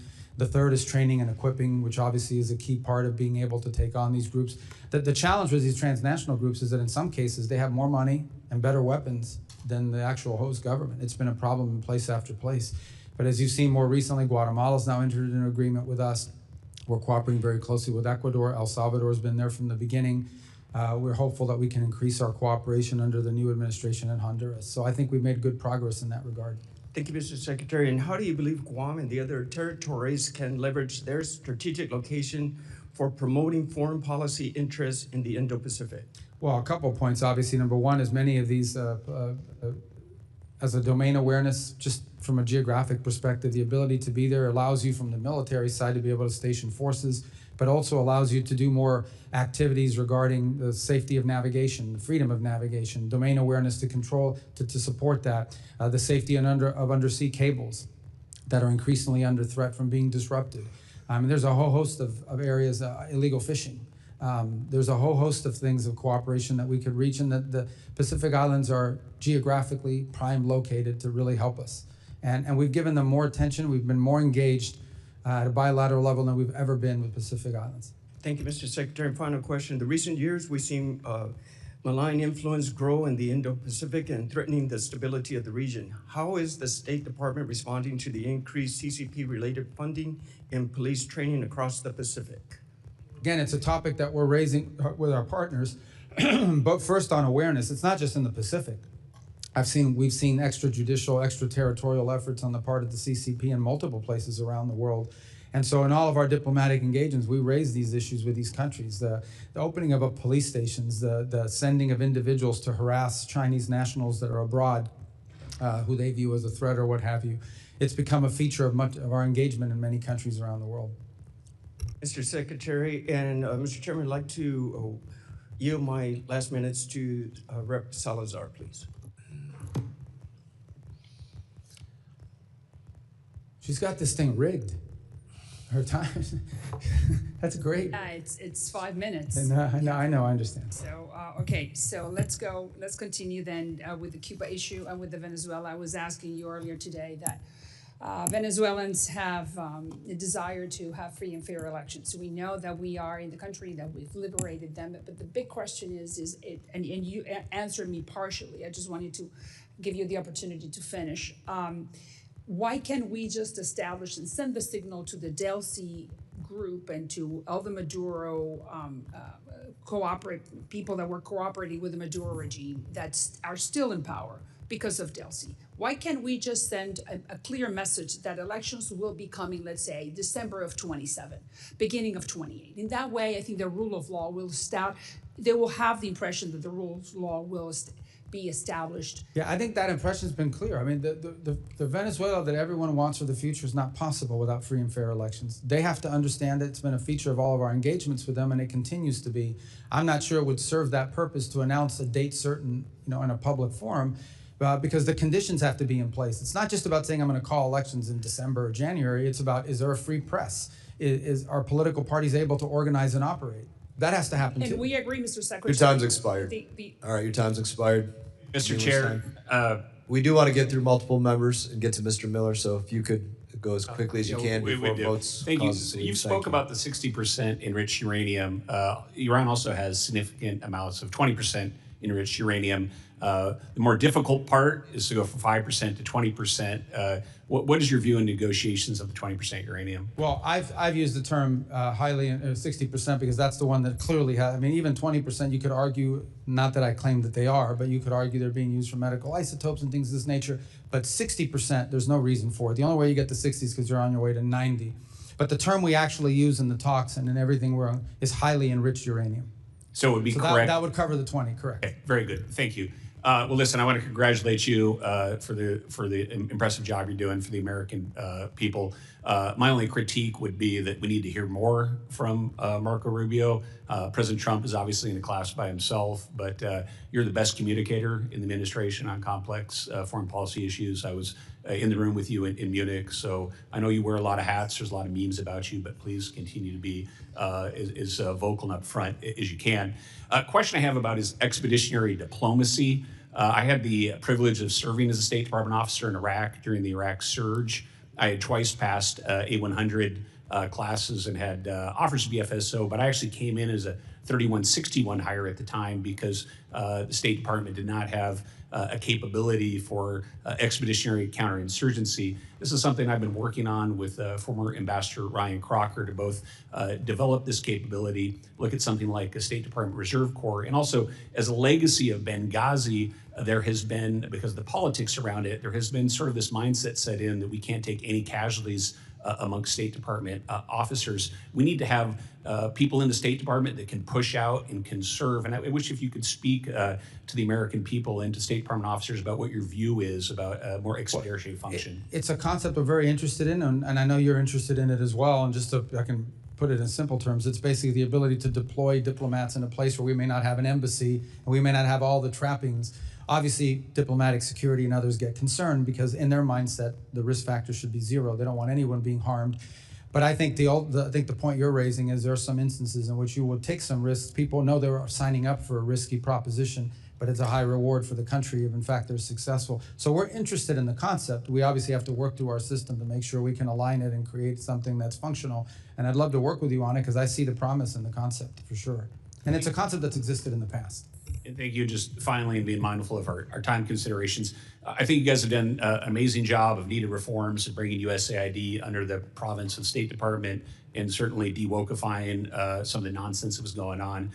We still do have a lot of great State Department officers out there that are very proud to serve our country, and under your leadership, I do talk to some of them from time to time, and they do have some worry and some questions about the overall direction of the institution. So I'd just like to give the ability in the context of this budget request you're making to Congress to sort of sum up your thoughts, the vision of our current State Department officers for the future. Yeah, I think for the future is we're trying to empower our we're trying to empower our embassies through our regional bureaus around the world. We want them to be the center focus of how we conduct foreign policy because they're on the ground. Too often in the past, foreign policy was mixed between, or diplomacy was mixed between the regional bureaus, and then you had these functional bureaus that had a worldwide mandate on a topic, and they ended up crashing into each other. Now what we want is to truly empower our ambassadors and the people in the field in these embassies that are on the ground every single day. We want decisions to be driven from the bottom up, not from the top down. Some of our best ideas come from the cables that are coming out of the field and back to us. And we want regional bureaus that are empowered as well. To be able to coordinate all this when the lines cross between different countries in the same region. We're also encouraging greater regional integration. So for example, our Western Hemisphere ambassadors are now all are about to start a monthly conference call so that they're all coordinating with each other on regional affairs. These are the kinds of things that we're trying to encourage, but ultimately what we want is a State Department whose foreign policy is driven by the national interest and understands that first and foremost, you have to define what's in the national interest and you have to pursue it in a pragmatic and effective way. That's what we want our diplomacy to be about. And I think some of that mission had been lost. And that's why multiple secretaries of states before me had tried or wanted to reorganize the State Department and weren't able to do it. I'm glad we did, and I think it's going to get stronger every year under this new organizational scheme. Thank you very much, Mr. Chair. Yield back. Representative Luna. Secretary Rubio, thank you for being here today. I was wondering if you could let me know if you are familiar with the name of Neville Rosingham. Yeah, he's I think an American millionaire living in China who's funding all of these left-wing radical loons. Correct. When you were on Senate Intelligence, you had actually sent a letter encouraging the Department of Justice to look into him for a FARA violation. For those people who will see this clip later on the internet, can you just briefly explain what FARA is? It's the Foreign Agent Registration Act, and it means if you're operating on behalf of a foreign country, you have to register and declare yourself as such. To provide some context for those looking at this, Mr. Singham's in total given $1.3 million to an organization called Code Pink, as well as over $278 million to various nonprofits since 2017. Secretary Rubio, it's in my opinion, observing what's been happening on both sides, really contributing to the political divide in this country, that many countries are engaging in influencer operations to include psychological operations on the American people with the intent to undermine not just our foreign policy from the administration's perspective, but also to pit us against one another. Would you concur with that statement? There's no doubt, absolutely. Are you aware of any countries in particular that are currently engaging in this? Well, I don't think there's any doubt that we see evidence of it from the CCP. We've historically seen some of it as well from Russia historically in the past in a different way. I think you're starting to see some of it from Cuba, and I think some of these are linked with one another. In fact, that group that you just mentioned actually traveled to Cuba, stayed at a very fancy and expensive hotel that is sanctioned, and I think are now being looked at by the appropriate officials to see if they violated U.S. law in the trips that they're taking. But there's no doubt that when you have people showing up with pre-printed signs 24 hours after Nicolas Maduro was arrested and extradited to the United States, that's not an organic movement. Someone's paying for that. I think one of those organizations would be the National Network on Cuba, which is a pro-communist, anti-American organization comprised of dozens of member organizations to include Code Pink, the Communist Party USA, Democrat Socialists of America, Socialist Worker Parties, and various organizations to include Armed Queers of Salt Lake City, which Tyler Robinson, the individual who murdered our friend Charlie Kirk, has loose ties to and association with at the time of the assassination. I just want to point out that from my perspective and in talking with you personally, I can see that you are very much of the mindset of peace through strength, but also pursuing peace first before you hit people with a big stick. So I appreciate that perspective because it is refreshing and not common in Washington, D.C. But with that being said, I heard a lot of talk today on Russia specifically. I understand that peace talks are very much so alive and well, and that the United States, for the first time ever, at least with this administration and you heading the head of the as the Secretary of State, have been instrumental in those talks. I would like to, though, ask you, for the first time in 20 years, recently, we had the Russian Duma come here to meet with members of Congress. What is the end result when Congress fails to open up dialogue and at least maintains communications with another superpower like Russia? Well, I think there's two things to discuss. One is the war in Ukraine, which we'd like to see end through a negotiated settlement. And separate from that is a bilateral relationship with a country that possesses, if not the largest, the second largest nuclear arsenal in the world. At a minimum, we have to have relations and conversations with Russians. We just do, whether we like what they're doing or not, because given those factors that I just pointed to. I've had multiple conversations with the Foreign Minister Lavrov, and we have to, because that's mature diplomacy and it's important. It's the same with China. We have to have communication with them, and there are issues in our bilateral relations that have nothing to do with Ukraine. So now, I think our relations with them will be friendlier and easier to pursue once the war in Ukraine is wrapped up, and we've made that point in this engagement. But I think what we've learned, and certainly I think has been affirmed to us in the last year and a half, is you're much better off having someone to talk to on the other side than not. And this is a president who's willing to meet with and talk to anybody. He doesn't view talks and engaging a foreign counterpart as a concession, the way it's been treated in the past. Sometimes it leads to something, sometimes it leads to nothing. Sometimes that vehicle of communication proves incredibly valuable in a potential conflict or crisis. I'd like to end by saying this. I completely agree with you. I think that it is our job and responsibility in Congress to maintain open dialogue and discussion. But I do think that you guys will be successful in this peace deal. And so I want to be the first to congratulate you on that, because I think that sometimes in this instance, having the courage to step up and do the right thing and lead by example is a big thing. So with that, Chairman, I yield the rest of my time. Representative Miller. Thank you, Mr. Chairman. Mr. Secretary, it's good to see you. You were the first person I worked for when I started in politics, and this is very unique for me. But first and foremost, I just want to say thank you for the job that you've been doing. People back home, they comment on your stability, your bearing, and how you represent our country on the world stage. Thank you for doing that. And look, you're sitting here today and for several hours, and our colleagues on the left, for the vast majority of them, they want to get a political stunt. They don't want to hear your answers. And that's why they wouldn't let you and afford you the ability to speak, because they know that you would school them in every which way possible and actually tell them that 2 + 2 = 4. And for a lot of them, that's hard to understand. So I respect your ability. But look, you have been asked a ton of tough questions. This is your time if you would like it. I know you have spoken a lot today, but if there is anything that you would like to correct the record on by any of our colleagues on the left or even on the right that may have misspoken, I'd like to give you this time if you would like it. And just one last thing. When you're done with all of this, if you could come to Cleveland, Ohio, I know it's not where you're from, but the Cleveland Browns could use a really good coach. And so with all the different hats you've been wearing, maybe you could take us to a Super Bowl. But at that point, I leave the rest to you, sir. Well, I don't claim I can lead that to Super Bowl, but I wish them luck in Cleveland on that. Look, I thank you for the opportunity. I think we've covered almost everything, and thank you for giving me the opportunity to do that. Unfortunately, I have to be in the Senate here in just a few minutes, and they get really mad if you're late. But I just want to touch off by saying, look, every element of our foreign policy and everything we do, including aid, is now synergized, and it's about the national interest. And I do think it's important to point out and continue to point out, we are the most generous country in the world. By far, we give way more money than anybody else does to all of these things. Other countries who are very rich, powerful countries should step up too if they want to join in helping. There's no evidence that that's the case. We've seen a little bit of an increase among some countries, but it's not just us, the Canadians, the UK, other European countries have cut back in their expenditures as well on foreign aid.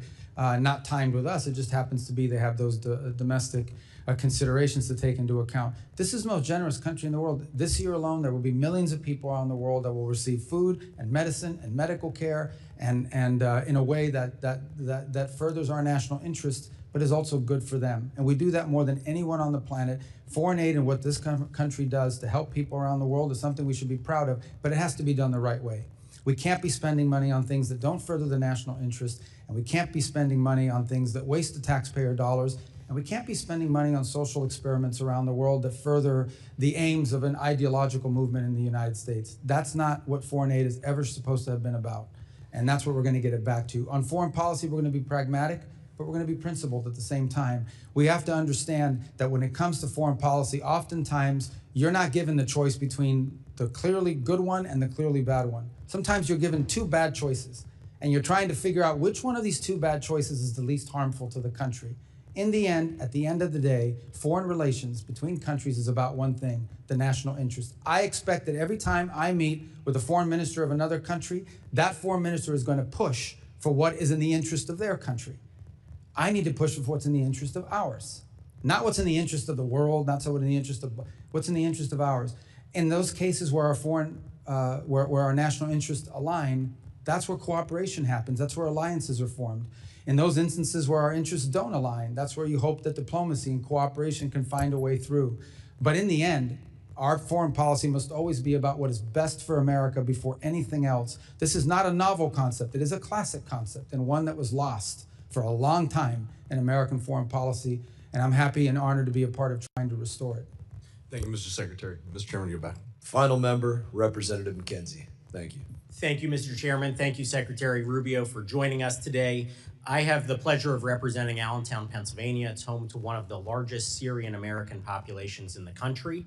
And obviously, there have been a number of atrocities in that country during the ongoing conflict there, some of them targeting the Christian population. On June 22nd of last year, the Mar Elias bombing happened at a church, and we are coming up on that 1-year anniversary. I'd like to just ask you very briefly if you can give us an update on what's going on in Syria, what we're doing to achieve stability in that country with the leadership that is now in place, and also any updates on religious minority protections. Yeah. Well, we talked a lot today about Venezuela and other places. Syria is far more complicated. First of all, Assad deliberately divided groups in that country against each other.